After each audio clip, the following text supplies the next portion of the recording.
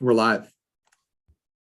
Good morning. Welcome to the House Judiciary Committee's bill hearings for Monday, the 14th of February, 2022. Members, remember to mute yourselves and only unmute when I recognize you to ask a question. After a witness testifies, you can ask questions by selecting the raise your hand feature on the Zoom window. I'll recognize members in the order in which they raise their hands. Witnesses, you're going to unmute yourselves when I recognize you to present your testimony. Please make sure you shut down your YouTube link if you're watching us at the same time so that we don't have feedback problems. After you present your testimony and answer any questions from the committee, please exit the Zoom hearing room. At all times, members of the public will be able to view the live stream, as I mentioned, on the Maryland General Assembly's website on the YouTube link. Per our witness guidelines, both of today's scheduled bills are new bills, and they'll work on the 3 and 2 minutes rule. 3 minutes for the sponsor, 2 minutes for witnesses. Both of the bills are mine, and so we are going to get on with it. We're going to hear first House Bill 837 and then House Bill 1 after that. House Bill 837 is the companion bill to House Bill 1. House Bill 1 sets up a referendum on the adult use and possession of cannabis. House Bill 837 has some of the details. And with that, I will get going here. I want to welcome to the committee for the first panel from the Health and Government Operations Committee, Vice Chair Jocelyn Pena-Melnick. From the Judiciary Committee, the Vice Chair of our committee, David Moon. The Ways and Means Committee, the Majority Leader, Eric Lutke, and Chair C.T. Wilson from the Economic Matters Committee. We're also going to be joined by Dr. John Hudak, a Senior Fellow of Government Governance Studies and the Deputy Director of the Center of Effective Public Management at the Brookings Institute, who will be on hand as an informational witness to assist with answering any questions throughout this hearing. He played a critical role in laying a strong foundation for the House Cannabis Referendum and Legalization Work Group as we considered our path forward towards cannabis legalization. As I mentioned today, I'm introducing House Bill 837 to the Judiciary Committee. Last July, the Speaker announced her support for a referendum to legalize cannabis on the 2022 general election ballot. After the hearing for this bill concludes, as I mentioned, we'll hear House Bill 1, the legislation that the Judiciary Committee and the General Assembly will consider to put that referendum on the ballot. When the Speaker announced her support for a ballot referendum, she simultaneously established the House Cannabis Referendum and Legalization Work Group and appointed me to serve as the work group's chair. At the time, Speaker Jones tasked us with a clear goal: to consider the most effective and equitable path to implement a legalized cannabis program in Maryland, should Marylanders vote in favor of the ballot question in November. Over the following months and up until the beginning of the legislative session, the work group, consisting of panelists and others in the House of Delegates, met several times to analyze various components of potential cannabis legislation. After identifying the key pillars of successful legalization program and convening an additional organizational meeting with our guest, Dr. Hudak, we continued our work in examining the best paths forward regarding public health determinants, criminal justice impacts, business implementation and regulatory considerations, and effective taxation and revenue structures.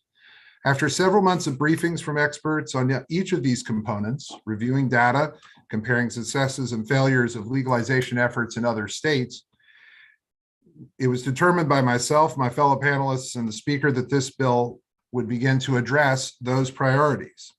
With this bill, it's our intention to tackle our top priority, to address the overwhelming disparities that have impacted people of color, especially Black and Brown people throughout Maryland. Specifically, we will ensure that Marylanders will be able to possess up to 1.5 ounces of recreational cannabis without penalty. Anyone who possesses more than 1.5 ounces of cannabis and up to 2.5 ounces would be subject to a civil offense rather than the current and potentially life-altering misdemeanor. And anyone who was previously found guilty of simple possession would have their record automatically expunged. Anyone currently held in a state prison or a local jail for a cannabis conviction would be resentenced to the end of the term of their incarceration.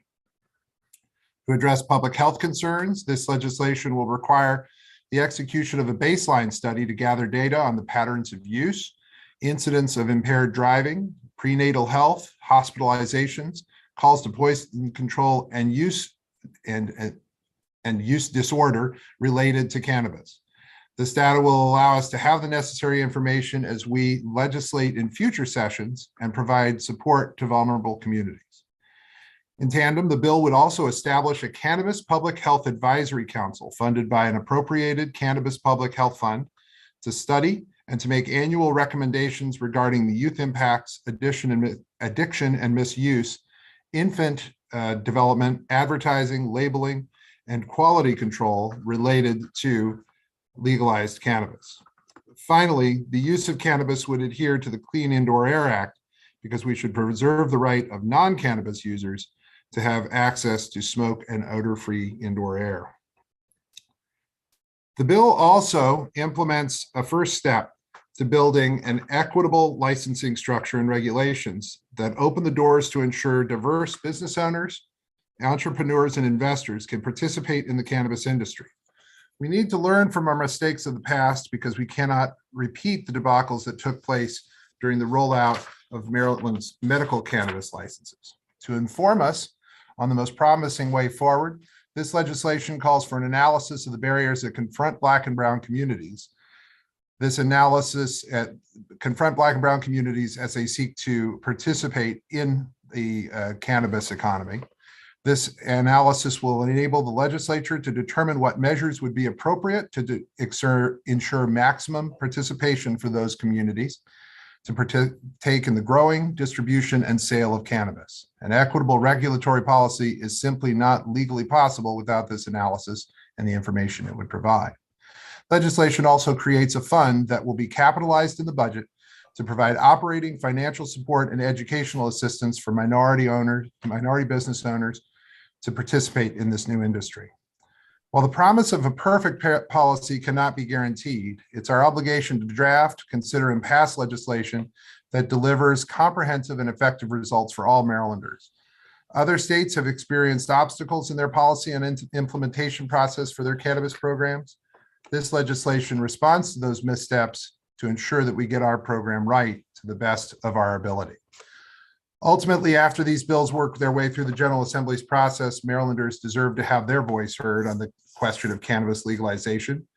After Marylanders approve this plan this fall, we'll continue to work to augment this policy so that we are forging the best, most equitable path forward as legal recreational cannabis becomes a reality.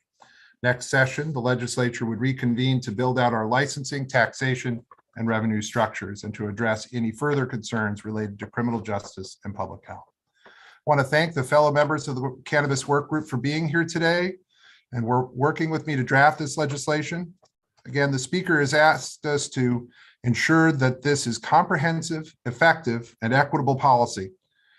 And our other work group colleagues, including the chair of the Legislative Black Caucus, Delegate Darrell Barnes, I want to thank him for his feedback and support as we address this critical issue. And with that, I'll ask for a favorable report, and we'll hear from my fellow panelists, beginning with the Vice Chair of Health and Government Operations, Jocelyn Pena-Melnick. Madam Vice Chair. Thank you. Good morning, Chairman, Vice Chair, and members of the committee. It is an honor to be in front of you today supporting House Bill 837.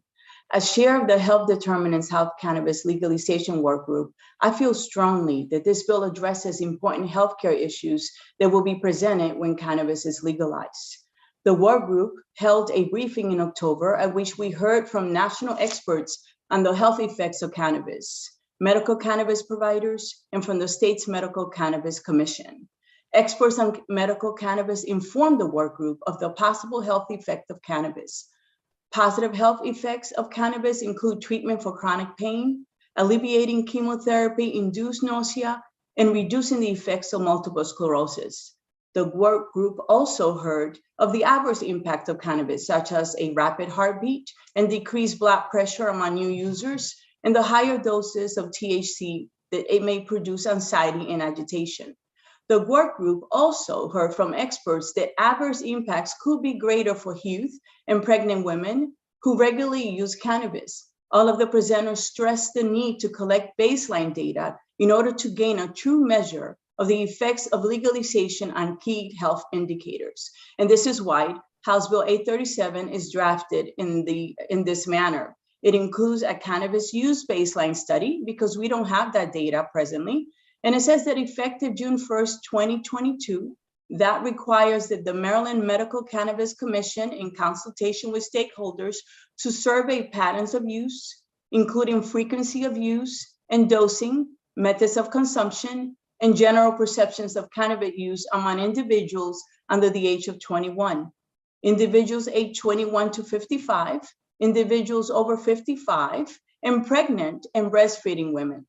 The survey will also track incidents of impaired driving, including arrest, accidents, and fatalities, cannabis use-related hospitalizations, calls to poison control, and diagnosis of cannabis use disorder and public cannabis use.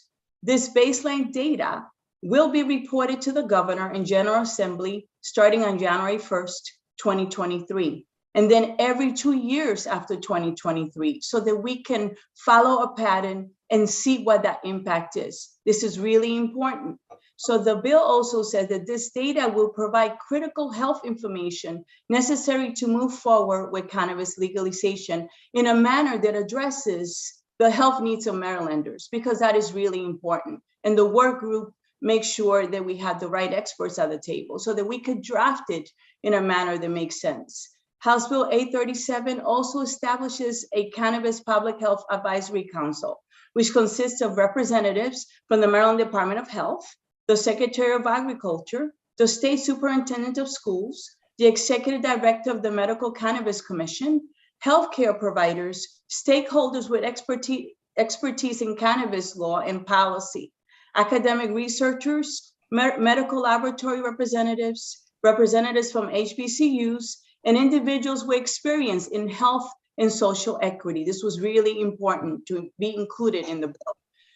The Advisory Council will study and make recommendations on promoting public health and the mitigation of youth use, the impact of cannabis legalization on education, behavioral health, and somatic health of individuals under the age of 21.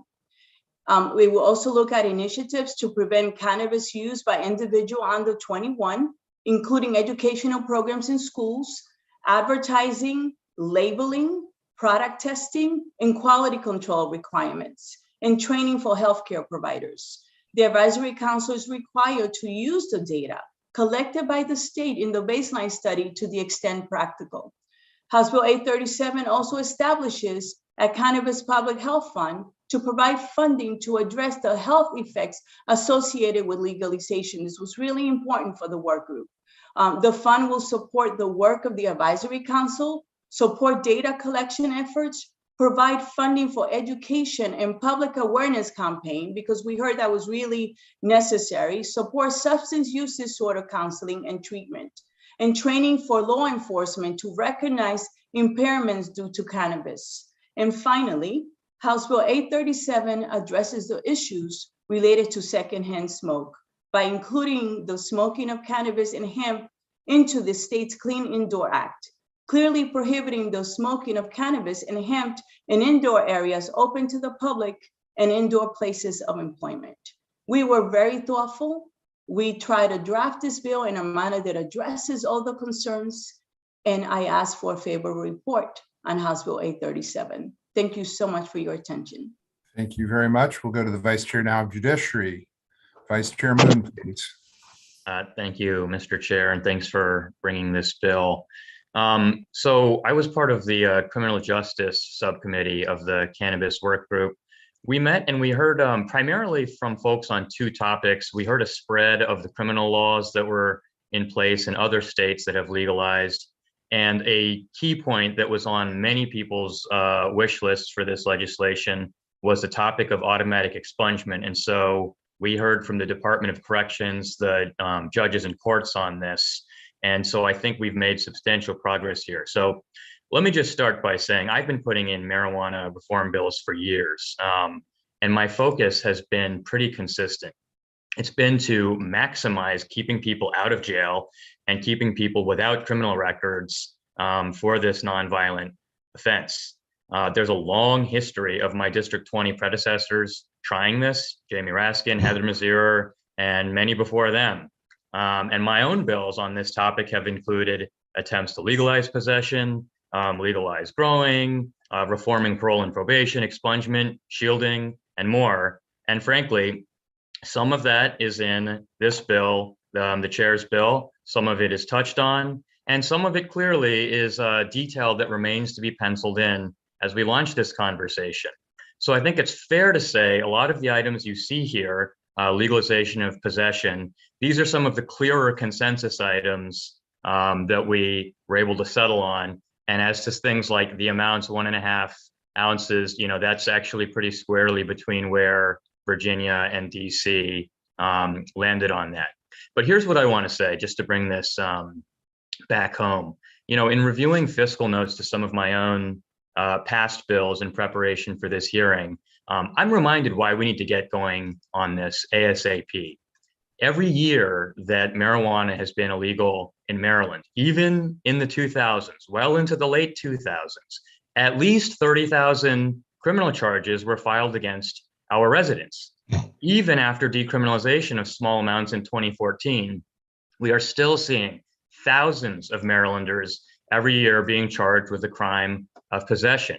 And of course, all of the survey data indicates that is disproportionately Black Marylanders and other people of color, even though we know that use rates between white and Black Marylanders are the same.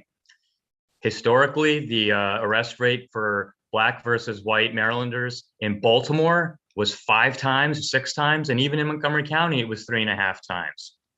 So it is time to get going on this. And I want to focus specifically on a very important topic here, which is record clearing and the process we're going to use in this bill to automatically expunge. And I would be remiss if I did not point out that though this is included in many states' legalization bills, it's in a study phase in many of them and not actually implemented. But I think in Maryland, because of our past legislative work on this, we ought to be a little bit further along. And just so you understand what's going on here, traditionally in Maryland, expungement means to obliterate all traces of a record.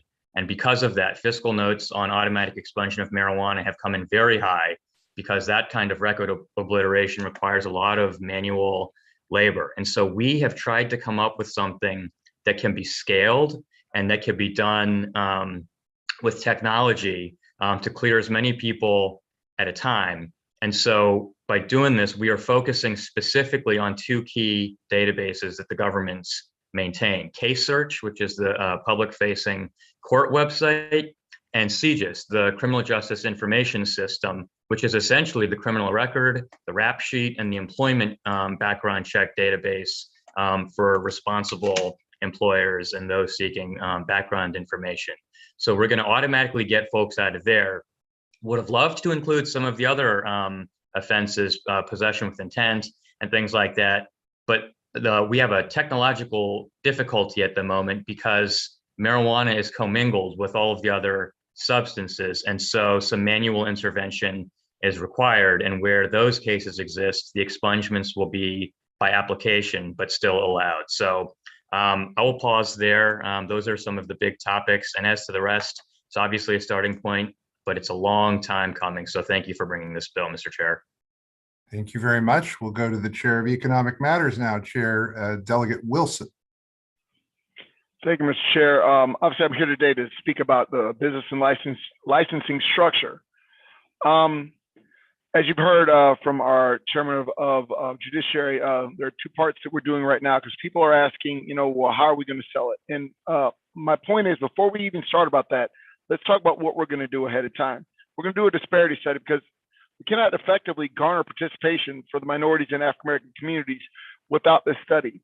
And if we're tricked into rushing forward, then we will miss out on this multi-billion-dollar industry, where less than 2% of the participation is done by minorities. New Jersey is a good example. They started their marijuana in 2012. There are no Black licenses given. And the speaker knows that the USDA has unfairly denied Black farmers disaster relief loans and grants that their white counterparts got. And as such, we lost 99% of our Black farmers and their land. But now we have an ability to rectify that, because that has to do with the growing.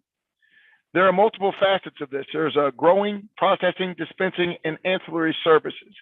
All of this needs to be researched in this new area, because we refuse to go forward and be a part of this egregious oversight of not allowing our minority participation.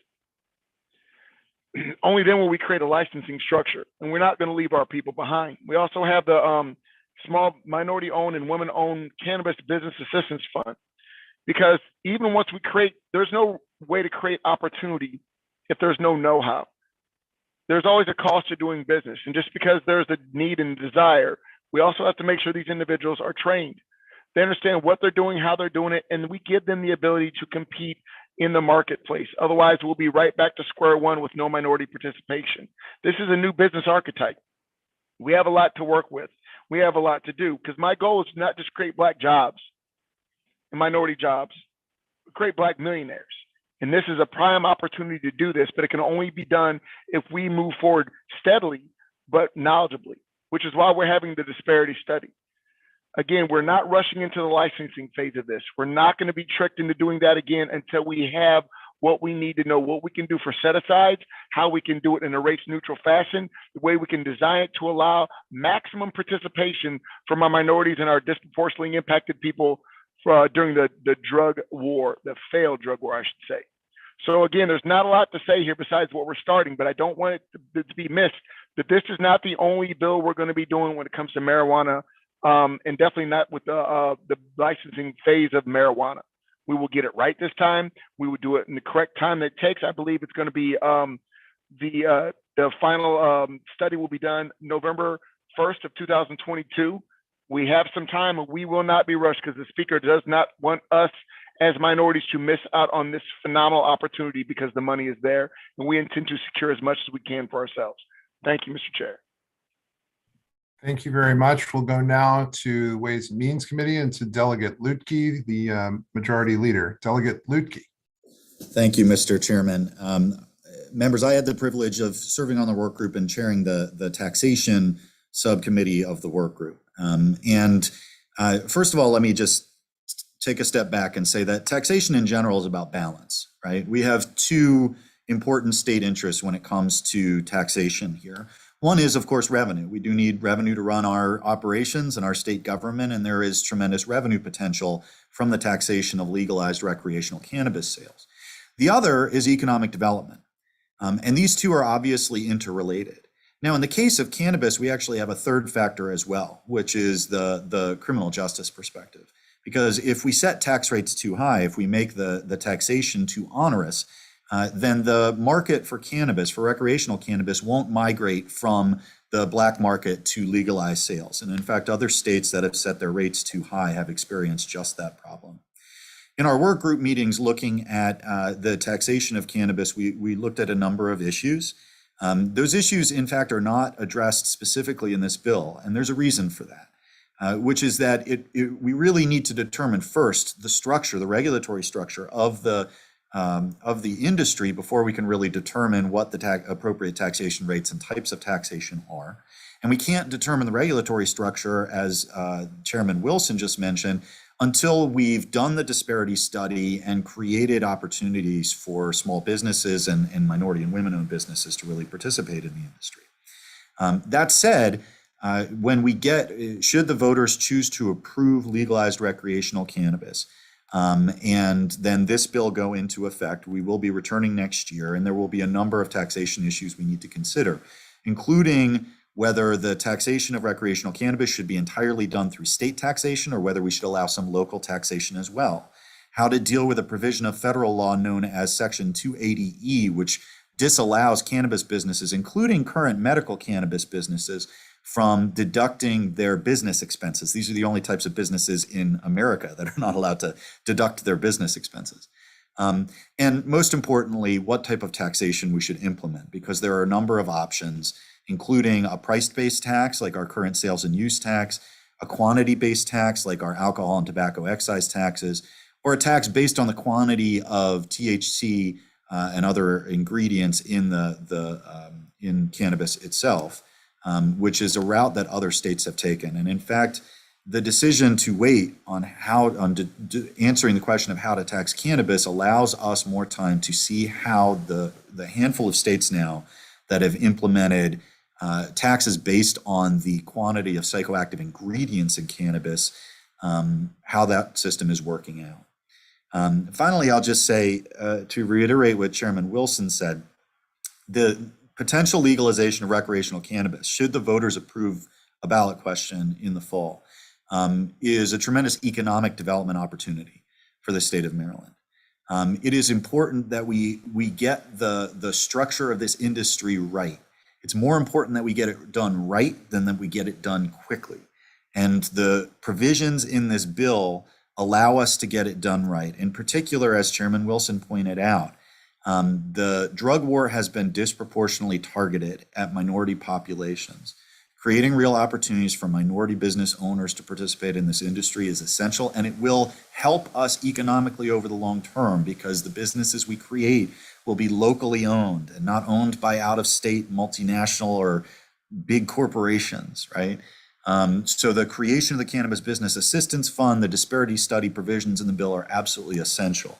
And with that, Mr. Chairman, I'll conclude my remarks. Thank you very much, and thanks to everyone who participated in the work group, including people not included today, and certainly to the members of the work group who testified here today. Committee, what we'll do before we move on to our first panel, we do have an informational witness, and that is, as I mentioned before, that's Dr. John Hudak, who is, I think, I think he's on the Zoom as well. We can hear from Dr. Hudak. For again, he is not coming in with any position. He's coming in strictly for informational purposes. So, Dr. Hudak, are you there? I'm here, Mr. Chairman. Excuse Fine. me. Happy to hear from you. Thank you for having me. Sorry, Mr. Chairman, would you like me to start with a few words? If you wouldn't mind, just a few words, that's fine, and then we'll take Sure. questions from the committee. Sure, of course. First, I'd like to thank the members of this committee, the multiple committees, for having me back to testify on this important legislation. It's great to see a legislative committee and work group take into account extensive testimony from experts before moving forward by putting pen to paper and putting the legislation into action. Before this committee and before the legislature. I know many of you have been working on these proposals, as Vice Chair Moon had said, for many legislative sessions, and it's great to see movement forward on what I think is a thoughtful, comprehensive, but yet cautious piece of legislation that takes into account that legalizing cannabis is a multi-step, multi-year process. All of it cannot be done with one bill. It requires a combination of legislative and regulatory action, and then action at later dates to look at the data, to look at what has happened with the process, and to make sure that the outcomes are reflecting the will of this body and the will of the people of Maryland as well. The remarks I've heard so far this morning are extraordinarily encouraging in terms of the types of opportunities that exist around cannabis legislation, the types of concerns that exist within the public about what cannabis legalization will mean, who the winners will be, who the losers may be, and who ultimately is going to be protected by this type of legislation. And so, as I said, I'd like to thank the committee again for having me back. I'm encouraged by the progress so far, and I'm happy to answer any questions that you all have along the way. All right. Are there questions for this panel? All right. We do have, there we go. We have questions for the panel. Let's go first to Delegate Fisher, then Grammer, then Bartlett, then Cardin, then Arakan. Delegate Juanica Fisher. Thank you, Mr. Chair. Thank you so much for the work that you've done. And thank you for Vice Chair Payne-Melnick and Chair Wilson and Majority Leader Eric Lukey for all the work that you also have done. I had to soften the ball and get the committee started. I think one of the things that I wanted to I don't know who, Mr. Chair, this would be directed to at the panel. Maybe you or maybe Eric might be appropriate. There's been feedback in the community from New Jersey's constitutional amendment that they put out that the public was very confused once they had the amendment versus implementation. And what you do in that in-between time when it comes to enforcement, the enforcement piece, and then when people just think something is legalized. I think everyone in this committee knows that if you just ignorance of the law is not breaking law, is not an offense, but you know, that's going to be an aspect in our community when it hits about if the voters approve it and the news articles are out there that the constitutional amendment has been approved or the bill's been approved, and to the time we get to actually legalization in an economy that's regulated by the state. So I think my question really centers on what is our approach for that lag time, and how are we going to make sure that we don't have the same mistakes that New Jersey had? I'm happy to take a stab at it, and if Delegate Lukey wants to add anything, that's fine. What we do in the legislation that is before you is we say that between effectively January 1st. Well, let me take a step back. The legislative process, we put in a question that I think is fairly straightforward, and it basically says, do you support the legalization of recreational cannabis on July 1st of 2023? Should the voters decide to approve that, there's a process by which the election results are certified. And then once it's certified, then we're ready kind of to take next steps. What the bill before you says is that should the voters approve the referendum, that on January 1st, several things start to happen. One, the amount, the personal use amount would come into effect. So right now, there's a civil fine if you are in possession of under 10 grams. That would change to being everything under an ounce and a half. That would be a civil fine still between the time that the referendum is certified and July 1st. Then after July 1st, you would have full legalization. I think that honestly, the big thing here is we make the question very clear. We don't add anything extra to the question. It is what it is. And it says very clearly, July 1st is when there will be recreational cannabis that'll be legalized. And I don't think that we could be clearer than that with people. And by doing that, I think we can avoid the confusion that has happened in other states. Delegate Grammer, Bartlett, Cardin, Arakan. Delegate Grammer. Thank you, Mr. Chair. I have a question for Mr. Hudak. Thanks for being here today. So I was part of Speaker Bush's work group, and I'm also part of the current work group. I wanted to revisit one particular topic, and I'm sorry if there's some interference. The wheels on the bus go round and round. But I wanted to ask you, in your opinion, what are the biggest things we can do if we're looking to do away with the black market, do away with the criminal element of marijuana distribution by adopting a legal market? Because I know you spoke to this previously. I know you're familiar with how we do things here in Maryland. And I wanted to see what, from your analysis of other states, what have they done effectively? What have they not done effectively? And how does that relate to this bill here? Can you help me out there? Sure, Delegate Grammer, and thanks for the question. It's a really important one and one that a lot of states struggle with. I think the best way to begin that process of understanding the best way to displace or rid the state of as much of the black market as possible is to first just recognize cannabis as an economic market like any other that involves rational economic actors who are going to make choices about price, and their choices over their economic decisions are price sensitive. And so if you tax cannabis too heavily in Maryland, if your licensure fees are too high in Maryland, all of those costs get pushed onto the consumer. And so if you have a consumer who is looking at a traditional black market process for purchasing cannabis that they already have, and maybe they've relied on for quite some time, and a legal market, and the price in that legal market is twice what it is in the black market, 3 times what it is in the black market, you will not see those consumers transition out of the black market and into the legal market. And so when you think about making the market as competitive as possible, the choices that you make as a legislature and the choices that will ultimately be made in the regulatory process matter significantly for the choices that consumers will ultimately make, not just in terms of the types of products that they'll purchase in the legal market, but whether they will even access the legal market to begin with. And there's a couple of other important points here too. There's really a sweet spot that needs to be found, and it changes and depends from state to state on what you're going to do with licensure fees. So licensure fees that are too high will create significant barriers to entry. It will have a lot of economic externalities, including the exclusion of people of color, typically, because those fees are just too high. If you set those fees too low, however, you'll have a flood of business people into the market. And what can often happen is the price of cannabis will crash.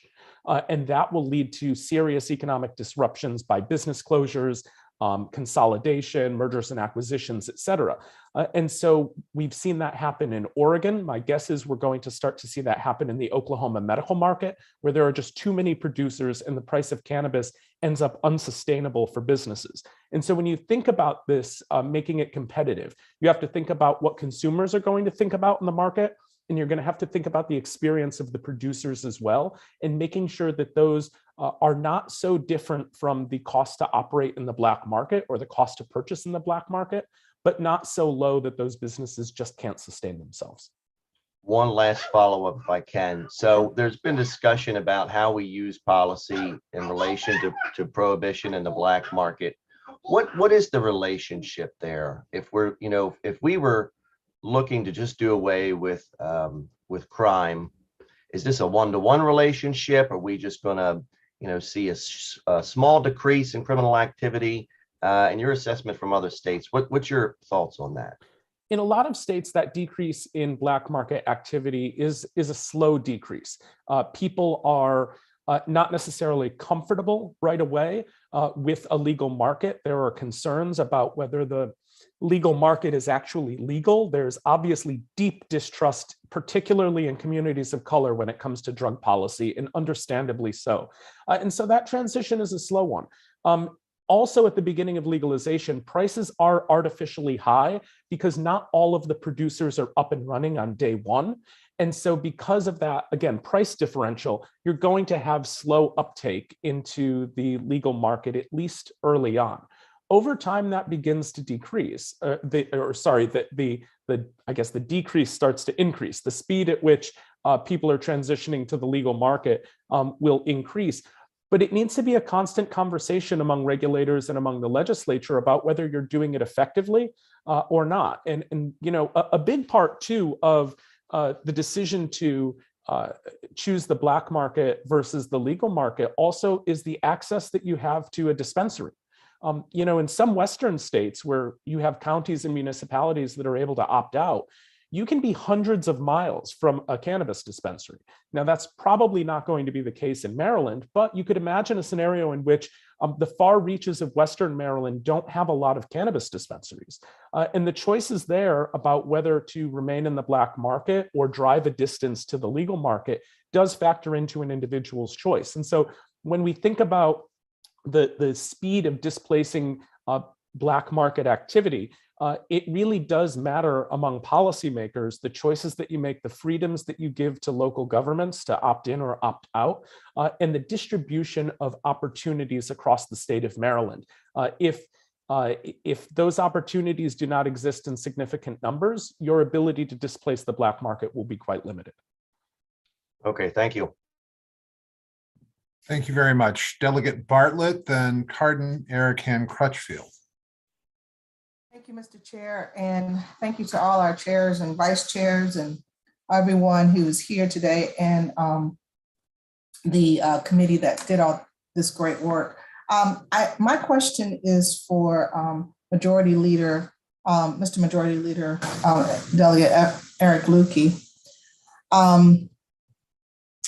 This kind of reminds me of the law and economics class that I loved in law school. I just want to make sure I understand. I appreciate the justice concerns, the health concerns, and the business concerns that have been addressed. But I just need to, there's something that you said that kind of struck me. And you said that so that the cannabis business will not be owned by large corporations, but local business owners. And I just want to find out, is that at this point, is that merely an objective or a goal, or what is being done, if there's anything yet in the bill? I do see section 1901 where we have the Cannabis Business Assistance Fund, but just like when we had, just as by comparison, we had the COVID, PPE loans and all of that going on, or not PPE loans, but the COVID loans to help businesses. The first people who were there were, large corporations, ready and at the ready. So what is being done to assure that the local business owners will be first and large corporations may be second or secondary? And thank you very much for the question, Delegate. And I know Chairman Wilson might want to weigh in on this too. It's a goal right now. The provision of this bill that most helps with it is, as you point out, the Cannabis Business Assistance Fund, because one of the factors here is that other states and countries, Canada in particular, has a large recreational cannabis sector now with publicly traded corporations. They've been doing this for a while, right? So you have a lot of experience in the industry from folks elsewhere in the country. The Cannabis Business Assistance Fund will help us to build the kind of experience and expertise, particularly because it's got provisions that allow grants for training and things like that in state. And then as we go forward, we actually define the mechanisms for the creation of the industry.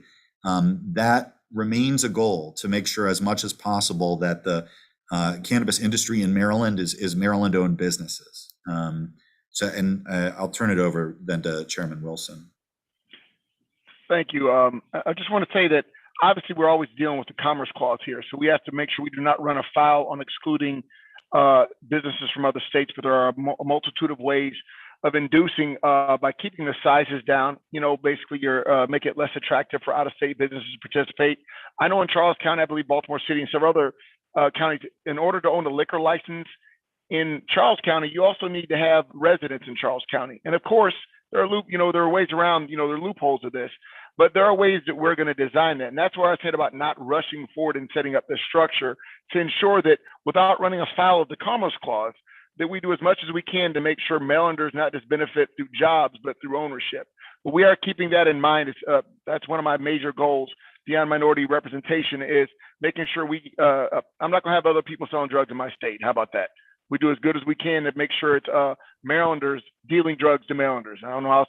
So yes, we're definitely mindful of that. We don't have all the specifics yet, but we're very mindful, like I said, in dealing with ways to keep it local. And I'll also add again, just to reemphasize what both Delegate Lukey and Chair Wilson have said. That's part of the big reason why we wanted to put forward the fund that can help businesses and people now. We want them to be able to get the expertise, to get the consultants to learn what it takes to set up one of these businesses and do it well and do it now. Again, emphasizing in the bill, as Chair Wilson said, we're not getting into the licensing structure of this bill. It's not for this year, it'll be for next year. And there's a lot of work that has to go into that, as Chair Wilson has lined out. So that's why we're moving forward in kind of this methodical way, and why certainly what the Delegate Lukey said is it's a goal, but we have to get there. We have to take it one step at a time. Mr. Chair, thank you. And I also note that one sentence that in the bill that is excellent. It says that grants or loans to individuals who have been convicted of violating law will be that fund will be given to individuals who have been convicted, because they have a level of expertise too. So thank you very much. Thank you. We'll go now to Delegate Crutchfield. Thank you, Mr. Chair, and thank you, members of the panel who've done a really good job of explaining this bill. It is, in fact, quite thoughtful and comprehensive.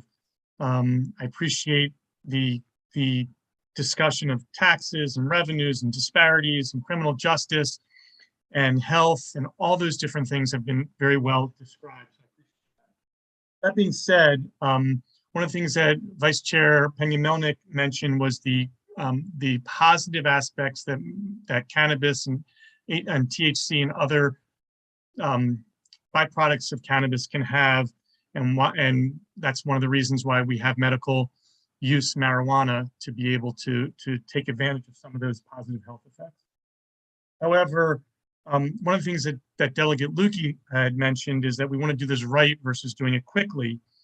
And we're only giving ourselves like 5 months to get all the information in that we need for disparity issues, health issues, making sure that we're dealing with the criminal justice issues appropriately.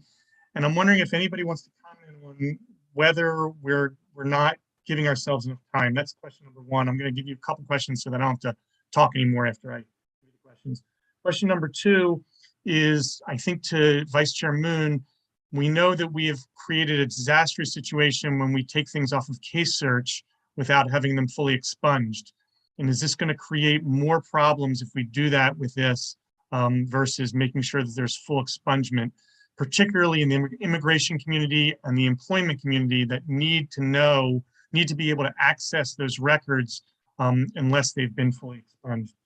Number three is, I have a study here that I pulled up. There's a number of them. This one happens to be from University of Montreal about damage to memory and the adverse impacts of extended use or of use of marijuana, and whether doing a study is really going to be as effective as making sure that if we have a study and the study shows that the adverse impacts could be great, is there a way for us to deal with that once we've legalized it? Because it's really hard to delegalize something. It's much easier to hold off on making it legal. And I'm just wondering what's going to go on there. And the last thing is, and I've mentioned this to a few people, we don't yet have the technology to be able to determine whether somebody is driving while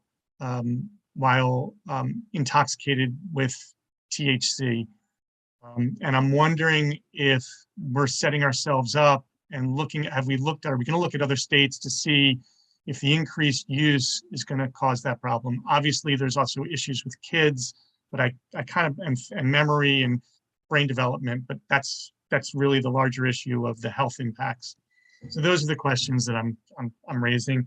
And they're not necessarily, they may be for the experts in the panel that's following. I'm just going to leave that out there, and I'm not going to ask any more questions, Mr. Chair.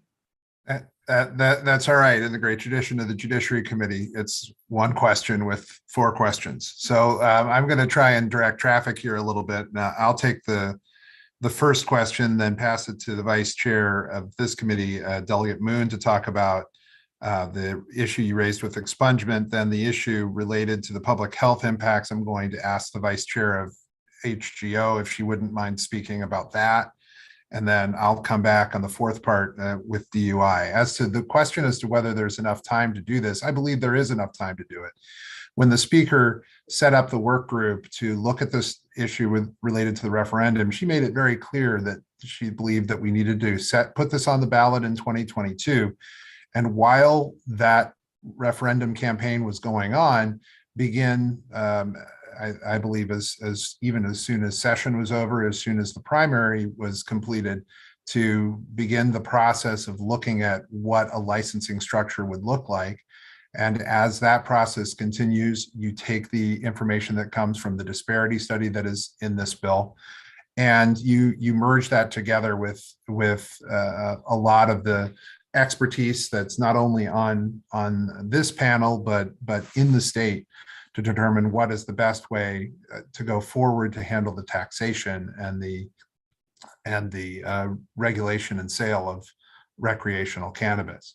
Again, I believe it's part of sort of a step-by-step process, and I believe that there's enough time to get this done and get the substantive legislation on licensing done by the end of the 2023 session. Now that I've spoken for long enough, I'll hand it now to the Vice Chair of Judiciary, Vice Chair Moon, who can talk about the expungement question. Thank you, Mr. Chair. Your question's a good one. So for folks who don't know, we previously passed a bill that removed from case search old marijuana possession charges. And so this bill goes further, and it also takes them out of case search, but it then goes a step further and takes them out of the criminal records database. So in that respect, I actually think it resolves what might have been a previously confusing situation where someone's record was not on case search, but it was still in fact lodged in the criminal records database, providing some negative effect on their life. And here, I actually think we're making things more consistent by taking them out of case search and also expunging them out of the criminal record database. There's one lingering issue there, which is, some folks have indicated they might need to exonerate themselves down the road in an immigration proceeding or something like that.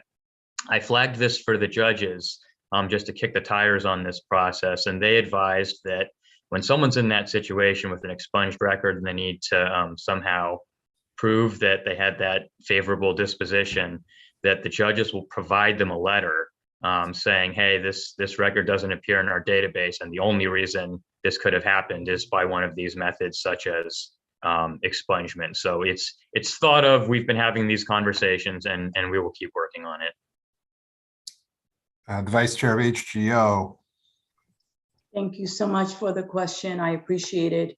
Pre-legalization data is often insufficient regarding the public health impact, or it's often not collected or reported, which is why in this bill, House Bill 837, we include a cannabis use baseline study effective June 1st, 2022, this year, where we will start collecting the data. And in order to address the issues that you are actually mentioning regarding the impact and not knowing what the public health impact is, this is why we created the Advisory Council. And the Advisory Council, if you look at page 27 of the bill, line 15, actually starting at line 21, it says that it will look at the impact of cannabis legalization on the education, behavioral health, and somatic health of individuals under the age of 21.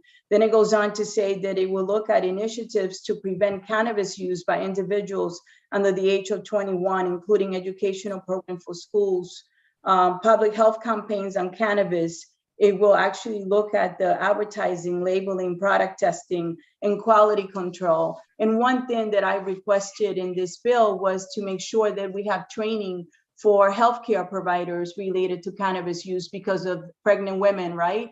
We know what the data shows, and I think it's important for the healthcare providers to be educated on the impact of it, just as the same way we do with alcohol, with cigarettes, right? Which we know it's not good for you, and we have warnings. We just need to have a very strong public campaign, and I think this bill does it. And we'll see what the future holds, but it does require constant baseline study so that we can monitor that, and so that the Advisory Council is able to tell us how to address it. So that is the best that I can tell you today, but I think the bill does account for that.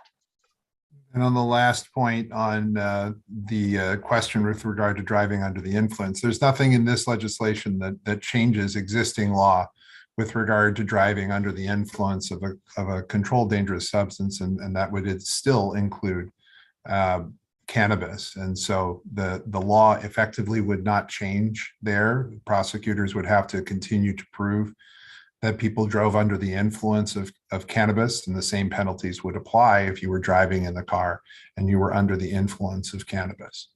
And if I may, Mr. Chairman, add to that, we did hear testimony that was presented to the work group was that studies of the effects of cannabis legalization on traffic accidents have produced mixed findings, and there's no clear causal link between legalization and an increase in accident rates, which is why this bill actually has a requirement that we must start collecting that data. Thank you. All right, we thank you very much, Delegate Cardin. We're going to go now to Delegates Arakan, Crutchfield, McComas, Cham, and Cox. Delegate Arakan. Thank you, Mr. Chair. Thanks for everybody for being here. I just wanted to give the sponsor an opportunity to respond to some of the informational letters or unfavorable. There's a letter from the judiciary that talks about changes to the unit rule. I don't know if you want to touch on what those changes are. And then my second question is, does the bill address some of the concerns of the chamber around use on the job and risk to coworkers? All right. On the unit rule, and I can go to the vice chair who worked on this part of the bill. What the bill does is it indicates that if someone were convicted of two different crimes as part of one event, so they were convicted of malicious destruction of property and possession of marijuana, the bill would allow for the expungement of the marijuana conviction, but would leave the other conviction to stand. In the past, one of the concerns that the judiciary has had regarding all sorts of issues related to expungement has been that the cost would be significant and it would be onerous to try and to do those things. So as part of this legislation, we are going to seek funding to the judiciary to help them to be able to do those things. And then after this, and then for people who still need assistance with legal assistance with expungement, we're going to set aside funds for the Maryland Legal Services Council to have that organization provide that funding to organizations who provide that assistance for expungements. As for the issue of marijuana on the job, that is an issue that is not covered within the bill, and that Chair Wilson is raising his hand and would like to talk about here in a second. And so actually, why don't I shut up? Let's go ahead and let Chair Wilson answer that, and we'll go from there. Thank you, Mr. Chair. And just briefly on that, currently as we speak, we're talking about the labor, the labor market and the negligent and trust. You muted yourself. There we go. I apologize. When people call, it shuts off and I'm on my phone in the judge's chambers. I apologize. You're all right. And basically what we've kept this in mind, but currently there is no way the labor market, they can still test. We're not precluding anyone from being tested. And because we understand the issues with negligent entrustment. If you're a heavy machine operator, you don't want somebody high, operating your machinery. You're mute. It is clients calling, apologize. But you still have the right to test. This is not stopping. And we are thinking about this as we move forward with individuals, making sure at this point they're taking the risk at their employment. We're not requiring the employers we're not freezing them where they are and saying they can't enforce anything, because we all understand, especially the lawyers on the call, that that negligent entrustment is very serious, and not only loss of life damage but also loss of business. This bill does not put the businesses in any precarious spot because they're allowed to test currently. This won't stop them from requiring tests from their employees. And as we move forward into the meat of this in 2023, at that point we'll address workers' rights versus the employer's responsibility. All right. We're going to give, I think, Chair Wilson a chance to take that call. And then Vice Chair Moon, do you have anything to add on the expungement piece of it? I think I covered it, but is there anything else you'd like to say? Yeah, well, let me just reflag here that this is the dynamic here where, the unit rule involves commingled charges. And for some of the PWID cases, we're talking about the data set having marijuana charges commingled with non-marijuana charges. Again, we just are running into this issue. There's so many of these cases that when dealing with the world of expungement, a lot of this requires manual intervention. And so again, this is why I say for part of this, we tried to really focus on what was doable at scale, and where it's not doable at scale, you can see that we run into fiscal notes and the need for personnel costs to make it happen. But again, that's part of what we're trying to work through here. Delegate Crutchfield, then McComas, then Cham, then Cox. Delegate Crutchfield. Thank you very much, Mr. Chair. And I just want to thank you and all those folks that have been involved with this legislation, because as we all know, this could be very life-changing for many people, in particular those who have been convicted of charges under marijuana, for various marijuana charges. But one of the things I noticed that's missing is sort of those things that touch people every day, such as legalizing paraphernalia, home cultivation, sharing, and also thoughts about reducing penalties for low-level sales. And I just wanted to get some feedback on why those things are not addressed in this bill. I understand the bill is not comprehensive, but these are also matters that really come forward pretty quickly with most people involved. And I want to make sure I understand why they're not addressed and how we will address those things in the future. Delegate, you gave 4 examples: paraphernalia, low-level sales, sharing, and what was the 4th one? Legalizing paraphernalia. Yeah, I got that one. What was the Home paraphernalia? cultivation. Home cultivation. Home cultivation, right. So the paraphernalia, I know there's been some conversations already with regard to paraphernalia, and we've had conversations in this committee with regard to effectively legalizing paraphernalia, not legalizing it, but decriminalizing it generally. I think that's a conversation the committee will certainly have as we take up this bill as we go forward. And so I think that's an issue that we can address. We wanted to get more information as to how other states addressed the issue and how they distinguished between marijuana paraphernalia and other paraphernalia. And I think what other states have done is they don't distinguish really between marijuana paraphernalia and paraphernalia that can be used with other controlled dangerous substances. With regard to issues related to sharing, that's an issue that I think kind of ties along with home cultivation into issues that we believe have an impact on kind of a larger licensing model. There are people who have raised potential for locations where people could go, basically the rough equivalent would be a coffee house in Amsterdam, where somebody could go and consume it similar to what you could consume in a cigar shop. It was pointed out to me in one of the conversations that the effect of smoking a cigar is not necessarily the same effect as smoking marijuana at the same place. So they are distinct, but there are a lot of ties back to the licensing process and the ownership and those issues that would be impacted by the setting up of the regulatory scheme. So we did not touch on those issues because we believe that those would be better addressed next year as part of the larger conversation on the regulatory scheme. And that also goes to the issue of lower level sales. If we're going to set up a structure and a regime to not only allow this to be legal, but again, to set up a structure for the legal sale of recreational marijuana, I kind of wanted to deal with all of those things all together as opposed to getting out in front of those issues first.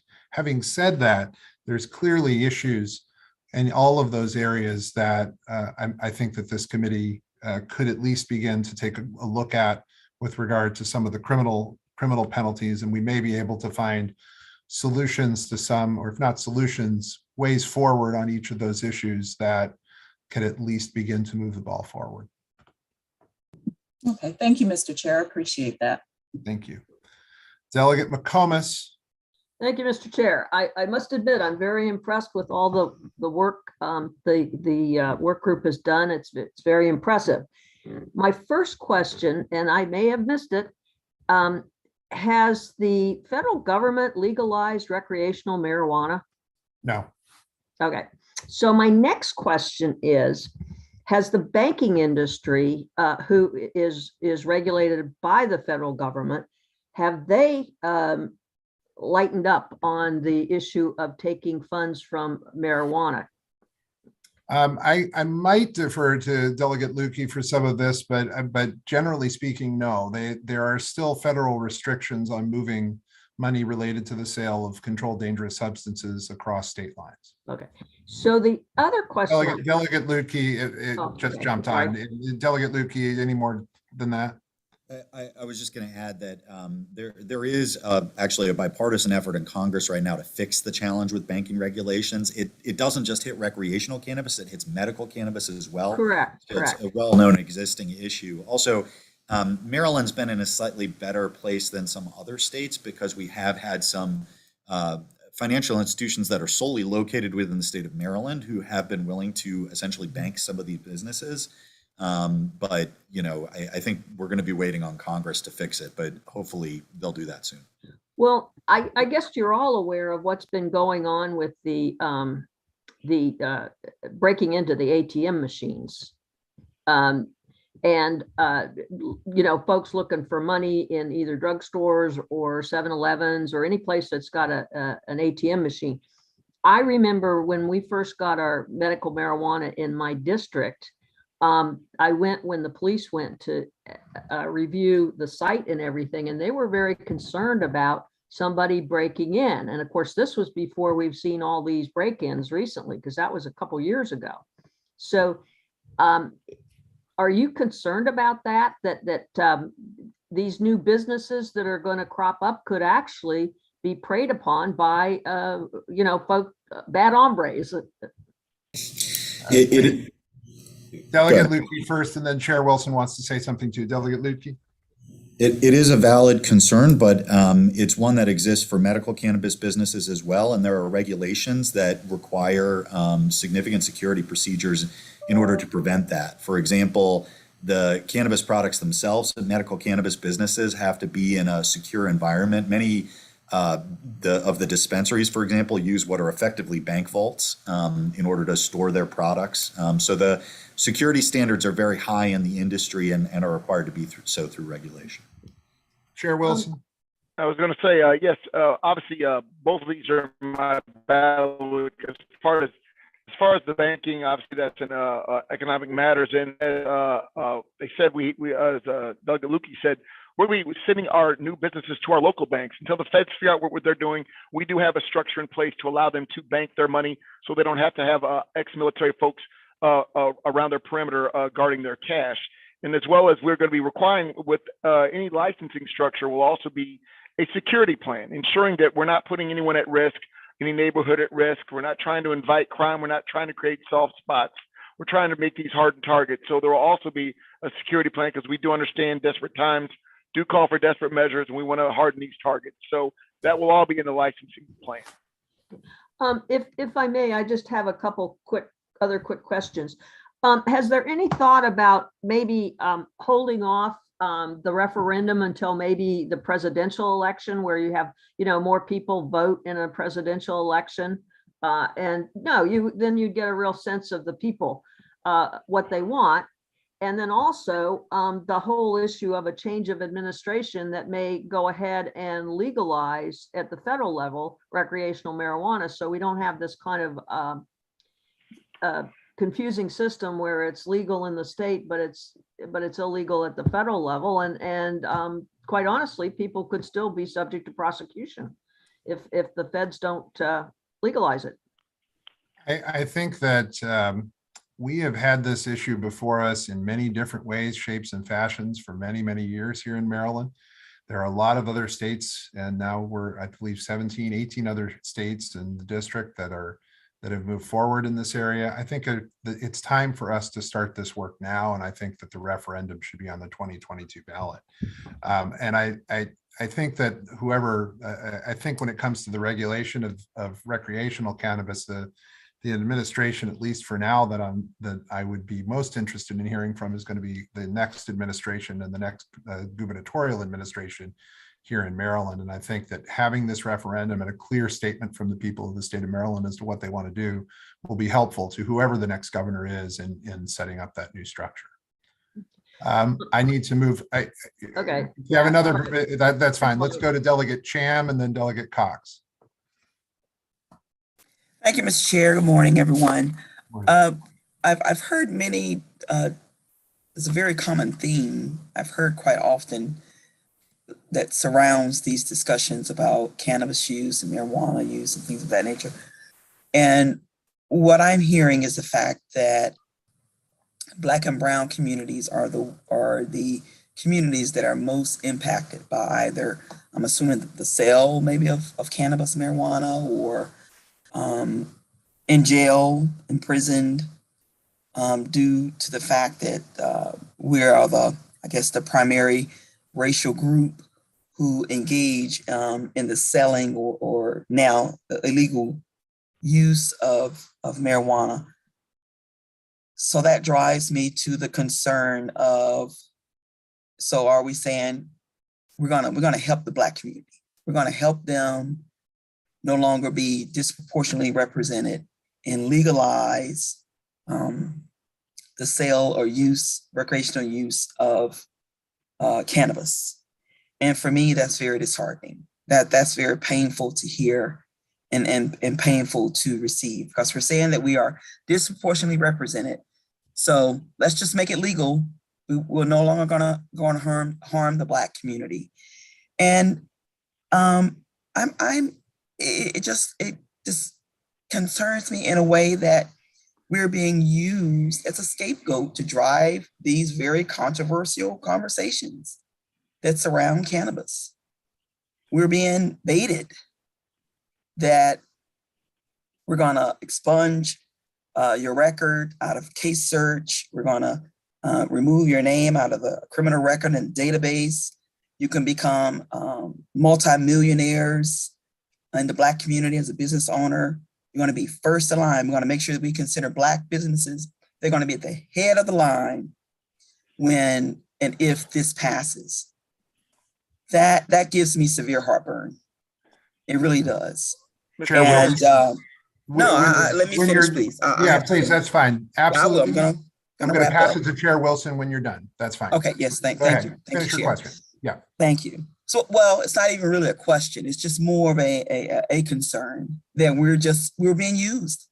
The Black community is being used to pass this or consider passing it into legalization. Our community is yet again being used. And that concerns me. I'm Black. I have Black brothers. I have a Black daughter, my husband. I have Black family members, church members. I feel like we're being used. We're gonna bait us with expunging your record. All those things sound great. They sound wonderful. You're gonna become millionaire business owners. It's just smoke and mirrors to entice us to buy into this. So it's not a question. It's just more of a soapbox, or more of a just getting it off my chest that where are we really helping anyone for that matter? But we're talking about we're disproportionately harming Black and Brown communities. Is this gonna help us? I don't think it will. So that's just my 2 cents, Chair. Thank you for the opportunity. I think Delegate Cham meant to end that with, "Isn't that so?" And Delegate, isn't that so? I didn't mean to interrupt you necessarily, but I did want to. Delegate Chair Wilson can't use the raise his hand function on his phone, and he was waving. So I wanted to acknowledge him before he hurt himself that he would be answering the question. Chair Wilson. Thank you. And Delegate Cham, I appreciate your point of view, and I don't consider those pejorative at all, because at the end of the day, I understand where you're going with this. That was always my consternation when we were talking about the legalization of marijuana, because at my point, how are you going to save me when I'm better than you? I don't need your help. I just need you to get out of my way. However, this is a national movement, because when you look at the studies, white folks use weed more than Black folks. It's a slight difference, but it's not. But the point is, so I also felt nervous about, I don't need to be the face of marijuana because you're not helping me. And that's why we have people like myself on this work group to make sure that's not where we're going. When I say create Black millionaires, it's because I also see what's coming. And I've also seen what's came in other areas of the nation where you're right, they said, no, we're just going to do it straight across the board, and we got left out. So at the end of the day, I know that we consume marijuana, but I know white folks do it more. No, I don't need anybody to save Black people because I'm too good for that. You can't teach me how to swim. I know how to swim. But what you can do is provide opportunity for those who want to participate and make sure that we are able to fairly participate, because I don't trust the government enough to say they'll treat me right as a business owner and they'll let me get my 40 acres and a mule. I know I've got to go out there and take it, and I know that's how we're going to make sure we're going to do it in Maryland. We're going to lead by example. And secondly, to make it very clear, you're also walking to what becomes a value situation, which is why we want to put it on the referendum. Because you're correct, some people don't think this is a good idea for the community. Some people are worried about the impact on federal jobs, and that's why we're putting this to a federal to a state referendum. And lastly, we can play all we want to, because I do not believe the world is fair, and no, I don't believe marijuana is going to save my community and bring the school system back in order. Oh, no. But I see it as a business. I see it as a business opportunity, just like liquor and cigarettes were. They're vices.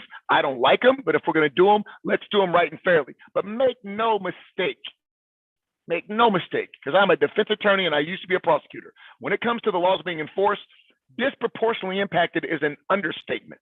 I've done a multitude of trials throughout this state, and we are horribly abused as a people. We're already seen as a threat. And don't be over 6 feet and black with some tattoos, because you will get a handcuff for a traffic ticket. So to say that somehow we're not disenfranchised and we're not disproportionately impacted by the war on drugs, I do believe is a misnomer. I don't think that's what you were saying. So when I'm talking about us doing it, if we're going to do it, let's do it right, number one. And let's not delay, because every time we delay, that's another, I think our High Times Legislature of the Year, Delegate Moon said 30,000 to 60,000 more arrests. And those are a vast majority of those are African-American men and women. And no, it may not preclude you like it used to from having jobs. It may not preclude you from, but you know what it does? It puts you in jail. It forces you to hire somebody like me to get out of jail. So if we're going to do it, we're going to do it right, and we need to do it now, because if we wait a year, if we wait 2 years, that's that many more people that are going to be arrested. Stop. That's that many more, I don't call them home invasions, but damn near they look like it. When they kick your door in for a search warrant for some smell of marijuana, that's getting old. And while I do not like marijuana, I do not think it is a horrible vice that people are painting it to be, and it's been villainized, and I will not let my people be villainized by that smell. So I see your point, but that's not why we're using this, and we are not the face of this. We know better. Black folks know better. We're not the only ones smoking weed. And when something, now granted, every now and then somebody will stand up and they say they want to save black and brown people. And you heard me say a few weeks ago, I love when white people tell me what's best for me, but really, that's not what we're doing here. We have a black speaker. We have black folks on the work group. We're not making this about saving us, but we're going to make sure we're a part of the solution. Thank you. All right. Delegate Cox for the last question for this panel, then we're going to move on. Delegate Cox. Thank you, Mr. Chair. And I just wanted to ask a couple brief questions about the bill itself in terms of the language. I just finished reading through it and appreciate everyone's testimony. The 2.5 ounces in the bill, it says, I'm a little concerned as the current structure is, we've already put into law a decriminalization process that seems to be convoluted, and I'm worried that this may continue some of that in the aspect of increasing to 1.5 and 2.5, and it looks like there's still a fine of $250 that it says the police are required to give, or 2.5 or less. So in other words, possession is still a civil fine, number one. Number two, does that include other forms of cannabis, such as 2.5 ounces of the cannabis oils, other formats? What about the home cultivation? I know Delegate Crutchfield mentioned that. What if, how do you measure that? And then I have two other brief questions about that particular aspect of entrapment concerns. All right, I'll start with the question with regard to it being convoluted. I think that, again, there are two steps to this. There's going to be a period of time between January 1st of 23 and July 1st of 23, where it will still be a civil offense to possess under 1.5 ounces of recreational marijuana, and it'll be subject to a fine. That goes away after July 1st per the will of the people in the referendum, and there'll then be a civil fine for possession between 1.5 and 2.5 ounces of marijuana. Above that would still be the existing criminal penalty of up to 6 months. That again, is over 2.5 ounces of marijuana. And I would say that that personal use number is roughly where other states, certainly regionally, are. And most of the states that have done recreational cannabis have been either 1 or 1.5 ounces around the country. With regard to equivalents and equivalents for oils, equivalents for edible products, we have started that conversation. We again, we're looking at what other states have done to make sure that an equivalent amount of oil is equivalent to the 1.5 ounce standard. I think we'll be coming forward possibly with an amendment to address issues related to equivalence in the legislation. With regard to home cultivation, as I mentioned before, that was an issue that we felt like tied a little closer to the regulation of recreational cannabis, and tied a little bit closer to some of the issues that we'll have to deal with as we deal with the formal legalized structure of that. I will say that we do lower the manufacture of effectively of cannabis. The growing of cannabis becomes a misdemeanor from a felony, and that takes place right after, at least in the bill, it takes place on January 1st, not on July 1st. But in any case, that is an issue that has come up again and again, and we will take another look at that as we begin to consider this legislation in this year. Delegate Cox, for your next couple questions, and then we're going to move on. Thank you, Mr. Chair. And then in that light, I've been contacted by a number of individuals who have been entrapped with the medical card, and they've lost their Second Amendment rights.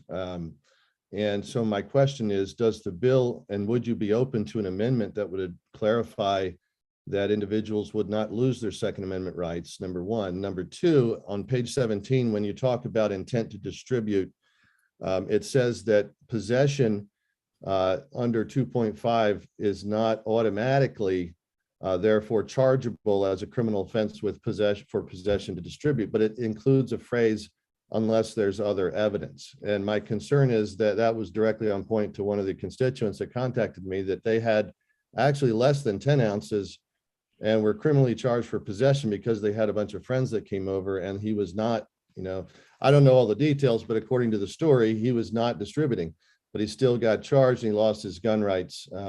So since we've already approached this, and since it's already in law, it seems to have some concerns there with entrapment. I don't know if you'd be open to clarifying some of that in an amendment or something.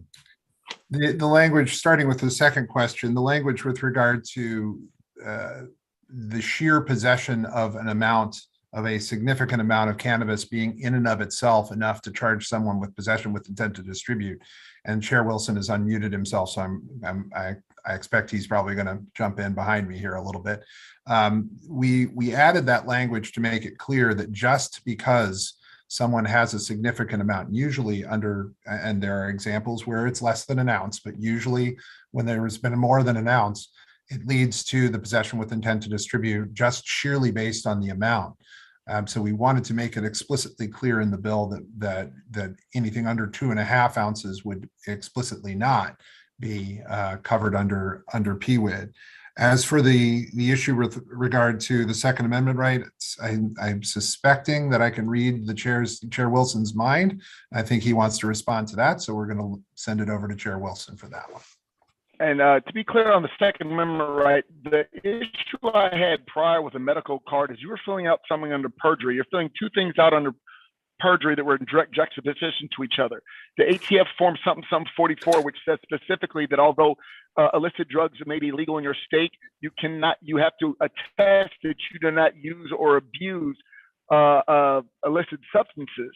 And then signing up for a medical marijuana card, what you're doing is creating a paper trail to allow the feds to kick in your door at any point in time. I was not willing to do that. This is not medical marijuana. You don't have to sign up to use it. Now, are you taking a risk? Yes, you are. Because if you do, there's nothing in Maryland stopping you. If you from using marijuana and having a weapon. It's just I was not willing to let people knowingly get their door kicked in because they signed one card that says they don't use marijuana and another one says they're using marijuana. Again, to be clear, all this will be doing was making legal for consumption for adults. So if you want to go buy some and you use it, that's between you and your God and the feds, because you are attesting when you sign up to get your permit, when you buy your weapon, the ATF form, that you are not using or abusing illicit substances, and it clarifies, and it's in both letters. If you happen to be a gun owner, Delegate Cox, that you cannot, that it is regardless of the laws in that state. So that was my opposition to the medical side. I don't believe we have to address the civil side, this side when it comes to adult recreational use, because you're not signing something attesting that you are using adult marijuana. That would be a problem. But since you're not, that's between you and God. This doesn't need to be in the law because the law doesn't hold you back. Thank you very much. Thank you. That'll conclude the questions for this first panel. Only an hour and a half. That's, great for us. Want to thank Chair Wilson. Thank apparently Judge Chambly in Calvert County for letting him use chambers. The Vice Chair of HGO, Vice Chair Pena Melnick, Delegate Lutke, and of course, Vice Chair Moon. Thank you all very much for being on this first panel. We're going to go to the next panel. It's a panel of favorable witnesses, and there are 5 people on this panel. We'll hear in this order, please, from Richard Henderson, Congressman Anthony Brown, John Pica, retired Judge Catherine Curran O'Malley, and Jen Brock Cancelleri. So if we could have Mr. Henderson in first, we could have them all in, but have Richard Henderson in first, and we'll hear from him. Everybody's going to get 2 minutes here going forward. And I'm going to ask members of the committee as we begin now, if you want to direct your questions to one person, that is fine. I'd like to encourage that a little bit so that we can move this forward a little bit, as we have 3 more panels of favorable with amendments after this. So with that, Mr. Henderson, I see you. And if you'd like to testify for 2 minutes, that'd be fine. Yes, good afternoon, everyone. Dear Chair Clippinger and members of the Judiciary Committee, my name is Richard Henderson, and I am the project director for the National African American Drug Policy Coalition. We serve Baltimore City. I am here today with support for the amendments HB 837. This fund provides an opportunity for the state to invest in youth substance use prevention. As such, we recommend the following amendments. Delete at least 5 years of experience for the health or social equity expert. The health and social equity expert is the only proposed member who is required to demonstrate their expertise through time in the field. Is this equity?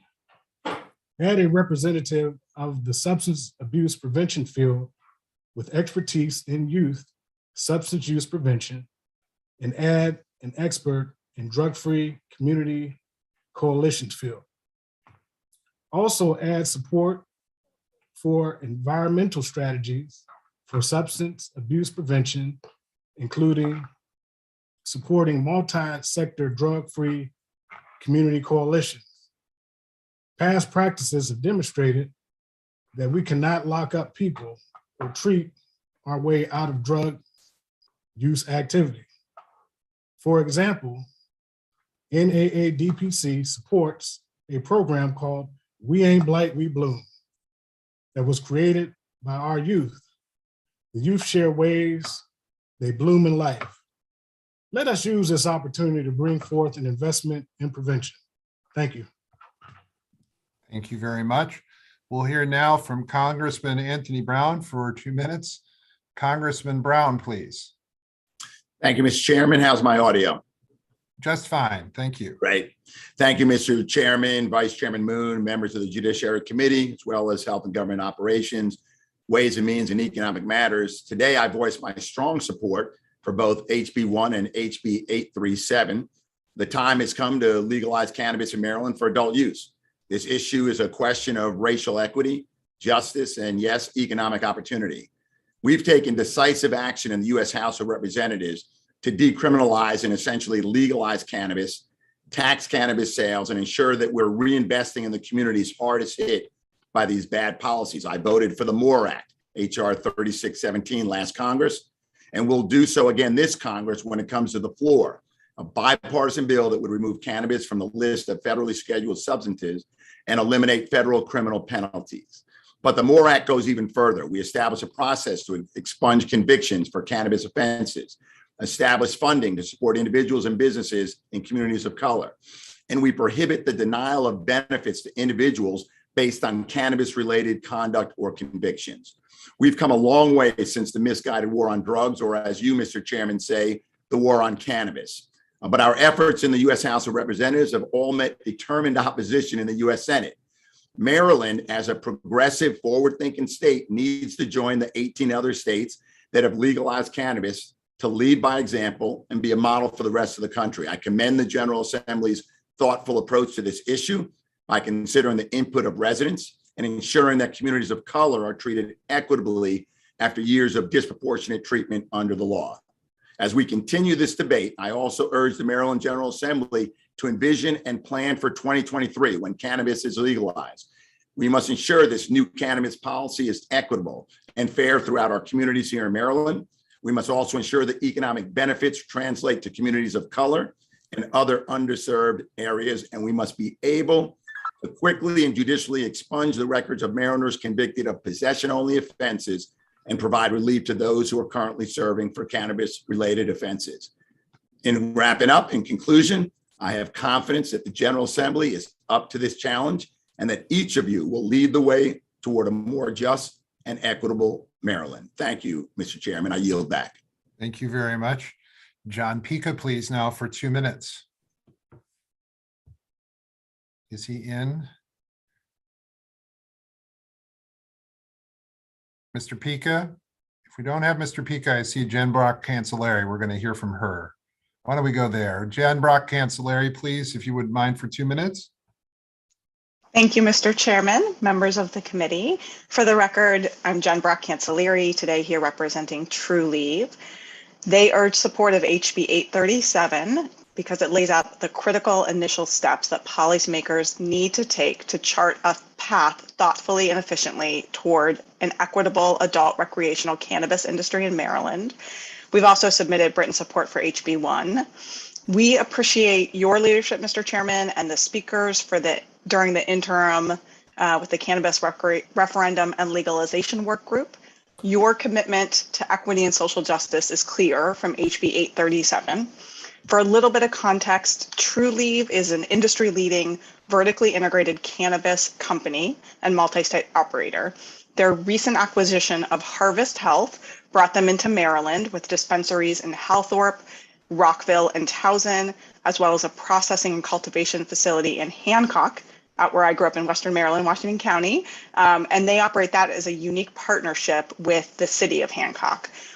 TrueLeave provides innovative, high-quality products to deliver the best customer experience and increase access to cannabis to help patients and customers live without limits. TrueLeave is committed to doing the work to ensure a diverse and equitable industry. In other states, they've created equity and ownership partnerships that coupled local community members with industry expertise to create an equitable and well-rounded cannabis marketplace. And they look forward to partnering with this committee and the legislature and stakeholders to explore the right policies and initiatives to create the right balance where existing license holders can mentor and formally partner with new social equity applicants so that everyone can thrive in this complex regulated industry.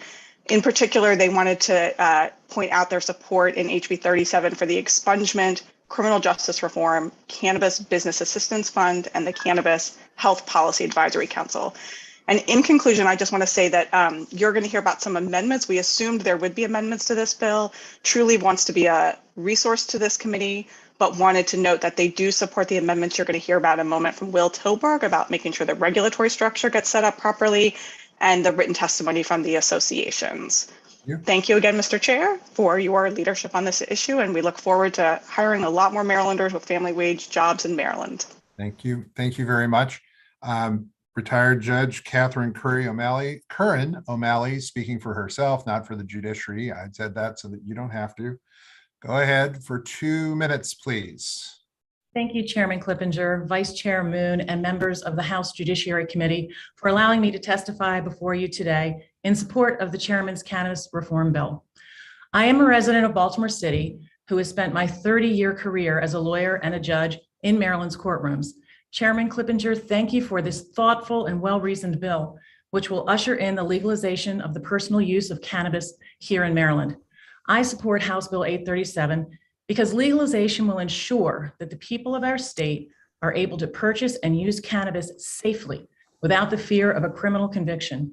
Cannabis criminalization has created much unnecessary hardship for Marylanders, and it's time that we move forward with facts-based policy to right these wrongs. In creating the Cannabis Use Baseline Study, House Bill 837 will enable the excellent medical research and policy institutions of our great state to study the effects of cannabis use.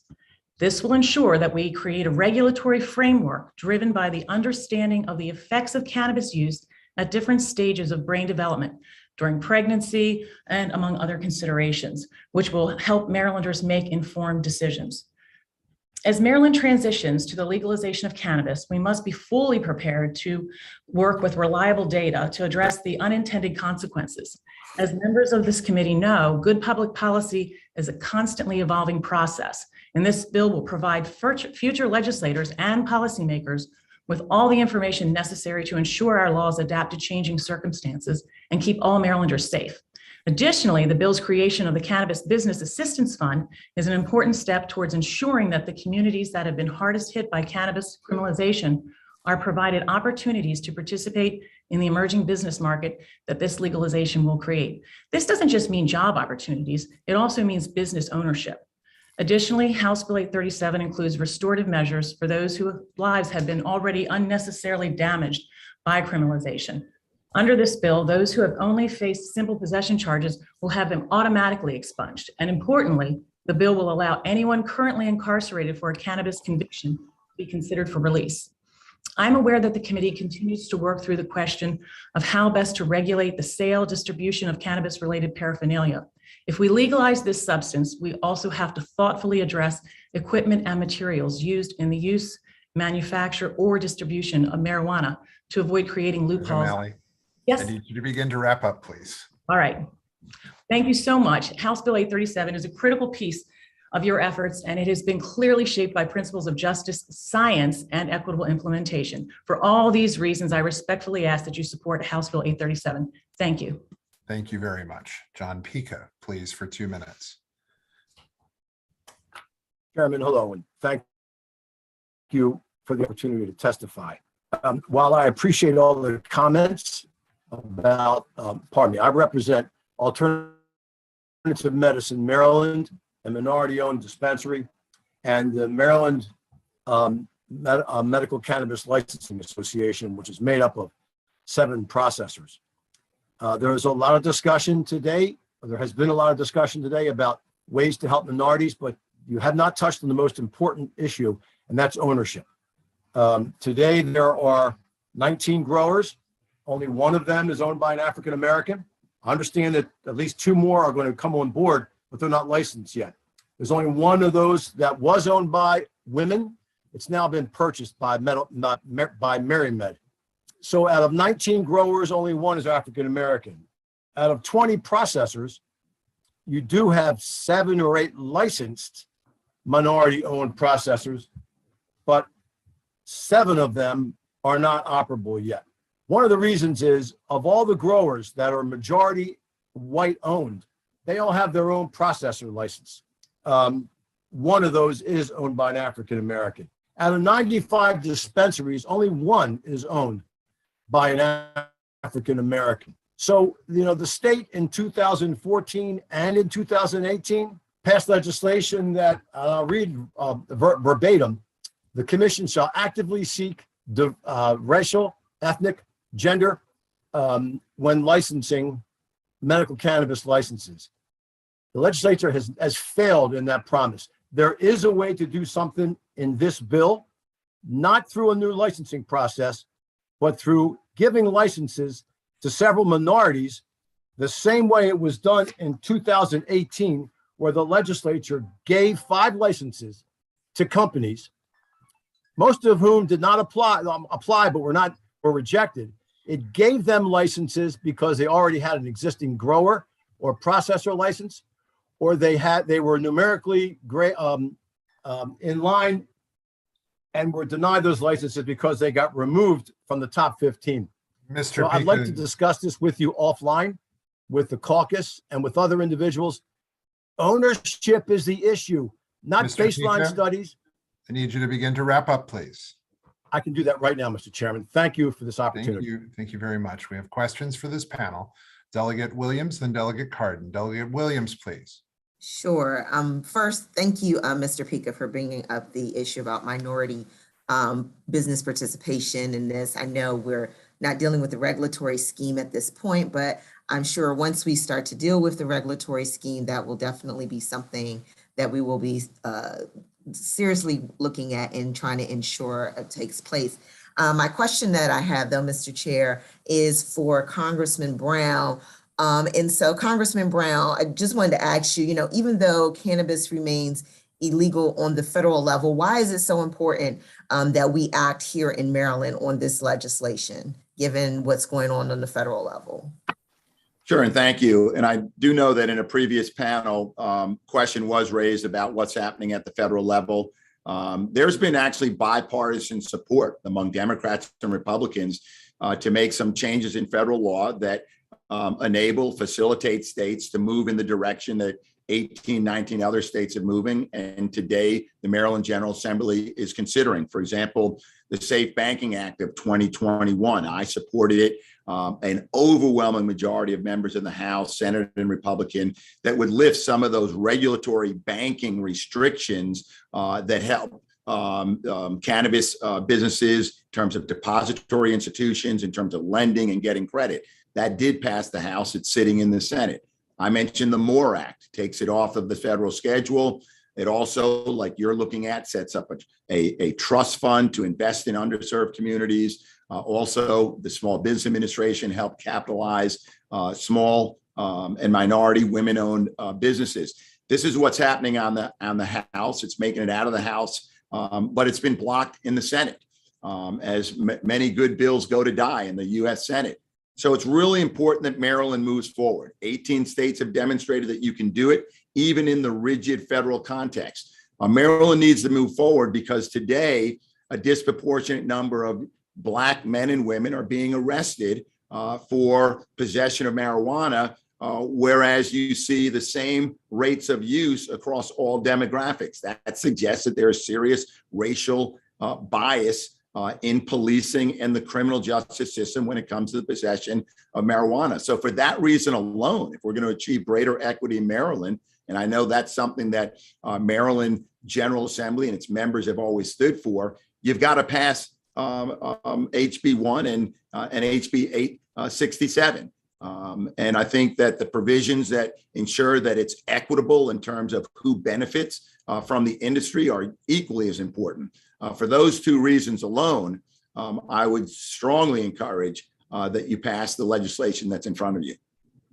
Thank you, Congressman. Thank you for your leadership on this. Delegate Cardin. Thank you, Mr. Chairman. I have a quick question for Judge O'Malley that may throw you for a loop a little bit, but if you're still on, there you are. So I asked a previous question about DWIs and my concern about what's going to happen in the long run, and can we handle this from a judicial perspective, from a criminal justice perspective. DREs, drug recognition experts. You may have a unique perspective as I think the only judge on any of these panels. And I'm wondering, did you accept expert testimony from DREs?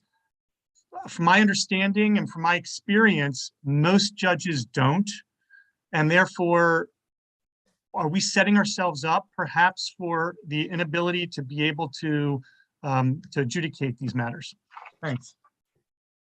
Thanks, Delegate Cardin. No, you're not throwing me for a loop, but thanks for the caution there. Yes, I've had cases as a prosecutor and also as a judge, where we've had drug recognition experts. Sadly, in Baltimore City, we don't have that many drug recognition experts, and most of them have their expertise in heroin as a issue when it comes to DUIs.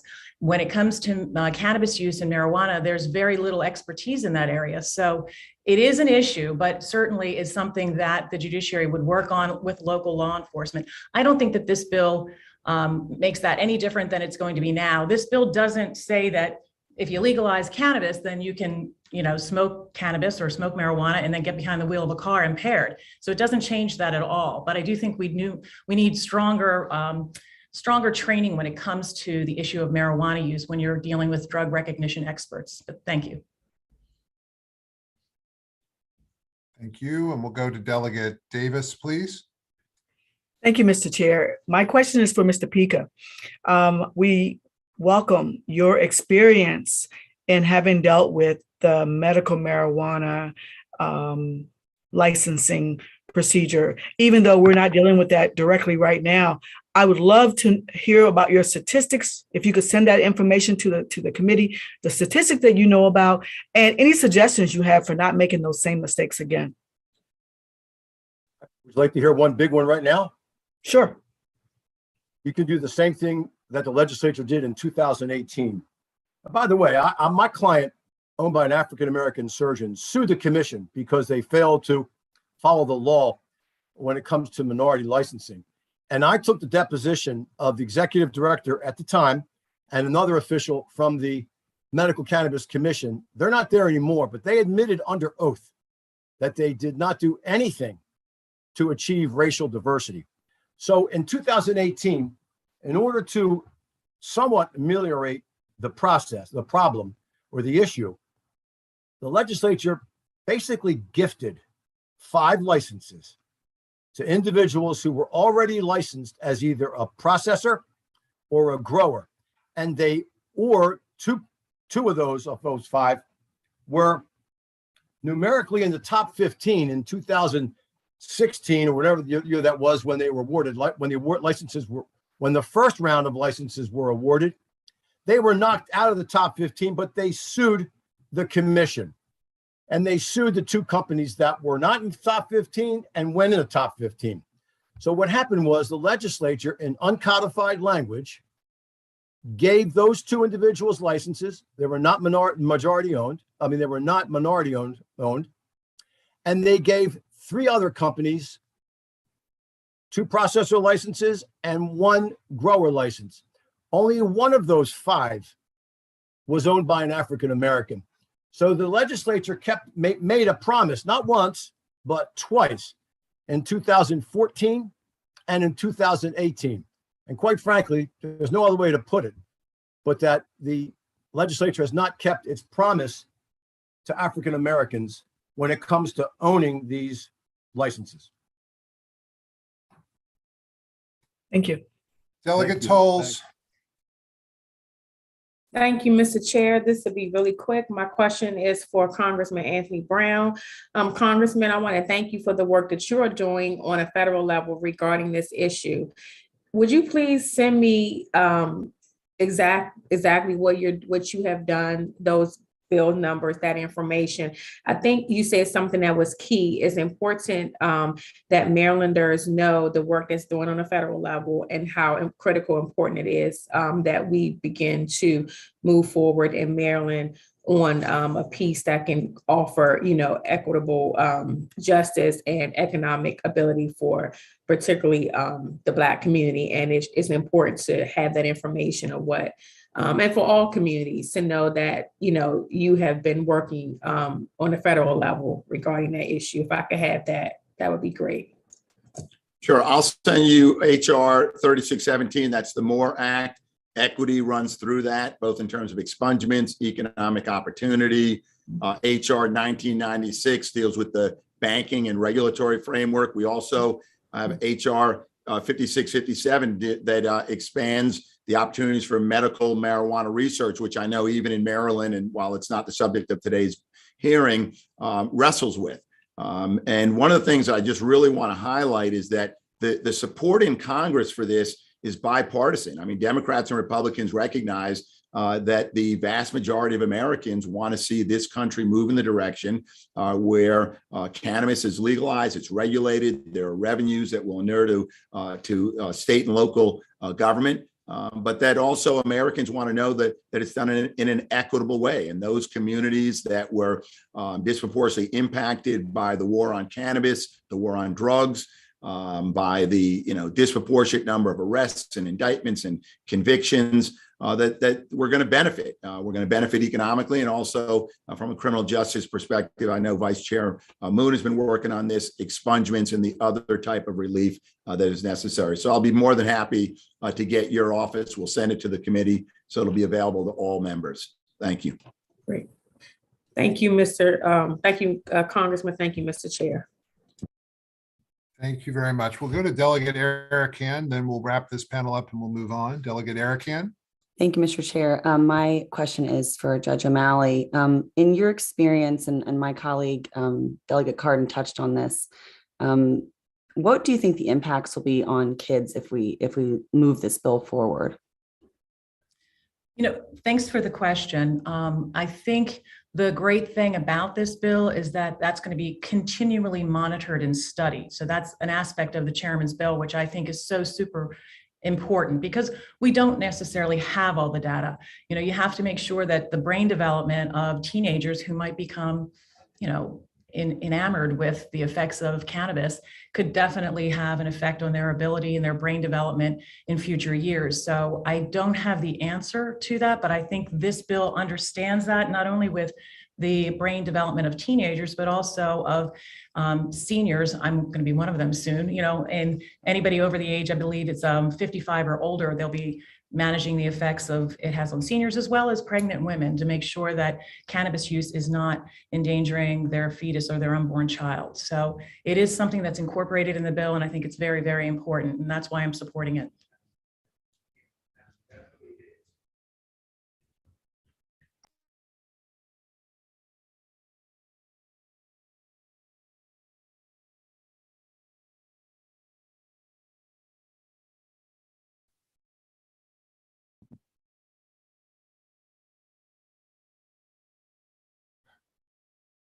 Ladies and gentlemen of the committee, I'm not sure if people will be able to hear me. Okay, apparently I'm back on, and I may have just intervened and stopped Judge O'Malley. Okay, you can hear me now. I apparently we're having a little bit of internet problems, at least at this end of the building in the General Assembly. If we could just reconcile what's going on here, we'll be right back in a moment. I don't see any further for this panel for you to step away. The next panel, if people can hear me, are Laura Novello, Olivia Noggle, Kathleen Hoke, I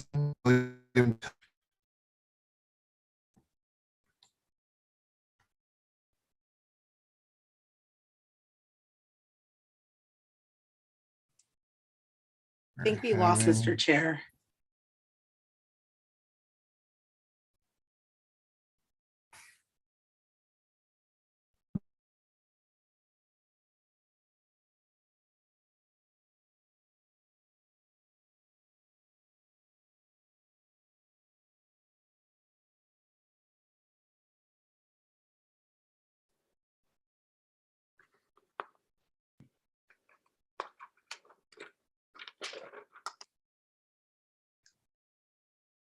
I think we lost Mr. Chair.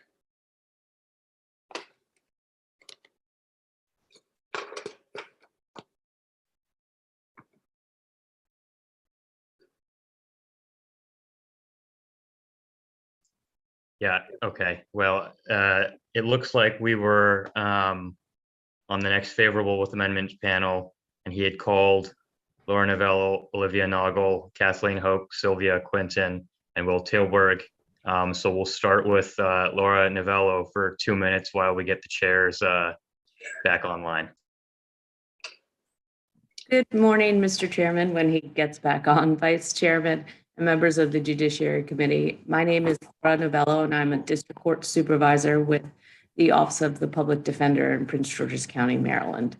I am speaking in support of this bill, but encouraging the need for this bill to address the following issues through amendments.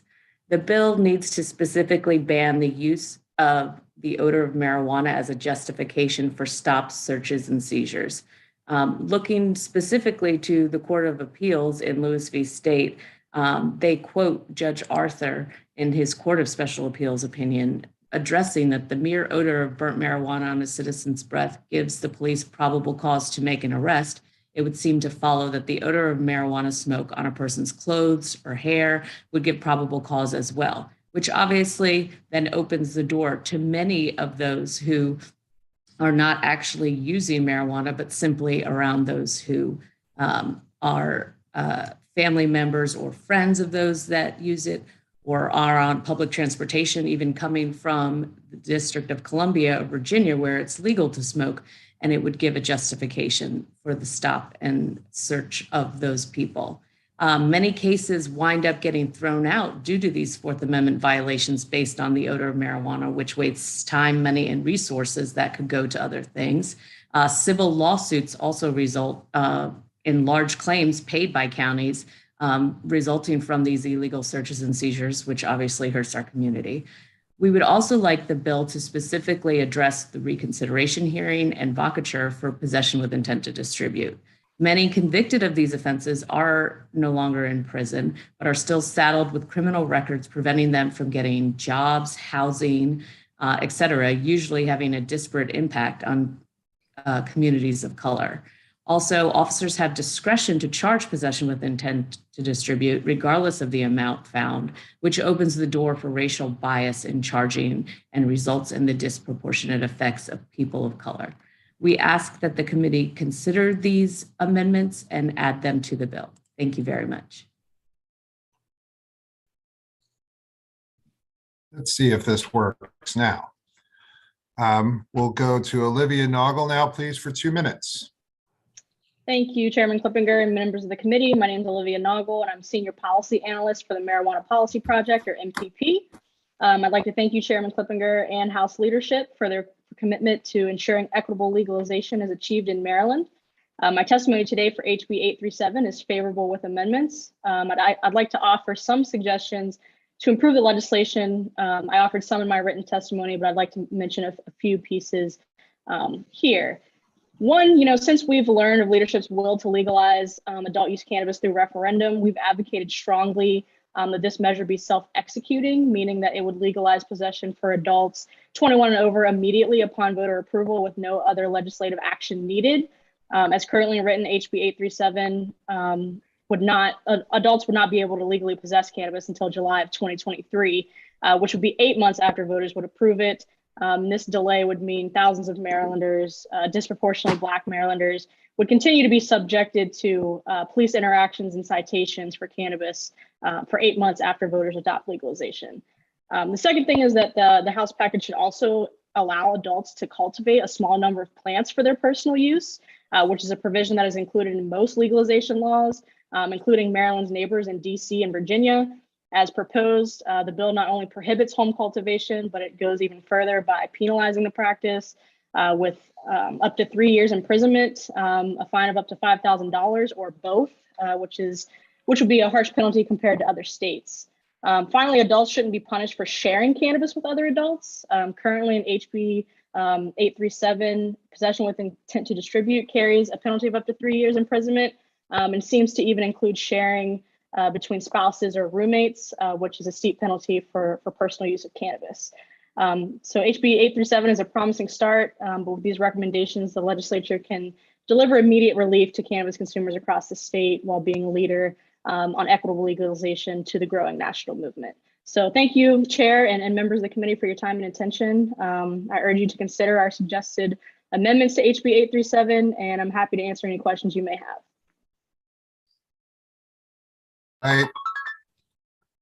We're going to try and continue on and go to Kathleen Hoke, please, for 2 minutes. Mr. Chair, members of the committee, I'm Kathy Hoke. I'm a professor at the University of Maryland Carey School of Law. Thank you, Mr. Chairman, for introducing this bill. As you could tell from the conversation, there are so many critically important provisions in this bill. And I really just want to talk about one very specific provision, and that's the Cannabis Public Health Fund that you are creating in the bill. It is a terrific idea. It is doing what I believe Delegate Wilson talked about, getting ahead of the game by setting up both the advisory council and the system to both fund the research and support needed in the community. So if what I hope is considered a friendly amendment, and that is to include a provision to create a legal resource center to provide technical legal assistance to state and local public health officials, legislators, advocacy organizations, law enforcement, really anyone working in state or local government or in the public health community who are going to have to deal with the legalization. They've dealt with marijuana. What does it mean for their internal operations? What powers does it give them? What powers does it remove? What type of authority remains? I can tell you, I run 2 legal resource centers here at the law school now.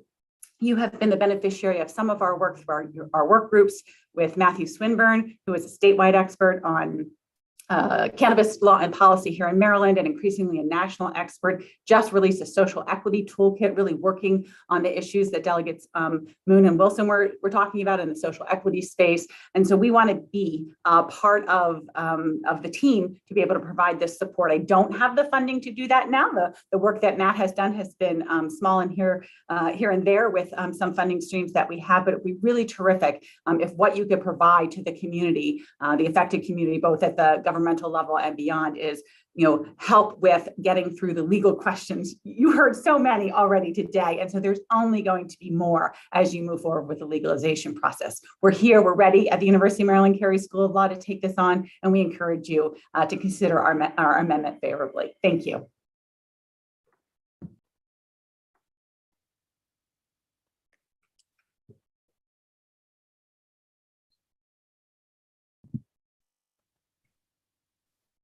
All right, thank you very much. I'm going to try and call on Sylvia Quinton next, please. Sylvia Quinton, please, for 2 minutes. Good afternoon, Chair Klimpicher and members of the Judiciary Committee. I am Sylvia Quinton with the Maryland Prevention Works Coalition. The companion to criminal record expungement is an investment in substance abuse prevention. Substance abuse prevention is the alternative to mass incarceration. When we were doing mass incarceration, we were not focusing on prevention. Increase mass incarceration, you decrease prevention. Increase prevention, a decrease in mass incarceration. It's reciprocal. The proposed Cannabis Public Health Fund is an opportunity for a balanced and equitable response to rolling back the harm caused by mass incarceration and other issues of rectifying the harm from the history of the criminalization of drug use. Let the great state of Maryland lead by example and by including a clear prevention statement in the legislation. Prevention is restorative justice. At present, no, that is zero general fund support substance abuse prevention. We recommend 3 amendments that have already been stated by my colleague, Richard Henderson. The health and social equity expert is the only member that is required to demonstrate 5 years of experience. We ask the question, is that equity? Add a representative of the substance abuse prevention field. We know we cannot lock them up and treat our way out of criminalization of drug use. So therefore, the alternative is prevention. We also want to ask for support for environmental strategies, including supporting the multi-sector drug-free community coalitions, which is the leading federal strategy for youth substance use prevention. We're asking you to use this phenomenal opportunity to restore an investment in prevention. Thank you for your time. All right, thank you very much. We're going to go now to Will Tilburg, please, for 2 minutes. Yes, good afternoon, Mr. Chair, members of the Judiciary Committee. Will Tilburg here on behalf of the Maryland Medical Cannabis Commission. the commission supports HB 837 with two largely technical amendments. We've previously shared those with you, Mr. Chair, and they're also included in our written comments. The commission supports HB 837 for two major reasons. The first, when you look at the landscape of legalization bills that became laws across the country, this is truly a careful, measured approach to a very big topic with many facets, and we've heard a lot about those facets here today and this morning. And second, it prioritizes health, safety, data collection and analysis, and criminal justice reform before getting to the issues of commercialization and licensing. And it's those issues of health, safety, data that I want to touch on before discussing the two amendments. The baseline data, which the commission is responsible for, is a really critical analysis because it's very difficult to track the impact that a law has if you don't have good data before it takes effect. And so along those lines, at the commission, we've already begun expanding our public health research unit so that we have additional folks, experts on the ground and ready to go when June 1st comes, if this bill is successful, to begin the work of that baseline study. Keeping with the baseline study, that's the first of the two proposed minor amendments that the commission has for the bill today, and that's changing the study due date from January 1st to March 1st, 23. We have been discussing with the Department of Health and other state agencies that collect a lot of the data that's required under that baseline study, and MDH has informed us that the most recent youth and adult cannabis use data that comes from YRBS and BRFS surveys will not be ready until early 23. As a result, if we're not able to use that data because of the Jan 1st deadline, we'd be required because of COVID to look at data from 2018 or earlier, which is really not reflective of things on the ground now. So moving that 60 days will enable the commission to provide a better survey to the General Assembly. And second, amending the definition of cannabis to more broadly govern THC. Right now, it just limits it to Delta 9 THC. There are other THC isomers that are psychoactive that cause that high you think of, Delta 8, Delta 10, others. And so expanding that definition to include those other isomers will bring Maryland in line with 21 states and growing that treat cannabis more holistically for the psychoactive agents that it has. With that, we urge a favorable report for House Bill 837. Thank you.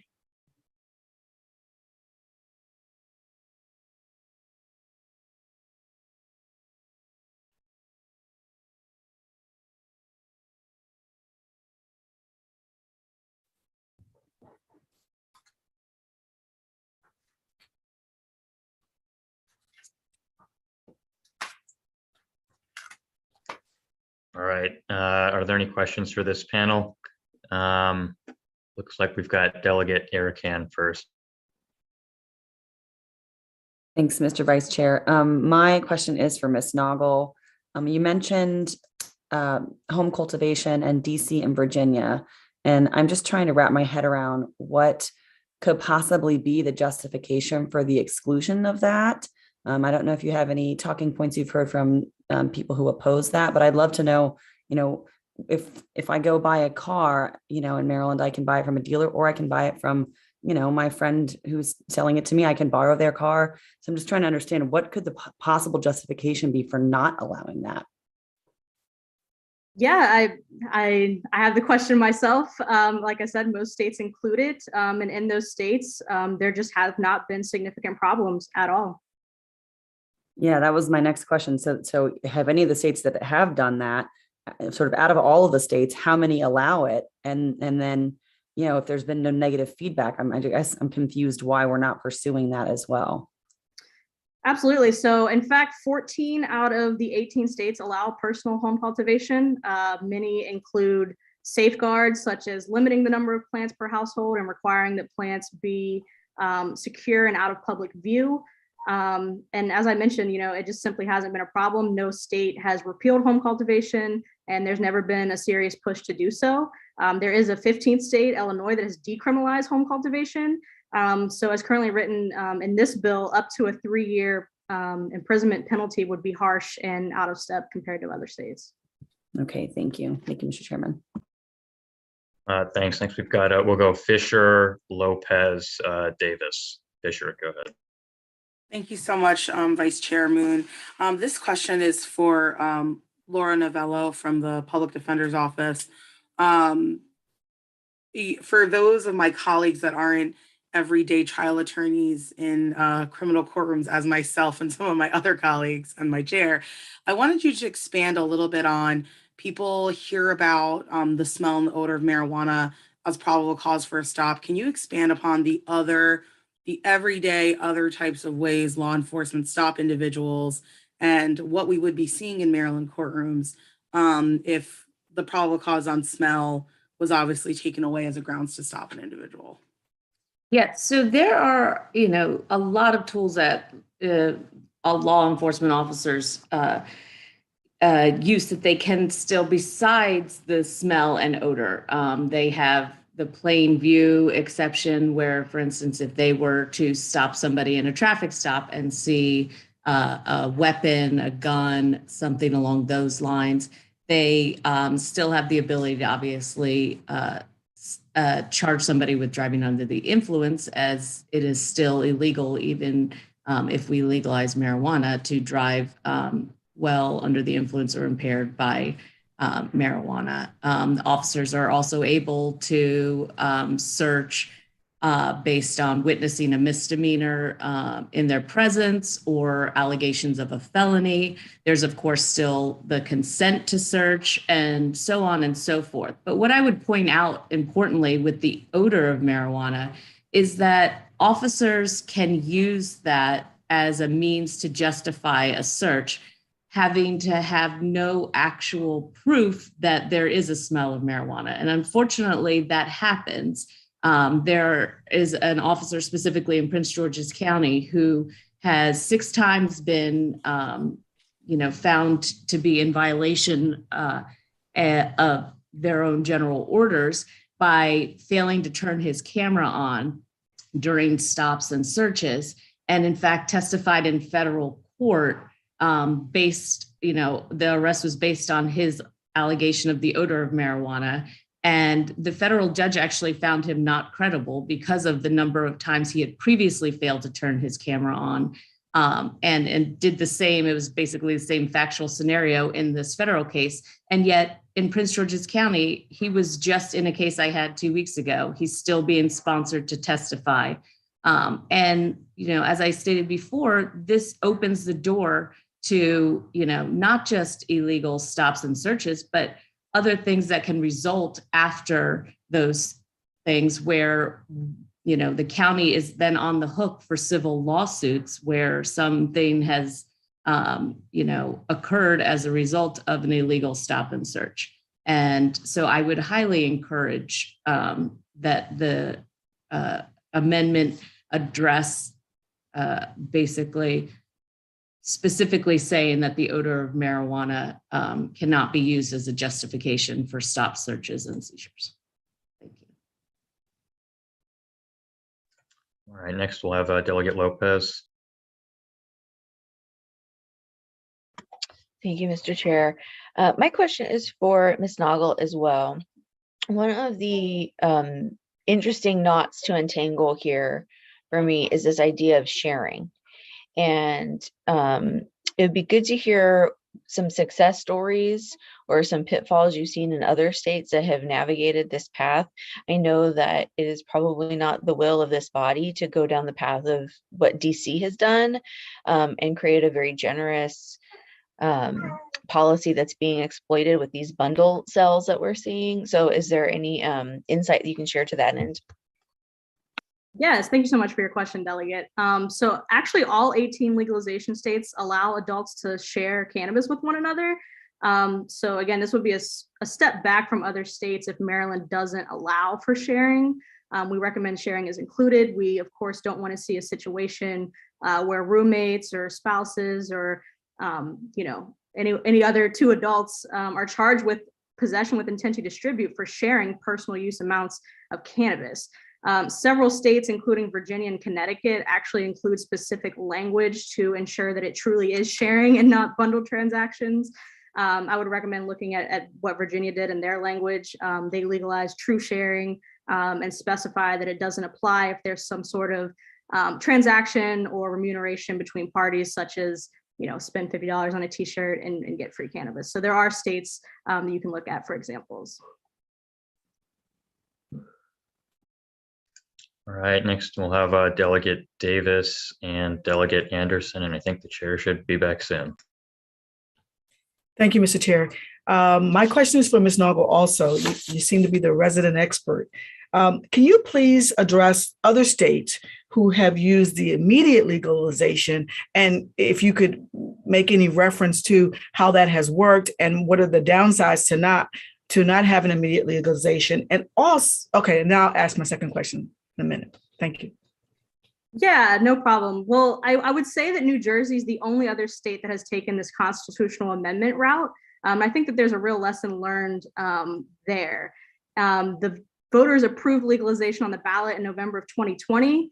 The legislature didn't come back and implement the law until months later. And what we saw is that there were still 6,000 arrests for simple cannabis possession in between that time. And we really want to avoid that situation in Maryland, which is why we're advocating for the referendum to legalize possession immediately. And the decrim buffer that's currently in place is certainly better than the status quo, but those are, of course, still police interactions and citations for cannabis, which can be traumatic, are disproportionately targeted to people of color, and at their worst can be deadly to people of color. So we certainly think that legalizing possession immediately is a better policy choice.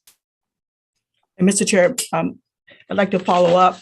I'm getting a lot of concerns regarding the fact that this move is just further decriminalization and not legalization.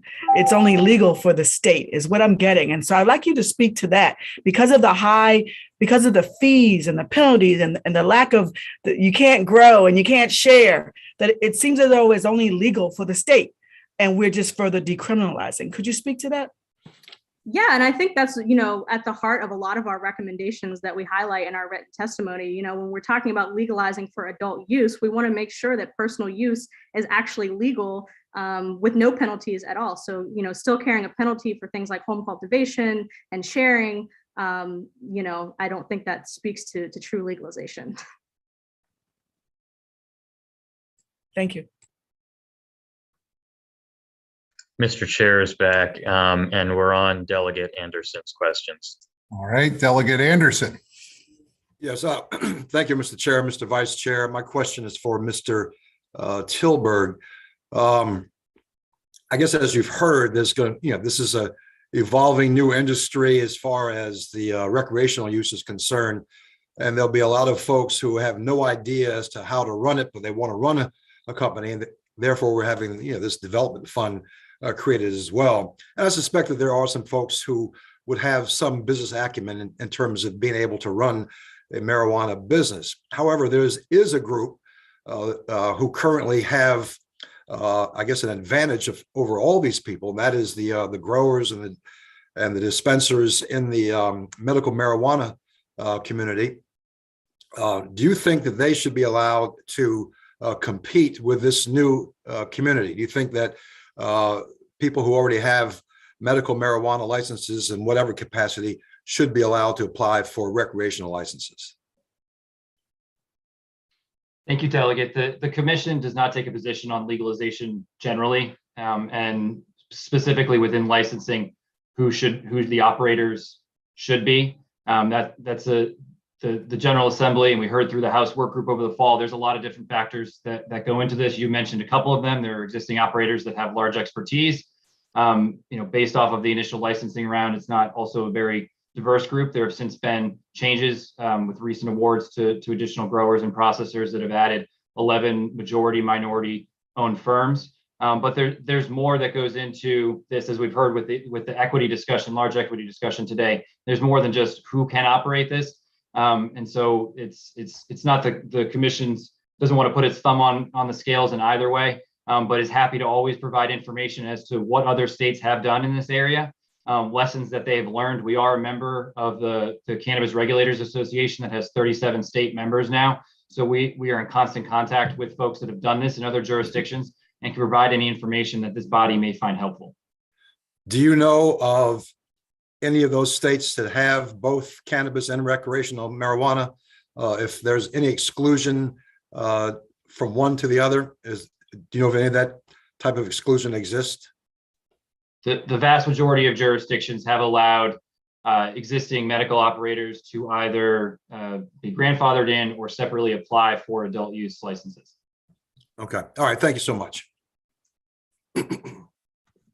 Further questions for this panel? Seeing none, we thank you all very much. And we're going to move on to our next panel. David Gorlick, Kayla Mock, Ashley Bagwell, Joe Bryce, and Eric Graham. Each will get 2 minutes to testify, then we'll take questions. We have one more panel favorable with amendments after this, and then we'll go to the opponents. If I see Mr. Gorlick.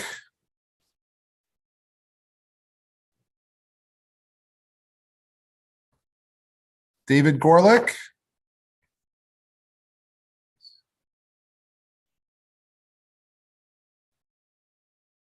David Gorlick.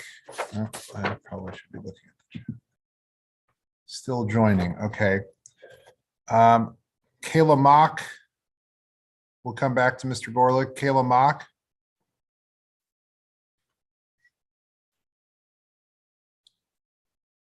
All right, I see Ashley Bagwell. We're going to start there and then we'll get everybody else here in a moment. Let's go with Ashley Bagwell, please, for 2 minutes. Good afternoon, Mr. Chairman and members of the committee. I'm Ashley Bagwell here today on behalf of the Maryland Medical Dispensary Association in support of House Bill 837 with amendments.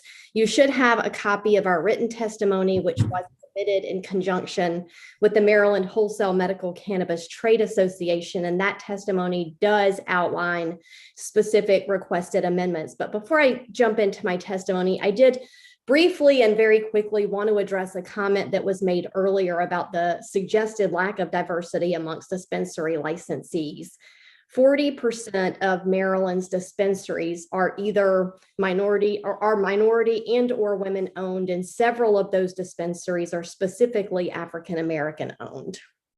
With regard to the bill itself, I want to make two quick points. First, we understand and fully support the intent and the ultimate goal of the language included in Section 7 of this bill. However, we are concerned with the timeline of the request as well as the sheer volume of the data requested. And so we would ask that you give consideration to potentially revising that timeline as well as providing some specificity. Can you hear me?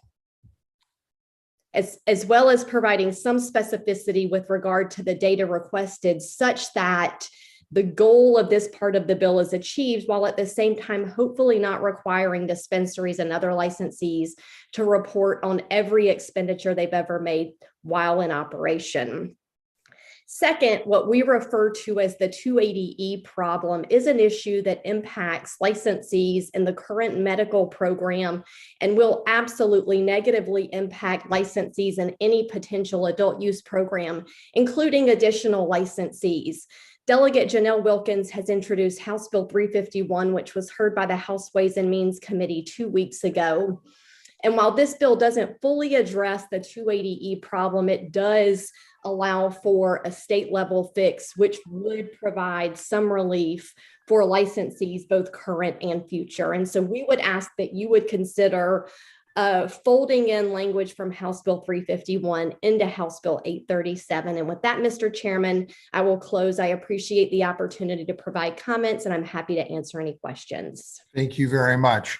Let's go to David Gorlick now, who is logged in. David Gorlick now, please, for 2 minutes.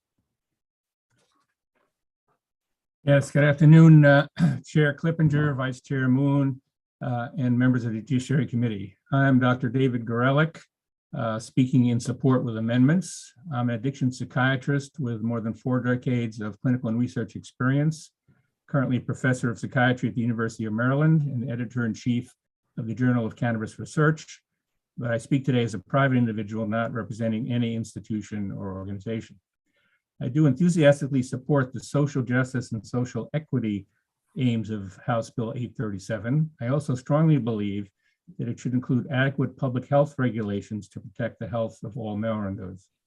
Without such strict guardrails, I think there are likely to be harmful unintended consequences from cannabis legalization. These can include increased cannabis use by minors, increased rates of cannabis use disorder and related medical and psychiatric conditions. The enactment of comprehensive strict regulations should not be delayed until the next legislative session. Voters deciding on the concurrent cannabis constitutional amendment deserve to know what they are voting on. My written testimony describes in more detail some of the public health regulations that I consider necessary. For example, I join with some of the other testimony that it's important to provide well-funded, ongoing, systematic monitoring of the consequences of cannabis legalization on the public health of Maryland. Such monitoring is essential to making appropriate future changes in the law and its regulations. I thank you for your attention and I welcome any questions. Thank you very much. We'll go now to Kayla Mock. Is Kayla Mock on? I don't see Kayla Mock. We'll go to Joe Bryce and then we'll come back and see if we can get to Kayla Mock or Eric Graham. Joe Bryce for 2 minutes. Good morning, Mr. Chairman, members of the committee. My name is Joe Bryce with Manus Canning and Associates. I represent the Maryland Wholesale Medical Cannabis Trade Association, which is the bulk of the existing grower and processor licensees. Appreciate your work and your vision, Mr. Chairman and Madam Speaker. You're focused obviously on the correct things, which are the social justice issues and providing economic opportunity for all. We did support in 2018 House Bill 2 to add diversity to the medical program. I encourage you to ask the commission for data rather than relying on what prior witnesses may have said, because while the initial rollout clearly ignored, frankly, the issue, the bill that passed in 2018 as implemented by the commission did add diversity into the license holders. As Mr. Tilburg referenced, 9 of the 11 licenses that were recently issued are to majority African-American owned firms, and all 11 of them went to majority minority awarded firms. The Small Business Fund is very important, as Delegate Anderson pointed out. And in other states, existing licensees have helped contribute to that kind of fund, helped with mentoring programs, potentially with joint ventures, depending on the state. And so we do believe that we can be of assistance to help meet these goals. Delegate Anderson, to my knowledge, every state that has a medical program and adopts a recreational program does include medical licensees. The twofold: one, they are experienced operators who have demonstrated compliance, and secondly, in those states, the medical market declines sometimes dramatically when you have a recreational market, because people choose not to go to the doctor, not to be in a government database, and instead walk in and purchase in a recreational setting. So medical providers have been allowed to participate. I joined Ms. Bagwell concern about the timing of the information and the breadth of the information in Section 7 of the bill. And we also, one minor point, Mr. Chairman, the Health Advisory Commission is tasked with looking at regulations on advertising, testing, and labeling. I would encourage in this area and in others, as you proceed forward, there are existing regulations and in some instances statutes on those issues. And we would urge that you look to those existing regulations that have been in place and figure out whether they need to be built on. Thank you, Mr. Chairman. Thank you very much. Kayla Mock or Eric Graham? Kayla Mock? All right, not here. We'll look for Eric Graham. Neither of them are here. All right. I'm going to look to staff. Is Perry Paler in the waiting room?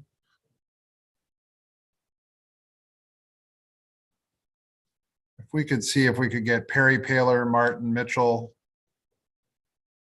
Why not? Perry Paler, Martin Mitchell, Ramey Eck, or Stan Garnett.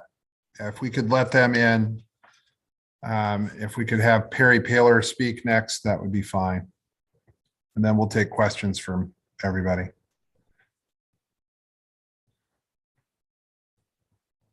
Perry Paler, please, for 2 minutes.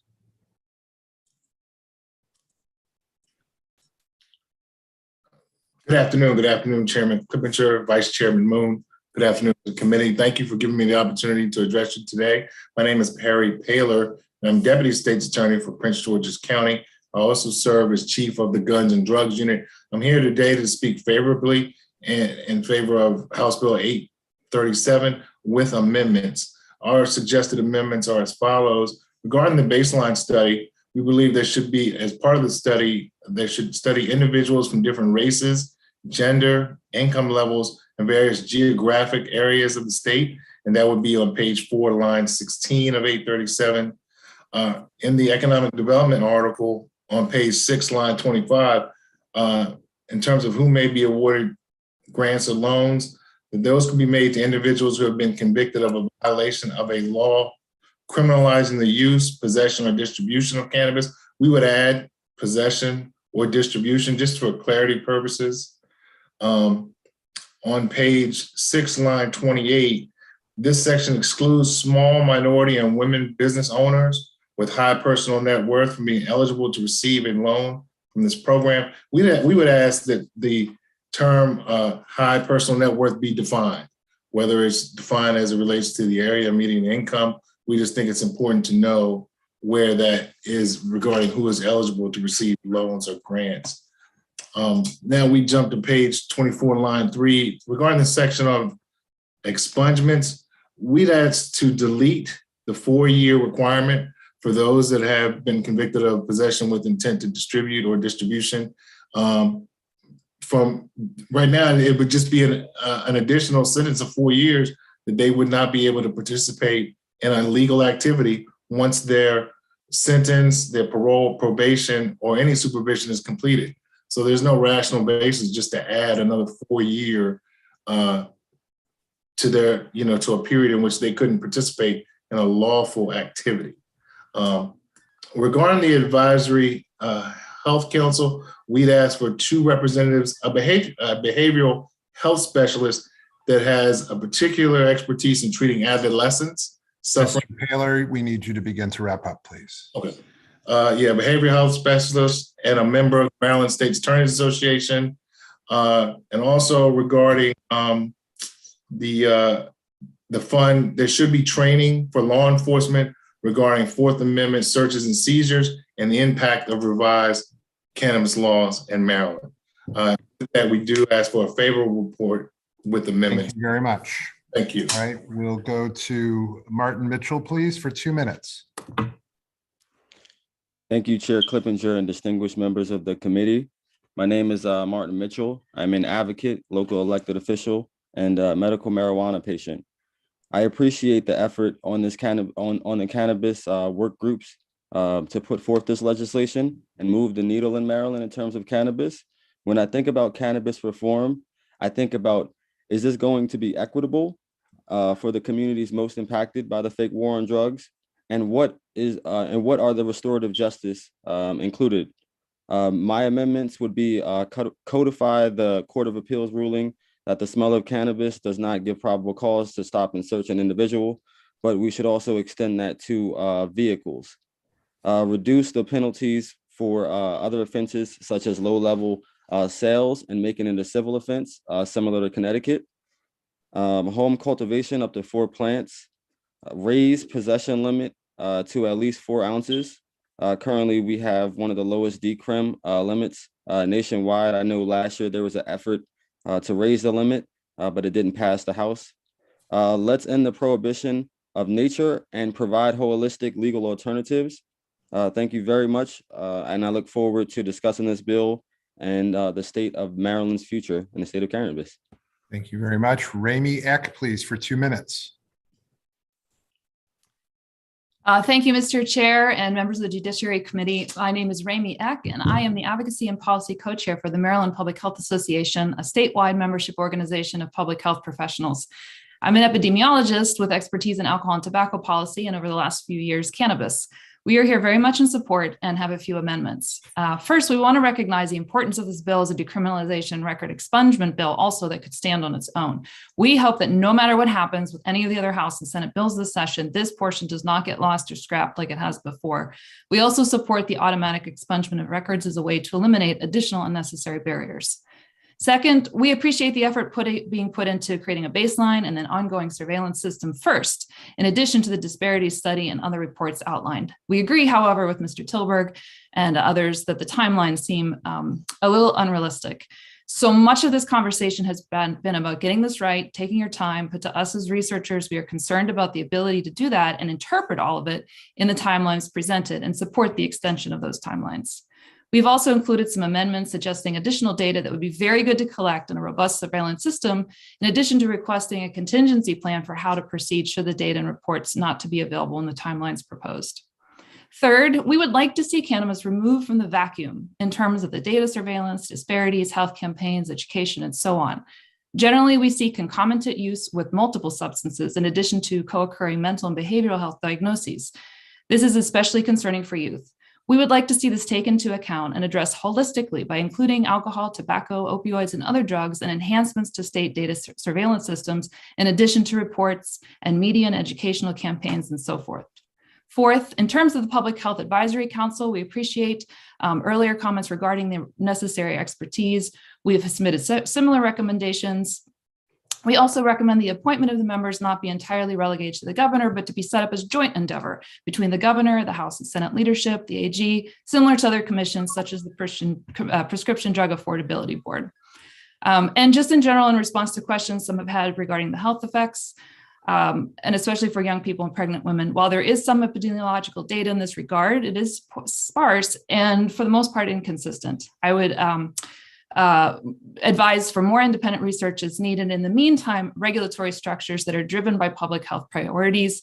And I say this just that we need to be realistic and understanding that we are legalizing something based on very limited understanding of the true health effects, especially for the long-term health effects. That being said, though, we do know how much social and economic harm has come. So it is imperative that we do move forward in this, but not be rushed. Thank you very much. We appreciate it. Thank you very much. Stan Garnett, please, for 2 minutes. Stan Garnett. I think that's going to bring us to the end of this panel, so that's fine. We will go to questions for this panel. Delegate Anderson, then Delegate McComas. Delegate Anderson. Yeah, thank you, Mr. Chairman. My question is to Mr. Bryce and to Ms. Bagwell, and if you can give me brief answers. First of all, Mr. Bryce, thank you for the enlightenment with regard to the situation between recreational and medicinal marijuana in the other states. That what your statement was does kind of make sense. And I would like to be able to research that on my own, if you could send me a link or anything like that. But my main question is, both of you indicated certain percentages of African Americans actually being either growers or dispensers or whatever. I know, Ms. Bagwell, you said that 40% of your folks were minority, but then you said that there was a significant number of African American or Black-owned businesses, but didn't give a percentage of them or a number. And same thing for you, Mr. Bryce. If you could tell me currently, give me numbers instead of percentages. How many growers are there? How many Black minority-owned businesses are they? Mr. Bryce? Sure. So on the grower end, there are now, there are 22 licenses authorized, 21 have been issued. 3 of those are majority African-American owned. I think 2 of them are majority woman-owned. On the processor side, I'm a little fuzzier on this, but I think that there are 26 licenses authorized. And I know that at least 8 are African-American owned. And I think according to the commission, 12 of the 26 have greater than 50% women or minority ownership. And as I referenced, and as Mr. Tilburg referenced, the second round of licensing, which was the result of the 2018 bill, There were 11 total licenses awarded, all 11 to majority minority owned companies, 9 of the 11 majority African American owned.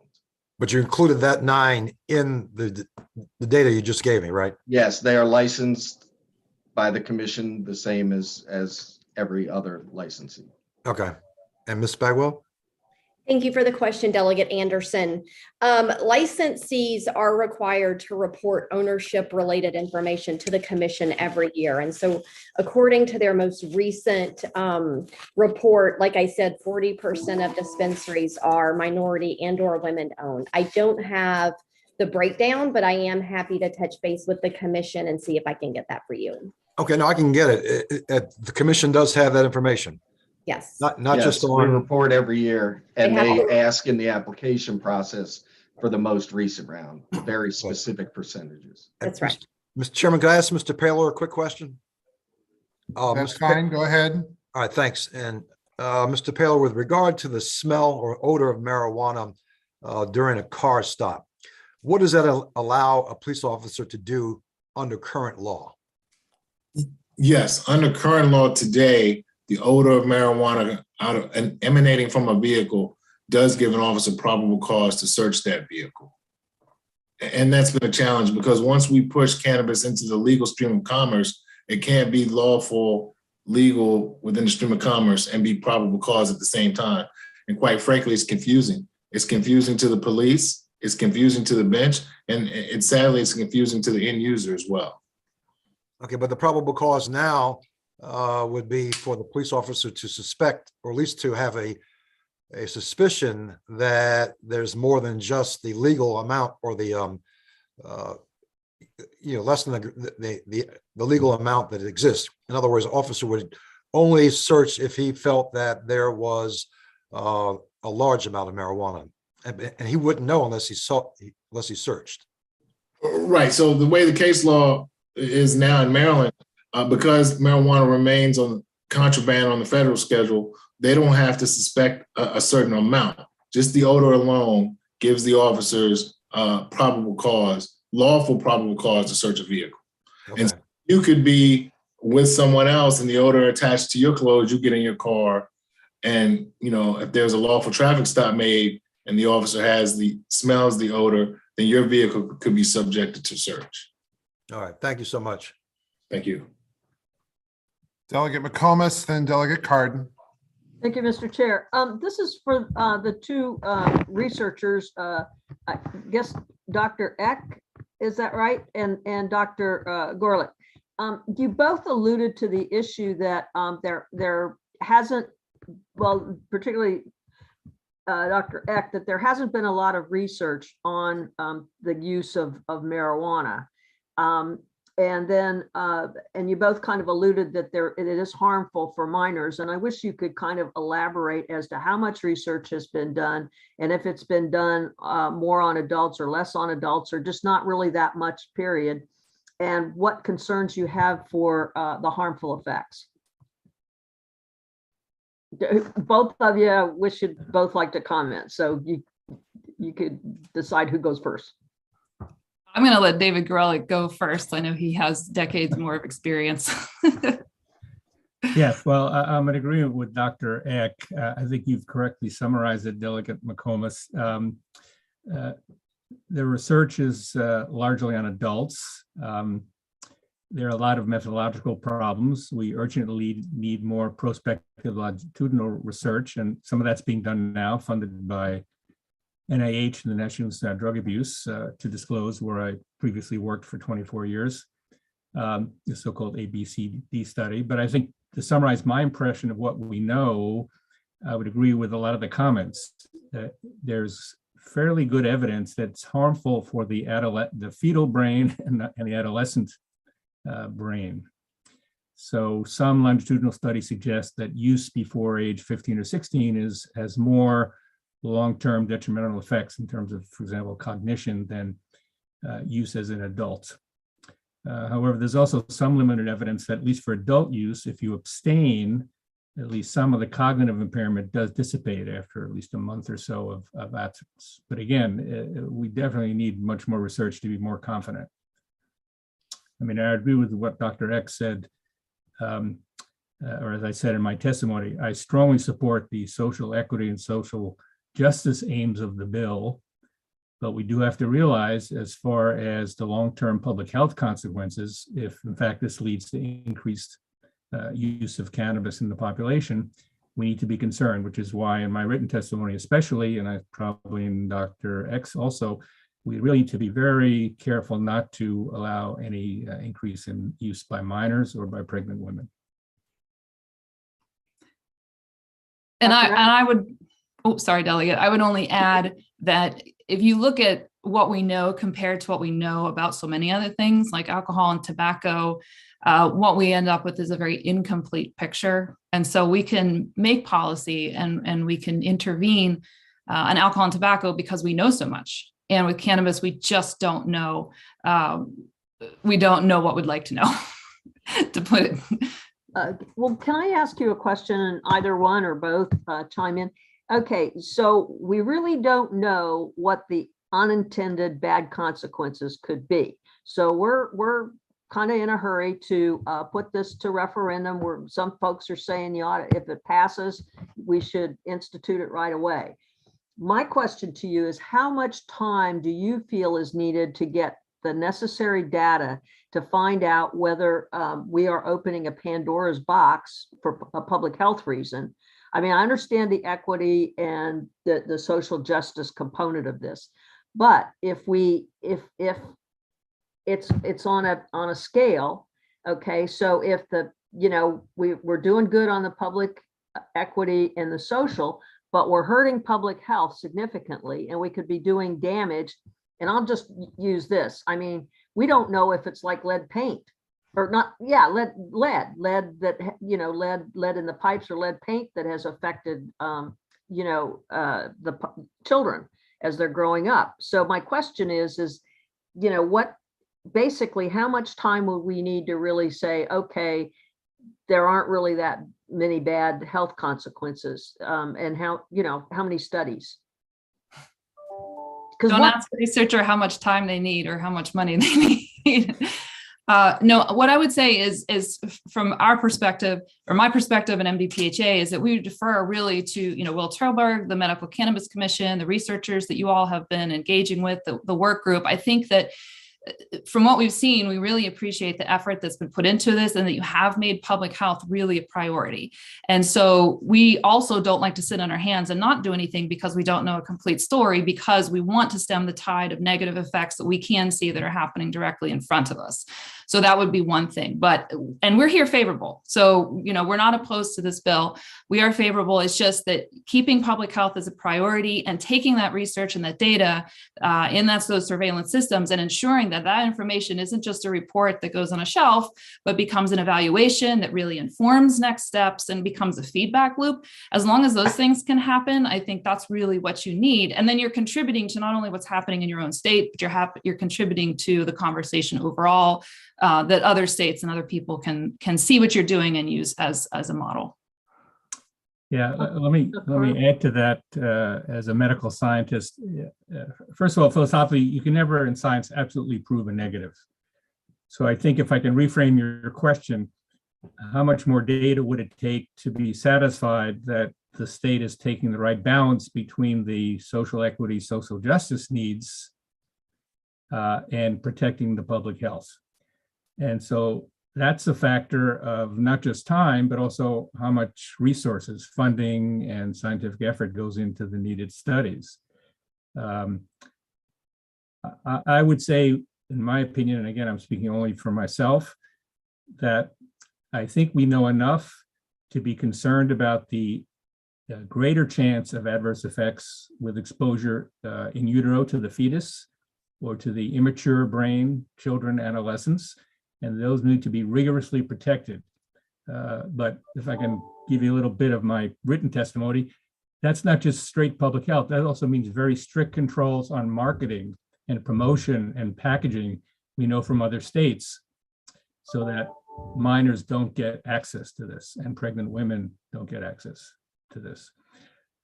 So I think we already know enough where we need to be very careful about public health protections. I think for adults, it's not as bad as lead paint. I'm not a lead paint expert, but the impairments we see don't seem to be what you see with lead paint. That's all I can say. Do we need to worry much about secondhand smoke? Let's say the parents decide to, you know, the kids were all watching TV and they decide to you know, smoke a joint with the kids. Not the children, but in the presence of the kids. Is there a secondhand smoke factor that you've got to be concerned about? Yeah, very little known about that. And I'll add to that third hand, and we know more about this with tobacco, as Dr. Eck said, because you have residue on surfaces in a room where cannabis has been smoked. What we do know is it's probably unlikely to make you test positive on a drug screen for cannabis, but whether chronic secondhand exposure has any health or medical impact, I don't know that that's ever been studied. Okay. Then the last quick question is okay, let's say we let the genie out of the bottle and research comes back, you know, in a couple years or whatever, when the tests become more refined, because, you know, science is always progressing on, and it turns out that it's not a good thing. We've sort of like legalized it or decriminalized it, and the folks that like it, they're going to be upset if we say, you know, we really clamp down on the public health part of this. I mean, could that happen? It's a hypothetical, but still, I mean, you know, the genie's out of the bottle. I would say in response to that, just using my experience and expertise from alcohol, is the state of Maryland, it costs about $5 billion a year in the negative health effects and harm from alcohol. And yet we keep it legal. We have it accessible for adults, the legal age and things like that. We're not trying to roll back those things, but we're also ensuring that the processes that we have, these regulatory structures, are strong enough to protect against more harm that is borne by individuals and borne by taxpayers and things like that. So I think going back to the structures that are created in place in the future, as long as those are keeping those things in mind and they're strong and they're protecting those who need to be protected, I think those are going to give you the best chance at having positive, well, less negative outcomes and more positive outcomes. But we do have underage drinking issues, don't we? Significant, as well as significant underage smoking. Right. So that's a specific example. I think I would support very rigorous enforcement of regulations to prevent use of sale and use of cannabis to minors in a way that we apparently don't do to enforce, let's say, those rules against alcohol, like, you know, undercover shoppers and strict penalties. I think so. The devil's in the details of what kind of public health regulations and enforcement regulations you put in place. Thank you. Thank you very much. Thank you, Delegate Crutchfield. Thank you, Mr. Chair. And Delegate McComas actually asked all my questions. So let me just make sure I got this straight, and then I'll let it go. It's that if we find out in the end that we cannot create policies and regulations that deter young people and pregnant women from using it, do the costs outweigh the benefits or not? You know, we have some amazing social benefits from this bill. You've talked about them very eloquently. Important equalization and social justice measures. But do the costs outweigh the benefits if we can't curb the appetite of people who shouldn't be using it? I would say that that's absolutely possible. I mean, the rates of use of tobacco and alcohol by young people has dropped drastically statewide and also nationally over the past decade. So I think if you look at things like that, we have reversed it. We've increased tobacco taxes, and every time the tobacco tax goes up, use rates go down, and, you know, less people are smoking. So I think when you look at things like that, you absolutely can do that. And one good example is, I think just in the last 2 years, we've increased the use of tobacco legally to 21 as opposed to 18, because we know that delaying access to 21 gives you a better shot at never actually using it and never actually being addicted in the long run. So I think we have been able to reverse some of those things when the data changes the thinking and leads to a better, a better evidence practice.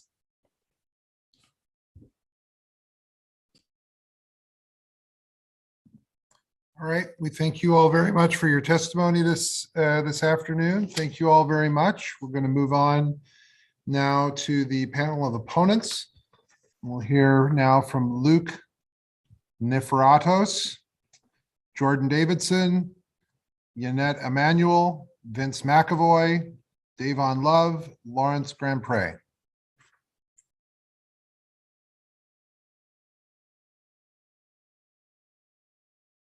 Mr. Niferatos.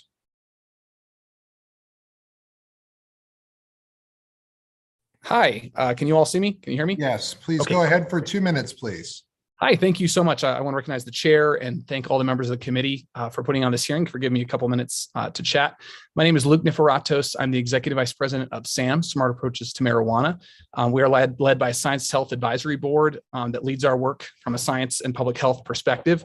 I'm going to be speaking today in opposition of this bill, HB 37, as well as HB 1. So I just wanted to preface this with that. But the two concerns I have about HB 37 and what I'm seeing here. So the first piece of this is, from a public health perspective, I'm concerned about funding studies into the public health impacts on the heels of a ballot referendum just moving forward, regardless of what is found, to legalize this.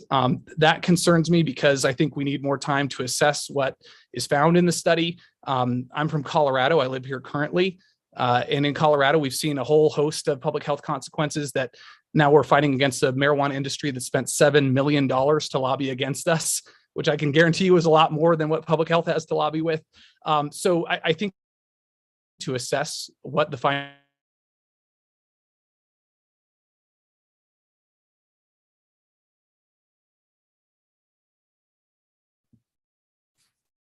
However, I question whether any of these measures will be able to compete with big tobacco companies, which are already overtaking this industry. So nationally, the marijuana industry is less than 5% minority, 5% Black owned, less than 5% Black owned nationally, this industry is. So you're already starting at a massive deficit. Big tobacco companies have put more than $2 billion into this industry.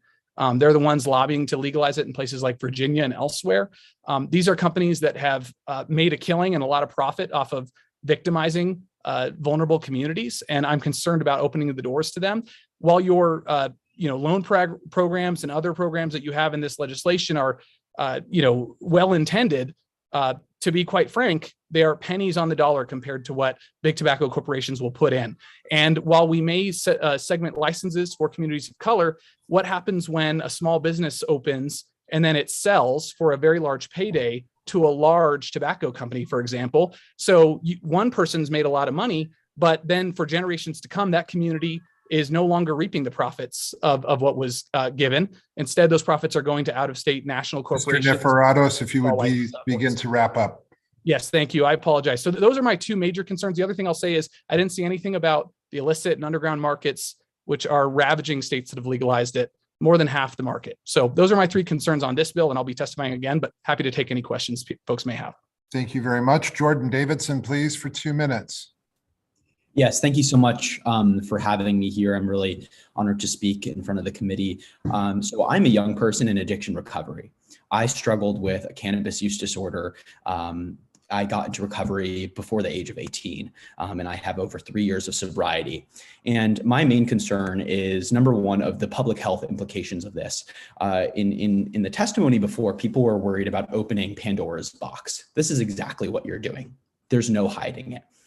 All you have to do is look at other countries like Canada and other states in the United States like California and Colorado to see that that is exactly what is happening. The first state to legalize recreational marijuana, Colorado, is now actually backtracking a little bit and actually trying to put stronger reforms because they realized that what they had before was too weak. That's exactly what will happen in the state of Maryland if this legislation is passed.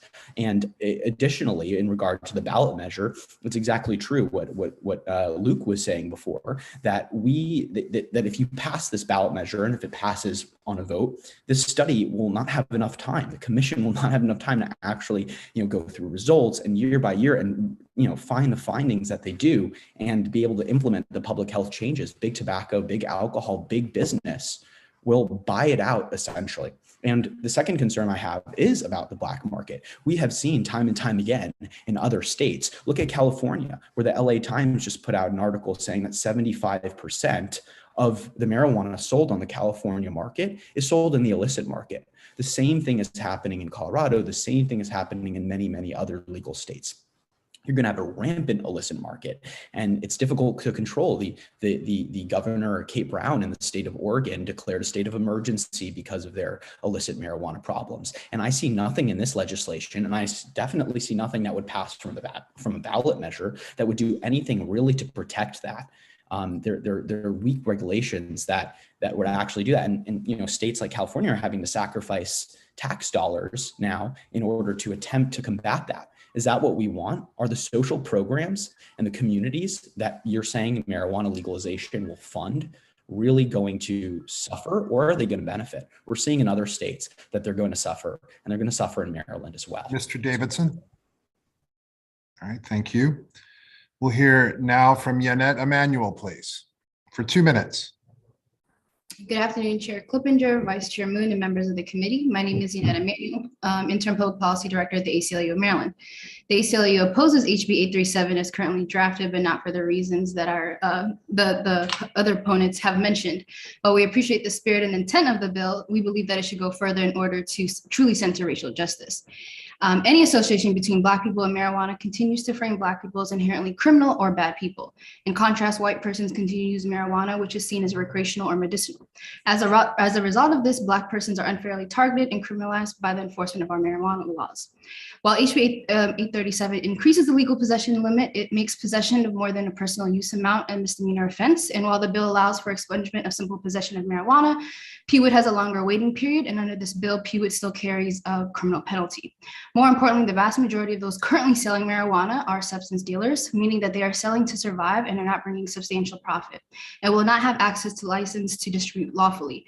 It is unfair to continue to levy any kind of punishment against these persons when wealthy Marylanders will be able to engage in the same conduct legally and for profit.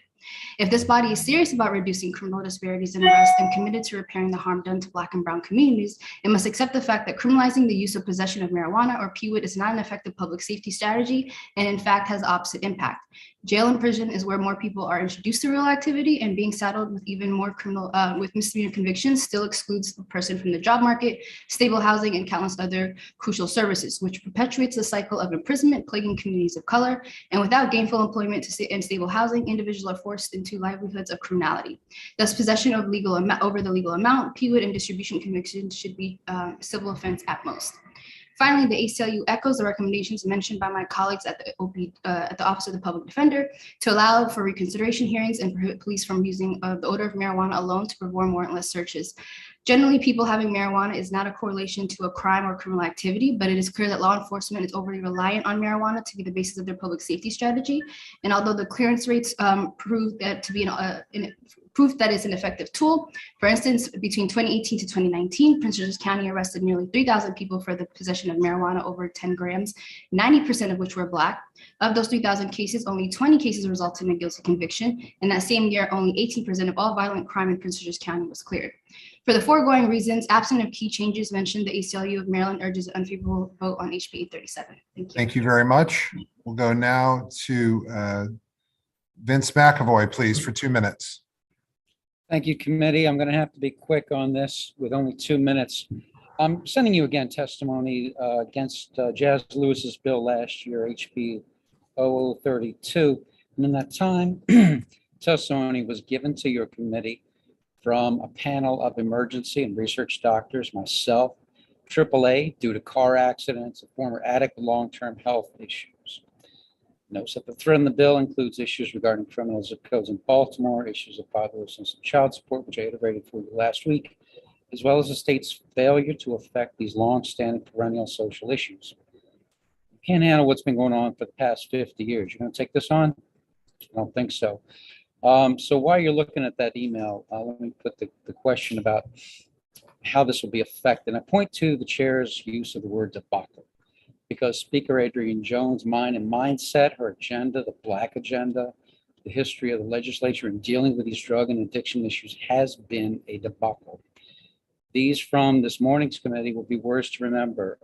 Delegate Wilson talking about getting Black and brown basically to a new plantation state, as well as taking on a drug war. When you have children outside my child support office smoking dope openly in front of, that's not a war, Delegate. That's not a war. That's concession. This is not, you're letting children go to school stoned on the daily. We're looking at poor results that we're getting at Baltimore City schools, and our students deserve better. So when I hear we will get it right this time, couldn't believe this phrase, Marylanders dealing drugs to Marylanders. And that this does not put businesses in any precarious spot. Ask the heavy equipment operators telling their bosses, they're not breaking the law, this is perfectly legal. When this started, this goes back to the medical marijuana framework that's set up. And we were told this will not lead to legalization. So in closing, Moorhain was censured by all 138 delegates. Cheryl Glenn still in federal prison for taking bribes. And now you moved away your former vice chair because she's not for this and put in the High Times Legislator of the Year in her place. Okay? I'm available for questions. Don't do this to our children. As Cardin said, once this is out of the bottle, you won't be able to get it back in, and our children will pay the price. Thank you for your time. Thank you. We will go now to Davon Love for 2 minutes. All right. Good afternoon, Chair, Committee. My name is Stephen Love, Director of Public Policy, Leaders of a Beautiful Struggle. LBS supports the legalization of recreational cannabis, particularly as it relates to repairing the harm that's done by the war on drugs. We appreciate in the bill the changes to certain policies to be civil citations instead of criminal penalties. We appreciate the effort to try to make sure that Black businesses and entrepreneurs have access to the industry. I want to address my testimony today to the existence of criminal penalties for possession with intent to distribute, and particularly focusing on the importance that this legislature, that this body, make the decision to jettison the criminalization of cannabis as an effective public safety strategy. In the backdrop, during this General Assembly, there's a lot of conversation about public safety with the spike in violent crime around the state. And often that generates a political thrust to maintain criminal penalties as a hedge against that.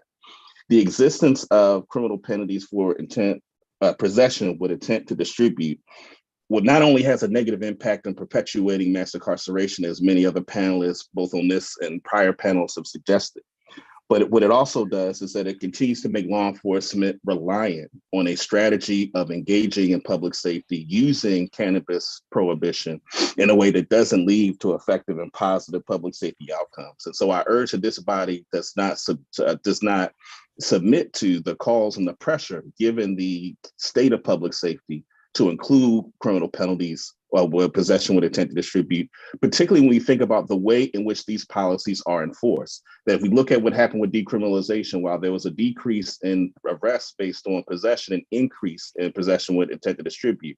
So I think it's very important that this legislature, even as far as it's gone in this piece of legislation, has to go to the place where possession with intent to distribute is something that does not carry criminal penalties, or else it'll be used in the way that law enforcement has always used these kinds of charges against Black people in the name of public safety, with an ineffective strategy in terms of dealing with it. And I would urge this body not to pass a bill that would include these kinds of criminal penalties as it relates to possession with intent to distribute. Thank you. Very much. We'll go now to Lawrence Graham-Prey, please. Good afternoon, Lawrence Graham-Prey, Director of Research for Leaders of a Beautiful Struggle. We've worked extensively with Senator Carter on SB 692, so we support legalization. We just want to be clear that we can only support legalization if it is clearly having a reparations framework. And while we recognize that our public health concerns, and it's not mutually exclusive, the current public health fund, we're worried will be used as the mechanism to implement a reparations framework, and we don't feel that that can work effectively for us. Now, we see language in the business incubation portions of the bill that explicitly talks about traditionally minority-serving institutions, and we feel that that's good on the business incubation side, but that has to be included on the tax revenue reinvestment side. I submit to you the example of Illinois. Illinois has been lauded by some for its R3 program, Recover, Reinvest, Renew. But as we researched it and talked to people in Illinois, there's huge concern at the grassroots level that the methodologies of needing to have a quote unquote evidence-based proof of practice, a public health approach, basically screens out grassroots institutions, the exact sort of people who were impacted by the war on drugs, who have community programming and grassroots expertise that this fund needs to invest in, have been screened out of getting access to the funds in Illinois, specifically because of this focus on a public health approach. So a reparations approach empowers the people who are aggrieved by the harm to choose for themselves the methodology of redress from the harm. And we're concerned that as currently framed, this does not have any specific ability to invest revenue in communities through that lens. So obviously, Senator Carr's bill, SB 692, is very clear about having methodologies of investment that focus on the grassroots bottom-up approach that we can actually support. Again, not mutually exclusive, but we can't support the bill unless it clearly has a reparations framework. So we hope that the House can reconcile with Senator Carter's bill and include that language in the future. Thank you. Questions for the panel going to Delegate Davis, please. Thank you, Mr. Chair. My question is for Ms. Emanuel. First, I'd like to thank the ACLU and Ms. Emanuel for your tired, fast monitoring of this process so that we stay true to our restorative justice goal. That's the stated goal of this legalization or decriminalization. My question for you is, I know that you're advocating for both vacature and expungement. Can you explain why? Yes, thank you for that question and thank you for your comment. So expungement refers to the process by which records are destroyed or purged or otherwise rendered unavailable, but vacature actually goes a step further than that and is reversing the actual adjudication or finding of that guilt. So in 2020, this body allowed vacature for some offenses committed by sex trafficking victims, and that was the True Freedom Act of 2020. And the reason why vacature was appropriate was because we understood that criminalizing victims of trafficking was a mistake, and that is similar to what we should be doing here with marijuana offenses. We are learning that many, if not all of these convictions were a mistake because we should not have been saddling people with criminal records for consensual conduct that we now agree should be legal. And furthermore, cannabis is still illegal under federal law and can still lead to serious immigration consequences. So a new system for automatically expunging past convictions may not be enough to avoid the potential for federal immigration consequences. So we recommend that vacature be an option. So it's included so that non-citizen Marylanders can request that a judge vacate their previous convictions in a manner that the U.S. immigration will recognize. And additionally, a few other states have started doing this as well, which is, for example, New Jersey and New York, that go beyond and include vacature for misdemeanor and felony possession of sale offenses. New Jersey also allows for vacature of owing restitution, manufacturing, distributing, and dispensing. So we believe that we should also be going further in that sense as well. Thank you. Delegate McComas. Thank you, Mr. Chair. This is some questions for Mr. Luke and Niforatos. Yeah, I know, long Greek name. Okay, Sorry about that. And Mr. Davidson. Basically, I'm somewhat concerned about what you gentlemen are talking about, that there's a gray market, the gray market, like what cigarettes, where you go buy your cigarettes down south, and drive them up in big tractor trailer trucks, and go up to New York and try to sell them. So could you elaborate more on this market where basically everybody's going back to their dealers, when it was illegal? It's kind of, so it sounds like you don't get rid of all of the crime, and all the what do I want to say, the turf battles that seem to be happening in Baltimore right now. Absolutely, Delegate. Yeah, thank you for that question. I think that's a great question. Probably the biggest promise we were made here in Colorado, where I've lived before, during, and after legalization, is that we should legalize it to get rid of the drug dealers, get rid of the cartels, get rid of the black market, we would regulate this product and know what's in it.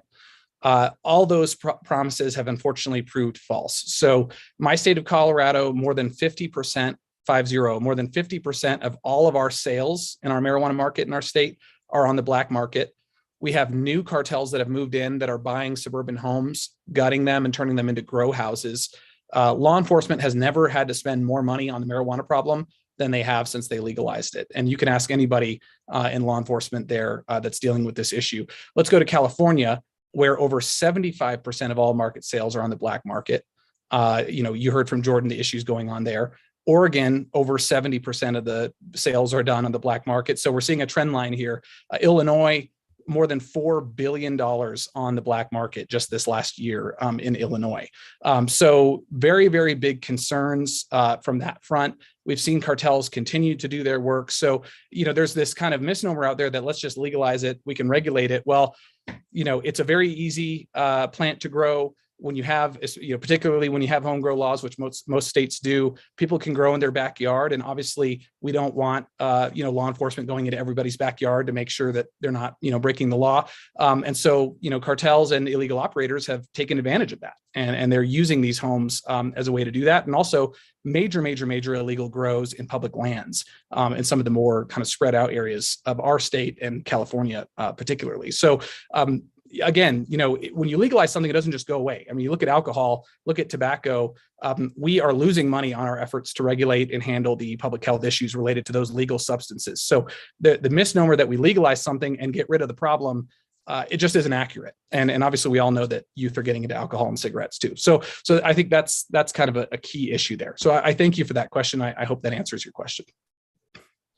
No, Mr. Davidson, do you wish to add to that at all, or would you like to tell us maybe how you got addicted, and congratulations on your sobriety?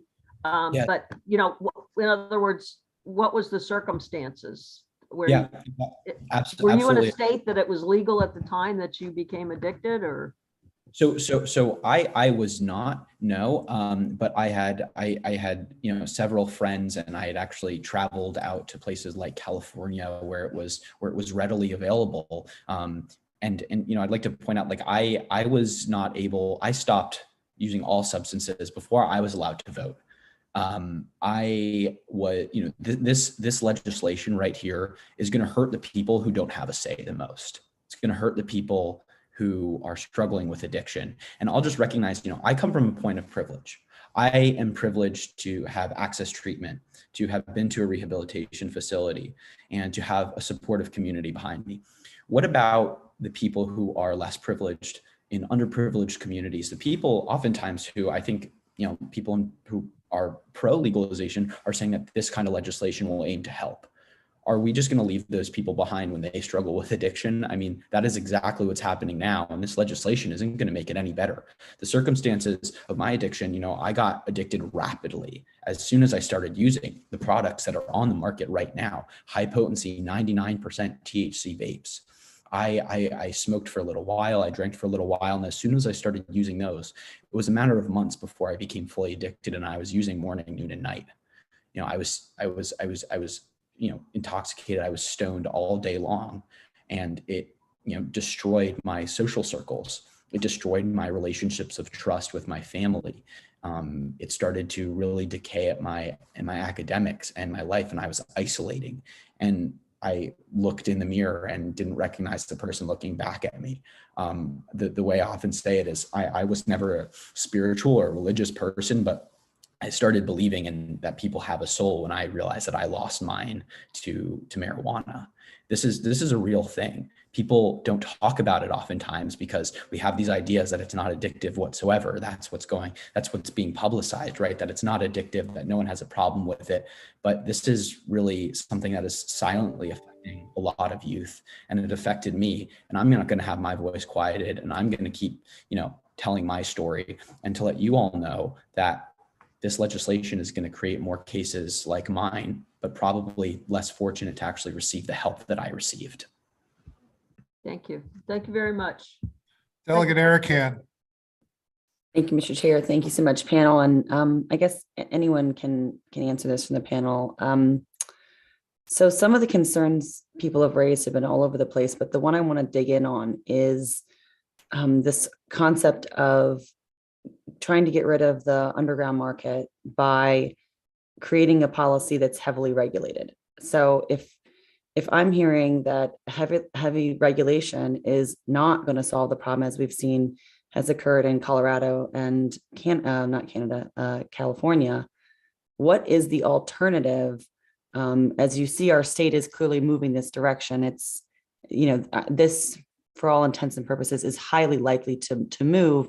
How can we improve it so that we don't have such a highly regulated system that people just simply don't change their behavior and they continue to go where they've always gone? I'm happy to answer that question if that's okay, Delegate. Yeah, go ahead. And I appreciate the point you're bringing up. I don't think it's inevitable, though. I would say I don't look at commercial legal marijuana as being inevitable. I think, so we've been involved here in your state for a number of years. I think I've testified not before your committee, but several other committees over the last 4 years. And every year I hear the same thing, well, this is moving. We just need to make it as good as we can. And so I'm not a big subscriber to that notion. But what I will tell you is, as it relates to if you're in this situation, where you have legal marijuana, I wouldn't say the takeaway is over-regulation is what is causing the black market. I wouldn't call it that. I think what I would say the takeaway is that this is a very imperfect policy response. Either way you go, having it totally illegal, obviously you have a black market by definition. Having it legal, you also have a black market. So I think what we have to look at is say, we're going to have black market issues. Legalization so far appears to be making it worse, maybe than fully keeping it illegal, because more enforcement is spent trying to stop the flow of supply and stop demand. And there's kind of the reduction of use overall there. But I think that the core values we need to look at are, okay, what's the public health impact going to be? How much money will it cost us to spend to regulate this? States are completely unprepared for the regulatory costs that come with this. It's far beyond what is promised by those who want to legalize it. So I don't know if that fully answers your question, but what I would just say is we're talking about a very, very messy situation with drug policy to begin with. And the question is kind of, what is the better of the evils, I suppose, in terms of the black market? Because there will always be something there. But we have to remember, even with legalization, there will always be a black market. There is for tobacco, for example. So just understanding that piece of it, that would be my response. And I hope that's helpful. Yeah, thank you. I appreciate it. Mr. Delegate, Love, you want to comment? Yeah, go ahead. Yeah, yes, ma'am. So I just want to add, similar to the previous speaker, though, from a different perspective. Of course, any new market of this nature, the regulations are going to be complicated. It's hard to predict exactly, how that'll manifest itself. One thing I'd like to call your attention to is that one of the problems that we've observed in places like California is that there are many of the, legal entities that are in the industry have actually supported efforts to further criminalize those in the black market, and have actually put substantial resources into lobbying to make penalties stiffer in that regard. So if, as a state, we're moving towards criminal justice reform that addresses the ways in which Black folks and people of color have been criminalized as a result of it, it's very important that as we look at the regulation, look at it interest convergence between those in the legal market and trying to deal with the Black market in the ways that can actually further perpetuate the criminalization that we're trying to address. Okay, and one follow-up, if I may. So I'm thinking about this equity piece where we're trying to make sure that certain communities are represented and have a license. If we do that, and anyone can answer this,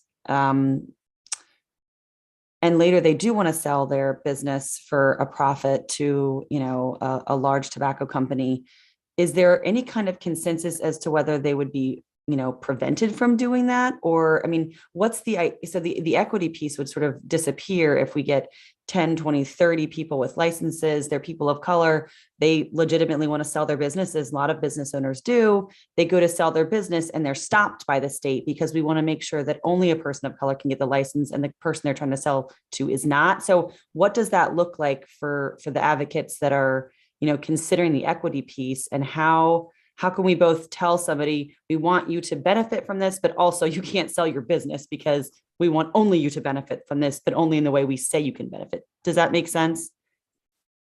let me just throw in, I'm sure others have an answer, but I don't even know if it's constitutional, and I'm certain it would be challenged to prevent any company from buying another company based anything related to race or anything else. So I think and we've seen those challenges from the marijuana industry to social equity programs, like in Maine, for example, where they were successful and overturned something that was promised to voters.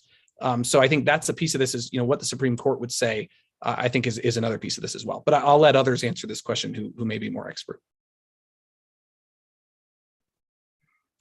I think it's complex. I think, as was stated before, it's extremely difficult to have, and in some cases impossible to have race-specific policies that would in practice be able to address some of the historic disparities and just the wealth disparities. And especially given the fact that because cannabis remains federally illegal, additional access to federal dollars that might help Black folks and other peoples of color access the capital needed to compete in the market is an additional barrier that would make it complex.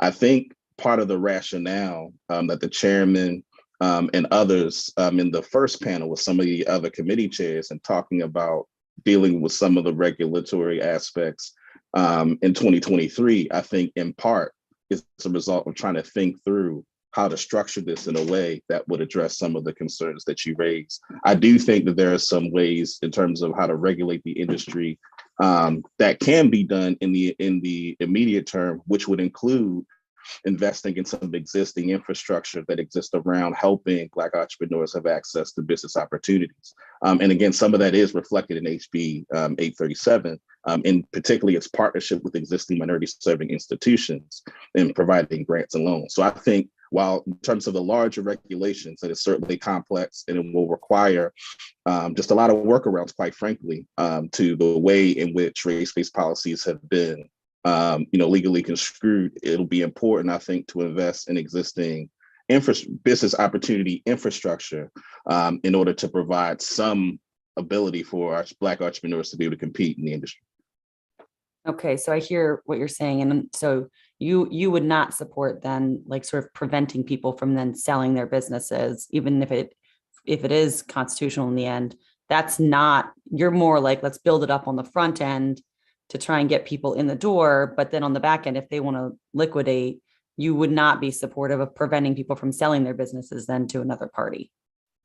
Well, I guess what I'm saying to that specific question is I'm not sure. It would depend on how the other aspects of the regulation. So for instance, like I would prefer a set aside where there's a certain amount of licenses that would be designated for, peoples of African descent, people of color, who could have been negatively impacted by marijuana prohibition. But that, as was mentioned by one of the previous speakers, that's something that legally would be challenged. And so what's having to be done is ways to work around that legal constraint. And that's a part of what makes it complicated to effectively address the importance of getting Black folks entry into participation into the industry. Okay, thank you. Thank you, Mr. Chairman. Are there further questions for this panel? Seeing none, we thank you all very much for your testimony today, and we'll go now to three people who signed up to testify orally, just in an informational capacity. Aaliyah Smith, Joseph Adams, and Laura Yagi. I believe that Laura Yagi indicated that she couldn't be here. It looks like Ms. Smith also can't be here. So we'll go to Mr. Adams for 2 minutes, please. Again, neither for nor against, just informational. Mr. Adams? Yes, go ahead. Thank you very much, Mr. Chair and members of the committee. Good afternoon. I'm Dr. Joseph Adams. I'm an addiction medicine physician speaking on behalf of the Maryland, D.C. Society of Addiction Medicine with a letter of information on HB 837. I participated in writing the cannabis policy statement of the American Society of Addiction Medicine. We are strongly in favor of robust decriminalization. We agree with most of the amendments proposed today to take that even further. It is possible to achieve the benefits of cannabis legalization while also minimizing the significant public health risks, especially the risk of increased cannabis use disorder. The cannabis industry will become increasingly consolidated over time as the recent discussion was alluding to, and it will adopt practices of marketing, promotion, government relations, and product design now used by the tobacco and alcohol industries. All of these industries have an incentive to increase sales, especially to consumers with unhealthy use or use disorders who buy a lot of their products and account for a disproportionate percent of profits. With the alcohol industry, for example, approximately a half of all sales go to people who drink more than the recommended amounts. About a third of alcohol sales go to people with a harmful use. So guardrails are needed to protect the regulatory framework from industry influence over time. This point was emphasized in the House Cannabis Legalization Work Group by Dr. Susan Weiss of NIDA. Our written testimony describes additional transparency and conflict of interest policies for the Public Health Advisory Council and the Cannabis Public Health Fund that are described in the bill. And a lot of public health experts have called for cannabis regulation to be based on a public health framework that was used for tobacco control. The World Health Organization Framework Convention on Tobacco Control made this point as well, that it was important to protect the regulatory process from industry influence. Dr. Adams, I'm going to need you to wrap up, please. Okay, well, that concludes my testimony. Thank you very much. Thank you very much. Aaliyah Smith, I believe, has just entered. I believe. Thank you. 2 minutes, please. Okay. First, I would like to thank you, Mr. Chairman, Vice Chairman, and the members of the Judiciary Committee for giving me the opportunity to speak today. My name is Aaliyah Smith, and I'm a youth leader with the Berlin Prevention Works Coalition for Alcohol and Drug Use. We are in support of Bill 847, the Cannabis Reform with amendments. Today, I would like to address the funding for prevention and the Cannabis Fund. In our coalition specifically, we work with the kids of Berlin, Maryland. Here, we work as an outreach program for kids who don't have any other reasonable opportunities to have people guide them in such ways without alcohol, drug use, and other such things. We would like a chance for the community programs such as ours and schools to have the opportunity to be able to prevent people from having this happen to them. A lot of kids in our community are going to jail and having these records when they have an opportunity and they have connections, they just don't know of them. We were able to have summer camps and programs and technology outreach items in our disputes because of funding. So we would like to continue that with more funding from the Cannabis Fund. Thank you so much. Thank you very much. Questions for this panel at all? Delegate Bartlett. One quick question for Dr. Adams. Thank you for your testimony. Thank you both for your testimony. So would you support, not support, but do you think, or would you advise when or if there is legalization of cannabis, that there is also regulation with respect to the percentage of THC within, as part of our regulation?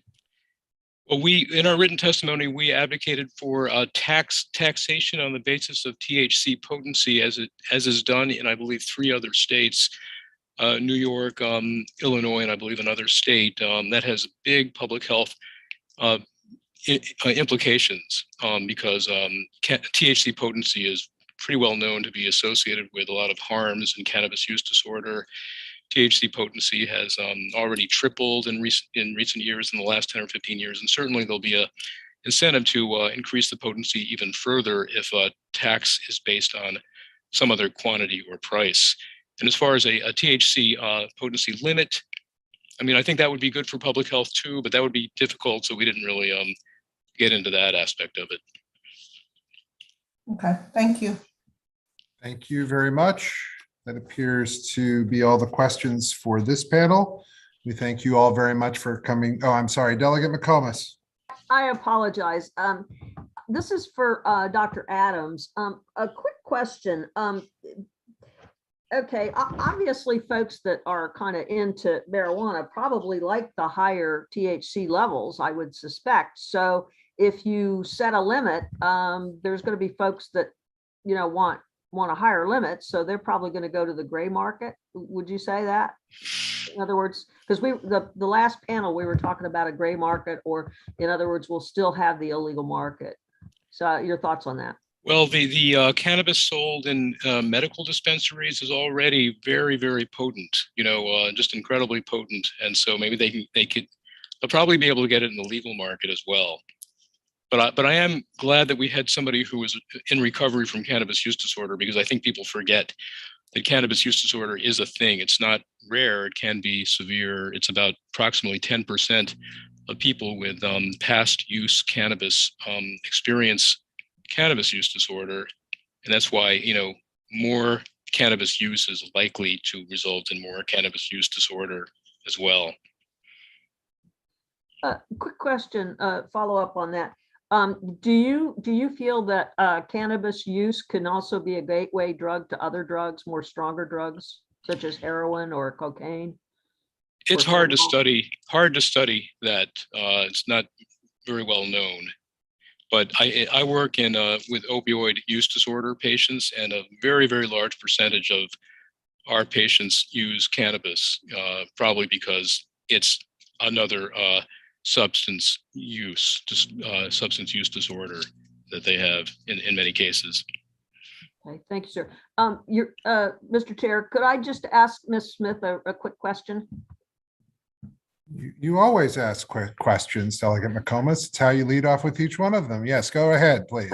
Okay, Ms. Smith, I just wanted to ask you, you said that you had a lot of programs for children that are teenagers that don't have other activities in Berlin. Do you have any don't do drugs programs that kind of, you know, teach the kids not to use drugs as part of your curriculum? Thank you. That's actually a great question. So our main goal in this specific coalition is to prevent kids from using drugs. So what we're doing right now in our program is to focus on activities that you could do instead of drugs. In our schools, we do have programs such as DARE and other things like that for drugs, but specifically what we offer is an opportunity and events for kids to focus their mind on not their environment that they come from, but opportunities that they have to further their education and things that they want to do, such as school programs, camps in the summertime, opportunities to speak such as this, and other things that would further their education and their improvement as a person, not only as an individual in the community. Do you also include hobbies in your program? Of course. If you can play basketball, you can come on out. If you like outside, you can come on out. It's just taking the time to actually decide you want to do a difference. Okay. All right. Thank you very much. Thank you. Thank you. Very quickly, Ms. Smith, how long have you been working in this area? I've been in this coalition for around 2 years now. So the mid of COVID. Oh, wow. And how did you become aware of the coalition? I'm actually from the Berlin area, and I had just graduated recently. So I was looking into it, and I thought this would be a great opportunity for me to take part in, and I'm glad I got the chance to. All right. Well, thank you very much for your testimony today, and thank you to Dr. Adams. There are no further questions for this panel, so that concludes the testimony on House Bill 837. And so we thank you all very much for that. We're now going to go to House Bill 1, which is the other bill on the docket today. And the other bill is also mine. And it's a relatively straightforward bill. It is as we've been talking about for the last little over 3.5 hours, we've been talking about some of the policy questions that we would be dealing with after a referendum on cannabis. The referendum question that would be necessary is to have a referendum on cannabis is in House Bill 1, and it states that the question would basically be asking the voters of the state of Maryland whether after July 1st, 2023, an individual in the state of Maryland who is at least 21 years old may use and possess cannabis. That would be effectively the question on the ballot. or word similar to that. That's effectively what this bill is. So as opposed to the previous legislation that deals with some of the policy issues related to the legalization of cannabis in Maryland, this legislation is just the enabling legislation that allows the referendum to happen in the first place. As I've mentioned before, Speaker Jones announced her support for a referendum so that Marylanders could have their final say on approval of legalization of a recreational amount of cannabis. She believed that having the referendum was important so that Marylanders could have their say, while the work group, at least in the House, would continue to do work setting up the legal framework for the cannabis program. If the simple referendum is approved by voters, we'd join 18 states, including Virginia, New Jersey, New York, and Washington, D.C., in having legalized recreational cannabis for adult use. That's what House Bill 1 does. So again, as people come to testify on this legislation, I would just say, if you would focus your remarks, not necessarily, I know there are issues that come up related to the policy that kind of spring from whether we should have a referendum in the first place. Having said that, this is just about the referendum. This is not about the larger policy issues. I feel like we've discussed many of those things already. And with that, I'm just going to go ahead and I'm going to start calling the next panel. And we'll call the first panel of people who are at least signed up to be favorable. Then we will move on from there. It's my understanding Congressman Brown was signed up as favorable. I don't believe he is going to be able to join us for House Bill 1. We're going to hear from Richard Henderson, Ashley Bagwell, Joe Bryce, Nicholas DiTello, and Holly Sirakis. That'll be the first panel. Then we'll go to a panel of favorable with amendments, and then an unfavorable panel after that. So is Richard Henderson still with us? I guess not. All right. Apparently in the waiting room right now are Joe Bryce, Nick DiTello, and Holly Sirakis. So we'll hear from Mr. Bryce first for 2 minutes, and then we'll go to Mr. DiTello and Ms. Sirakis. So Mr. Bryce for 2 minutes, please. Thank you, Mr. Chairman, members of the committee. Joe Bryce with the Maryland Wholesale Medical Cannabis Trade Association. Mr. Chairman, Ms. Bagwell had to take her dog to the vet, so she will not be testifying. But we just want to express our support, and certainly allowing the public to vote on this issue it makes sense, and we are supportive. Mr. DiTello, please. Nicholas DiTello. Thank you all for your time. I just wanted to come in here and let you know that, as someone with libertarian leanings, I'm in favor of decriminalizing victimless crimes. If there isn't a victim, there isn't a crime. These victimless crimes include some of the things that were mentioned before, like forced police interactions under the guise of marijuana odor, crimes of possession, such as the war on drugs, gun control, etc. But per my written testimony, which I really strongly encourage you to read, we have 18,000 people in Maryland prisons, many of which were simply jailed for possession of a plant. I'm against laws that target these objects instead of the criminal act. Any restrictive law passed here is simply used as yet another tool by law enforcement agencies to incarcerate your constituents. To address what Delegate McComas brought up regarding the federal status on cannabis legalization, and Delegate Cox regarding Maryland's status with gun cards and cannabis cards, federal agents only have the teeth to enforce this prohibition if our state police are lending their resources. You have the direct power to decide exactly how much federal enforcement falls on Marylanders. We don't see a black market for moonshine on street corners or related gang violence. That's thanks to free market access.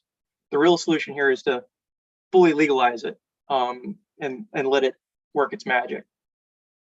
Laws that criminalize possession are most likely to hurt the less privileged living in overpoliced areas. While I consider myself to not be less privileged, I stand with those that are. I support a focus on rehabilitation, legalization, and any prohibitions on possession of naughty objects the state does not approve of. For these reasons, I urge you to vote favorably on House Bill 1. Holly Sirakis, please, for 2 minutes. Holly Sirakis.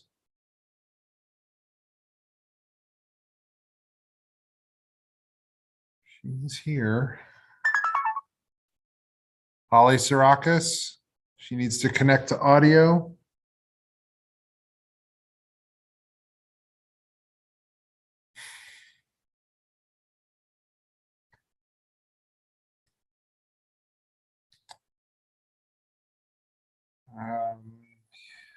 There is Holly Sirakis. Holly Sirakis now, please, for 2 minutes. We cannot hear you. Still cannot hear you. Ms. Sirakis, we cannot hear you, and we can't turn on your audio from this side. Okay. Ms. Sirakis, I'm assuming you also can't hear me, but since no one else on the committee can hear you, we're going to go ahead and awkwardly take questions for the other two people on this panel, and then we're going to see if we can fix the problems with Ms. Sirakis's audio. So any questions for Mr. Bryce, Mr. Ditello?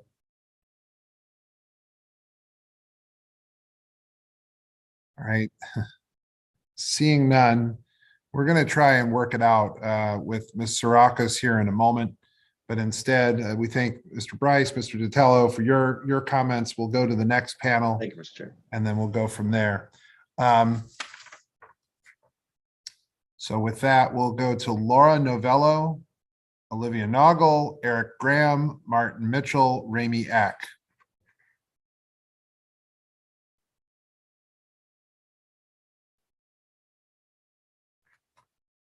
See if we can get Laura Novello.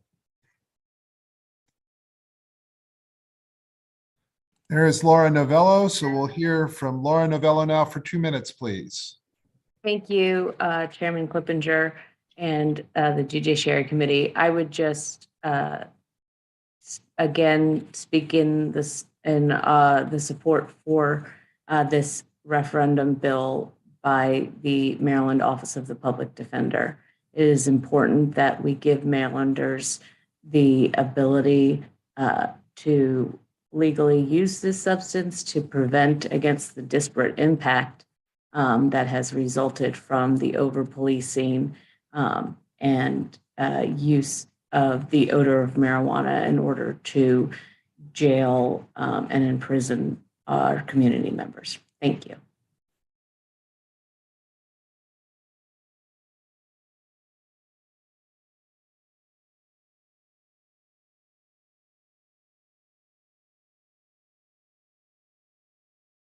We're having all kinds of fun today. Olivia Noggle, please, for 2 minutes. Yes, thank you, Mr. Chairman. Many of my comments have already been addressed in my previous testimony on the companion bill in that discussion, so I don't have much else to add. I will just say that Marylanders have long supported moving forward with cannabis legalization. Over 2/3 of residents support legalizing, according to a 2021 Goucher poll. So it's certainly long past due for Maryland to join the 18 states in DC that have legalized cannabis for adults. My testimony for HB 1 is favorable with amendments, so I would again encourage the committee to consider our suggestions in my written testimony and stated earlier, and I appreciate your time and leadership. Thank you very much. We'll go now to Eric Graham. Eric Graham. No Eric, no Martin. Ramey Eck. And Ramey Eck speaking, this is on whether we should have the referendum or not for 2 minutes. Yes, I will not take 2 minutes. The Maryland Public Health Association is here. My name is Ramey Eck, and I'm representing them. We did submit favorable with amendments, and our amendment was actually to extend the time for a year for this to happen. And that was based on what we discussed earlier, just our concerns about the timelines of the information going into creating the regulatory structure. I would say that we are more interested now in working with people. This has been an amazing conversation with all the people that have been here today and talking about that. And the one main thing that I would like to say is that we have heard today even that in other states, there's been some confusion about what has happened between times of legalization and not. And that when this goes to the voters, that we feel that the voters are fully informed of what it is they are actually voting on and have an idea of what's to come. And a lot of these questions will be answered as much as we can ahead of time. That would be our primary ask. Thank you very much. All right. Let's try this again to see if Holly Sirakos can hear me. Holly Sirakos, can you hear me?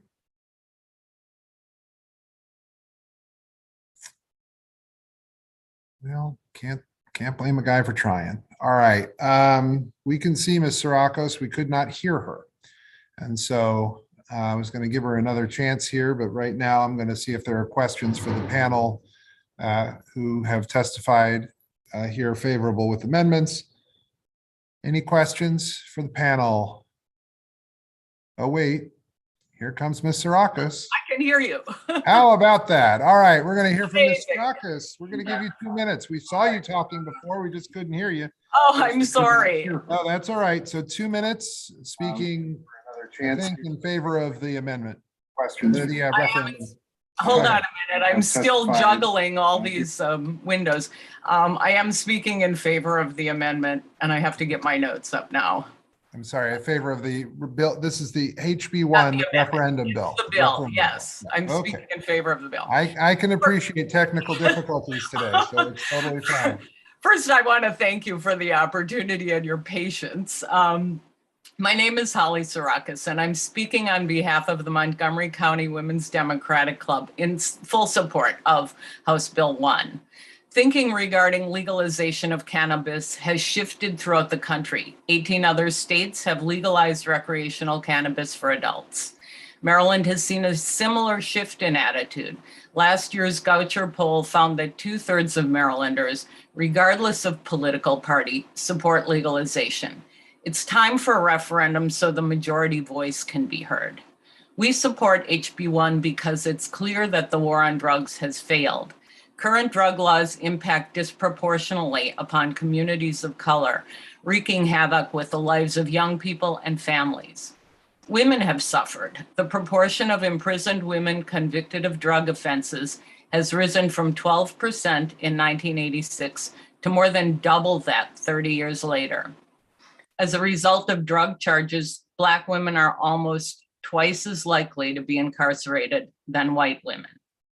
On the positive side, cannabis legalization will create new revenue streams for the state by allowing new businesses to prosper and by generating tax monies. Excise tax rates in states with a legal industry range from 10% to above 35%. This revenue can and should be directed towards social programs and used to redress the inequities caused by the war on drugs. We applaud the efforts of the Democratic leadership to move forward with a referendum that will allow voters to decide whether or not to legalize recreational cannabis. And we believe the bill deserves bipartisan support. Thanks very much. Thank you very much. Are now there any questions for this panel?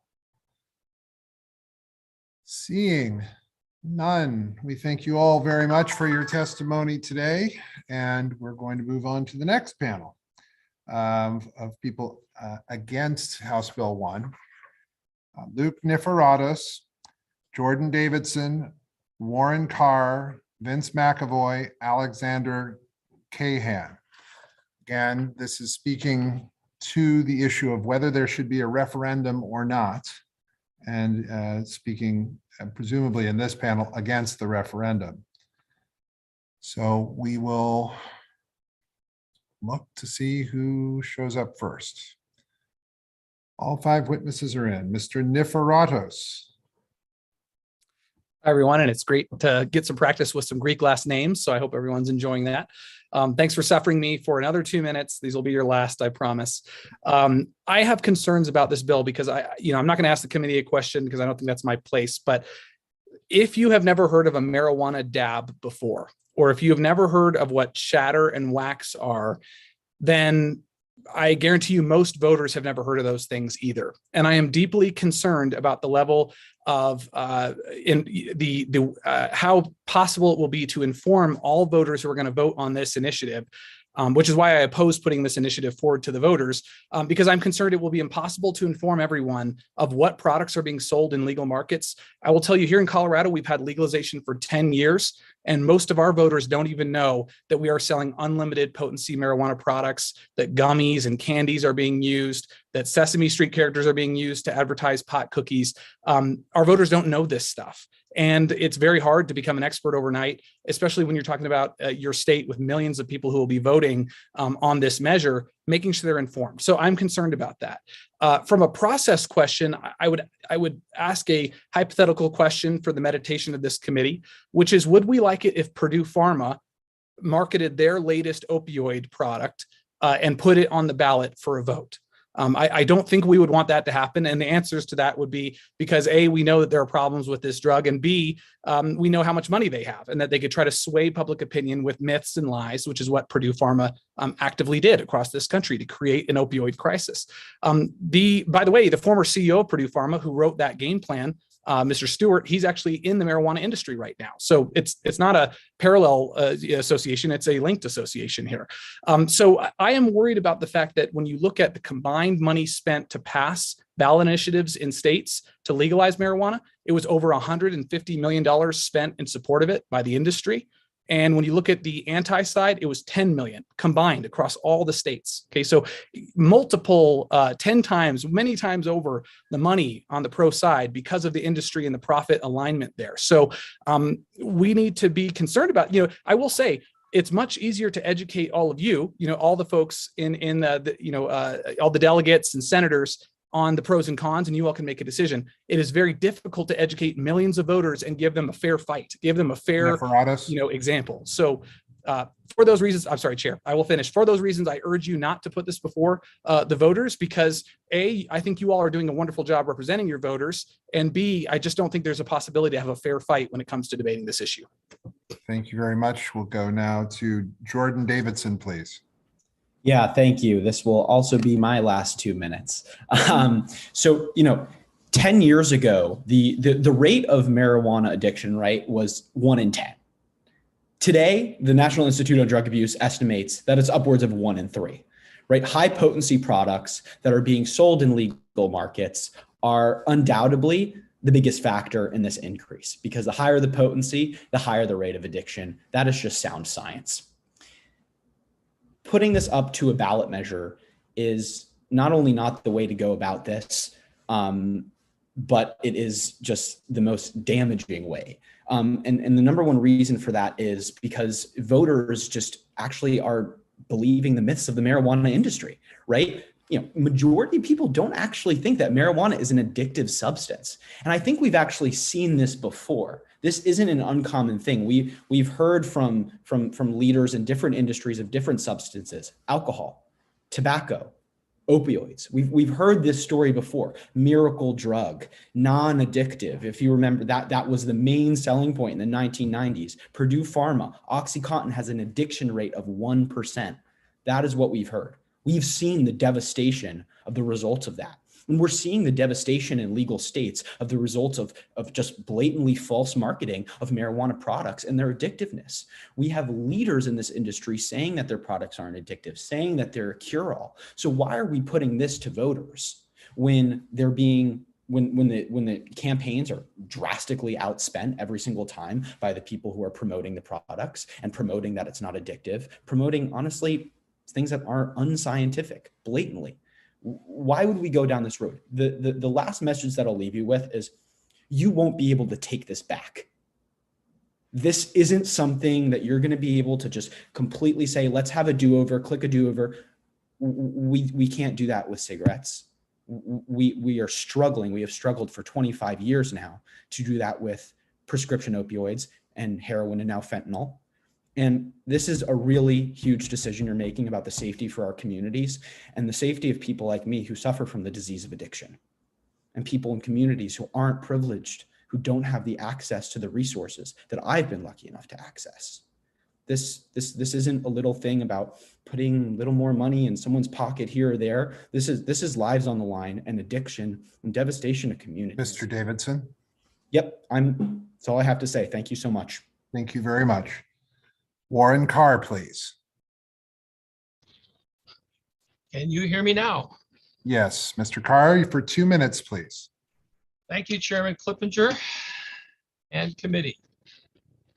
And I'm bringing up my notes. Hi, my name is Rusty Carr. I'm a current medical patient and a caregiver. You don't need a referendum to know that legalization of cannabis has broad public support. Senate Bill 692 is a full legalization bill that would legalize cannabis this year. That is the most equitable solution, implemented the most rapidly. We know that prohibition is unjust. Continuing thousands of arrests for another year is unconscionable. Also, delaying the legalization of cannabis by 1 year will cost the Maryland economy hundreds of millions of dollars over the next 5 years in terms of lost revenue, slower economic development, and lost cost savings in areas like workman's comp. Finally, the average medical patient spends over $3,000 per year.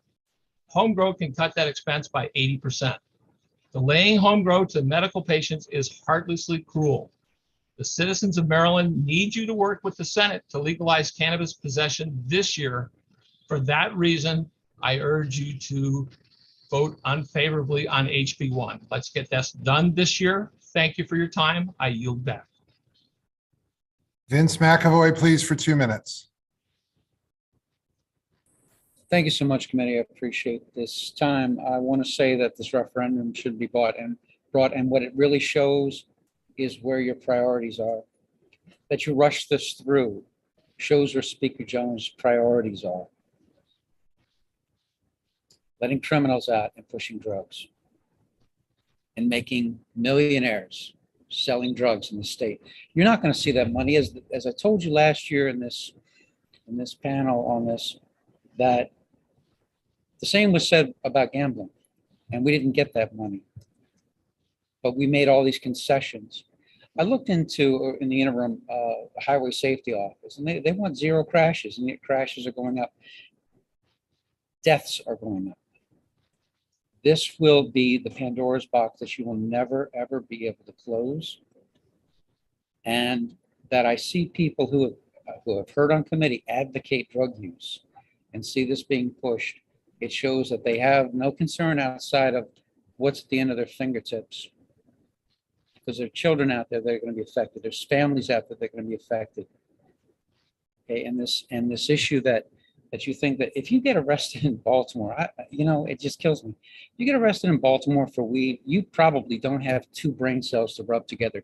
You literally can't do it. So if you're finding people that are getting arrested, they're getting arrested for, maybe cannabis was involved, but a gun charge. They're getting involved with other things that are causing this. This is not about cannabis charges. So I urge this referendum be shut down. You're not looking into this. You just heard everyone tell you that you're not looking into the long-term issues about this, which could be damage in the womb for children coming, for newborns, Alzheimer's potentially. And we know, we've been told by 3 different experts, that this will harm children. We have a bill being brought up later this week where you're going to try and say that you can't charge a parent. So what you're going to have is you're going to have kids. They're going to do this to the younger kids, and you can't arrest them. You're going to have kids basically being tortured through this stuff, and no recourse if you do this. So again, I urge this referendum down. I urge this whole nonsense down. Thank you You're very doing much. bad enough. Thank you so much for your time, committee. Thank you. Alexander Cahan, please, for 2 minutes. Good morning. Thank you for having me. First off, this is my first time testifying, and I should have selected approval with amendments. I apologize for even being grouped with the fear-mongering, smart approach to marijuana testimony here. They're here only to cause fear and doubt. I'm a medical cannabis patient registered with the MMCC and have been using cannabis under the supervision of multiple doctors for the past year. To be clear, I'm 100% in favor for full legalization, criminal expungement, and recreational use, but I do not think that this bill is the fair and equitable way. Without the legalization of personal cultivation of cannabis, this bill will do nothing more than line the pockets of corporations already selling cannabis for profit in the state of Maryland. These companies do not have the consumer's best interest in mind. Their goal is to make a profit, just like every other business in this country. By restricting patient and consumer access to cannabis grown by companies, you're effectively pricing out many of the consumers and patients that need cannabis the most. This bill attempts to remedy the war on cannabis by expungement and focusing on diversity. But how many low income and marginalized communities do you think can afford a $65 amount of cannabis that will just last them a day or two? Can a plant truly be legalized if it's still a crime to put it in the ground and water it? The magic of cannabis is that it's a plant you can grow anywhere. The dangers of growing cannabis are akin to the dangers of growing tomatoes. It has been cultivated globally for millennia and grows wild in many parts of the planet. This bill in committee focuses way too much on creating Black millionaires, as Chair Wilson said, and profiting from the sale of the plant, and not enough on creating a socially and economically fair way for Black and brown communities to receive the benefits from the plant itself. The bill, Senate Bill 833, entitled Cannabis Legalization and Regulation, much better addresses the full scope of legalization and allows the personal cultivation of 4 plants. Please think of more than just the corporate cannabis industry that made $43.5 million in last month alone in the state of Maryland when deciding on such an important issue. The people of Maryland deserve the freedom and the right to grow a legal plant in the safety and comfort of their own home. Thank you very much. Thank you very much. Questions for the panel? Delegate McComas, please. Chair, this question is for Luke and Jordan, real quick. You mentioned that it's going to take an education program. Obviously, if you had a minute or 2 minutes to say what ought to be in that program, could you please tell me what it is, the components of it? Absolutely. Thank you, Delegate. Chair, I want to recognize you as well. I believe the text of the study in the previous bill we discussed, which I'm blanking on the number of now, had really nice language to start us off. And I think it was very forward thinking in terms of looking at the data and how things are going from a driving perspective, from addiction, other public health measures. Those are a fantastic place to start, I believe. I think what really needs to happen, though, beyond a study, is this education campaign you were talking about. And really what I would love to see in an education campaign is a focus on the science, just the facts on marijuana. We're not interested in peddling any myths out there. There's so much science. It's more science we even know what to do with as an organization. So whether you want to start with driving impairment, and the fact that AAA talks about the research studies they've done, AAA, one of the largest car insurers in the country, the research they've done on how marijuana impaired driving deaths have more than doubled in states like mine, Colorado, Washington State. So, educating people on the impairment issues, then, educating people on how it's going in other states. So what are the kinds of products that are being sold on the legal marijuana market right now? The shatters, the dabbing that I was talking about, the gummy bears. These things are some of the most popular products on the market in Colorado and in other states. So people need to see those products. And also, what are the kinds of advertising campaigns this industry is putting to work? What kinds of myths are being put out there? And so I think from a scientific perspective, we really need to see a debunking from state authorities of the science. So here's a myth. You're hearing marijuana is not addictive. Here's what the science from all the research studies done, shown by the National Institutes of Health shows us, and really debunking some of those myths that are out there. So I think that's a great place to start, talking about the impacts on youth, pregnant mothers, et cetera. But I will say, and with all due respect to this committee and to the government in Maryland, no state government has the money to put towards educating the populace fully on what is going on with this drug, because it's moving so fast. And the myths that are out there that you can put on a billboard, 1-sentence myths that marijuana helps with anxiety or whatever else, you can put that on a billboard and spend millions of dollars behind it, and the industry will beat you every time in terms of that message reaching the public. So, as it relates to ensuring the public is properly and helpfully educated towards a vote on a humongous policy decision like this, I think it's very troubling at best as to if that would be fair. But certainly these education campaigns are important and worthwhile doing. I just wanted to clarify, I don't think it's enough to fully balance the equation with the amount of money that we're seeing on the other side. Hopefully that makes sense. Just one quick follow-up question. What is a shutter? What is a shutter and wax? Before you gave two things and I didn't understand what they were, and I can't remember what the second one was, but could you explain that? Yeah, absolutely. So dabs and shatters and waxes. So nobody knows what those are. Every room I speak to all across this country, nobody knows what they are. I have yet to have people raise their hands. But I will tell you what a dab is in the context of a story from one of my neighbors who lives about 5 minutes down the street from me. Her name is Laura Stack. Her son, Johnny Stack, just died by suicide last year after dabbing high potency marijuana, and he jumped off of a parking lot. Okay, she's shared this story as a mother who's lost her son to this, and she blames dabs directly for this. And he had this in his Snapchat right before he died by suicide. So dabbing, you look it up on YouTube, but basically what it involves is taking a very, very high potency little kind of dab of very high potency, almost wax-like blob of THC. Usually it's about 99%, and it's vaporized. And there's a dab rig, and they take that in, and it is so high potency that you see a number of youth on YouTube, et cetera, that are literally passing out, blacking out, browning out from after using this. You can look it up on YouTube. It's very, very, very sad to see what our youth are doing with this. So that's dabbing. And so Laura Stack has obviously committed her life to educating the public and parents about what dabbing is. And she has a Stop Dabbing walk she does nationally to bring light to this. And still, so few people know what this is. Parents are just shocked when they hear about this. As it relates to waxes and shatters, these are other extracts of THC, concentrations of THC. Now, that is the ingredient that gets you high in the marijuana plant. That's what the industry is commercializing and selling. And so those products, again, they look exactly as they sound. Shatter, wax, they're concentrations of very, very highly potent THC that people are using. And what we're seeing now is that the mental health consequences of this, the addiction rates, et cetera, all those things are going up as it relates to these products. Real quick follow-up, and then I'll end. My question is why?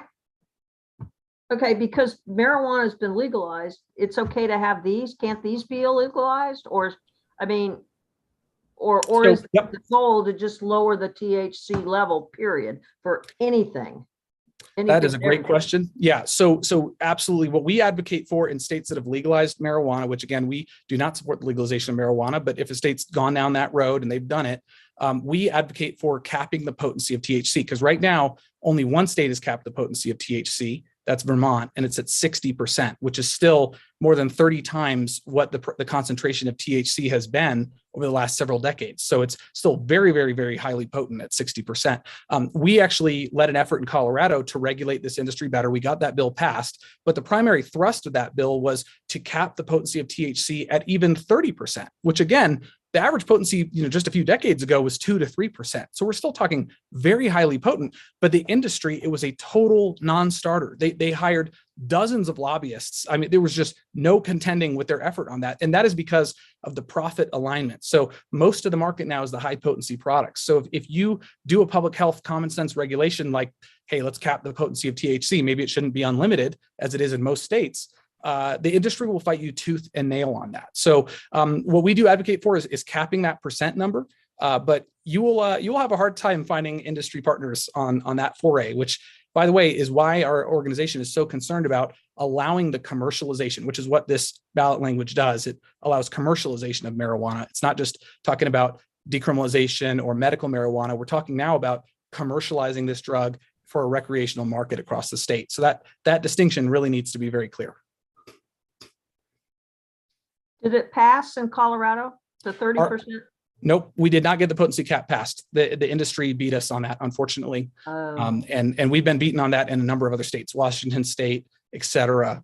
We have a lot of public health. We worked with over 30 different public health partners across the state of Colorado, Children's Hospital, the Medical Association in Colorado, the Hospital Association, ask any scientist or public health professional a part of a major medical association. First of all the major medical associations are against the legalization of marijuana. That's important to note. AMA, AAP, et cetera. But not only that, you ask any scientist or researcher on this issue, they will tell you, the idea of potency above 15% is absolutely insane.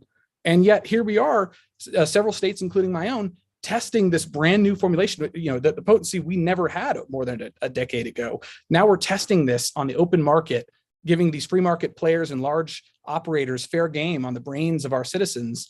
That's concerning, right? And so, bringing it back to this is a question you're going to present to voters. Do voters know all this? Can we make sure that a voter is aware of these dynamics and aware that tobacco and alcohol and farm are behind this, behind pushing for this not this legislation, but pushing for this movement of legalization? Can we make them aware of that? And can they then, put that up against a $10 million advertising campaign, which will go across your state? Can we compete with that? I don't know. Thank you. Delegate Howell.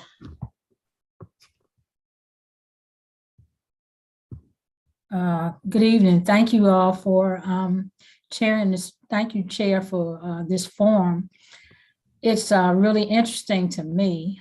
One of the things that came up, I think it was when Alexander was talking about medical marijuana, and he was saying that this would probably change the cost. And I wanted to know, if we legalize this, will it change the cost for people who need this for medical purposes? And, I just want to know that.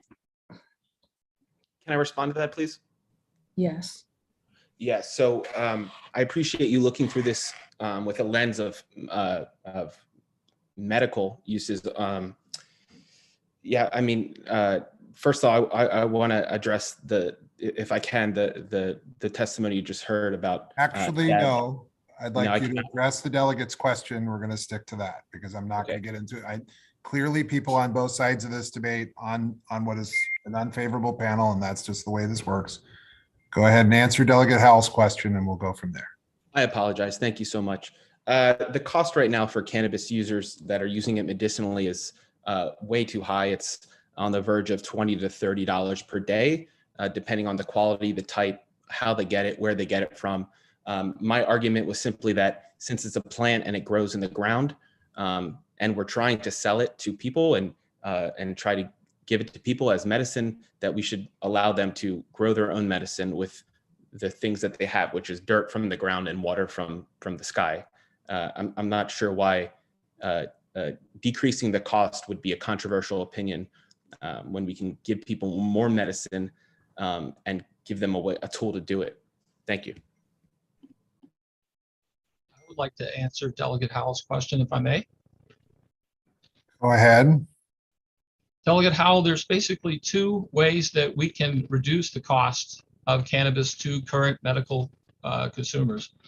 One is that the current system that we have limits supply. When we have limited supply and limited cultivation licenses, there will be price pressure to increase prices. As we allow home grow, there will be additional supply done via home grow and less of a price pressure, or supply pressure put on the commercial cultivators. So the question is, systematically, how do you reduce the price? Do you reduce it by increased competition on the supply side, or do you reduce the price by reducing demand by allowing people to generate their own supply? Thank you. All right, Delegate Bartlett, and then I don't see further questions. Thank you, Mr. Chair. Quickly, Mr. Kahan, could you answer, you started your testimony with there were social aspects that should be included. Could you just give us like maybe two or three examples of those social aspects? Unless they are the medical cannabis that you've already talked about. I just wanted to know if there were others. Yeah, so for me, I keep hearing about lack of diversity and ownership, but in reality, aren't we trying to make sure that every citizen has equal opportunity to treat themselves with a legal plant? And the cost is way prohibitively too high for most people in low income areas to treat themselves with potentially doctor prescribed cannabis. And if this does pass, recreational cannabis. We'd be lying to ourselves if we didn't see any medical value, because that's already a framework set up in the state. So thank you.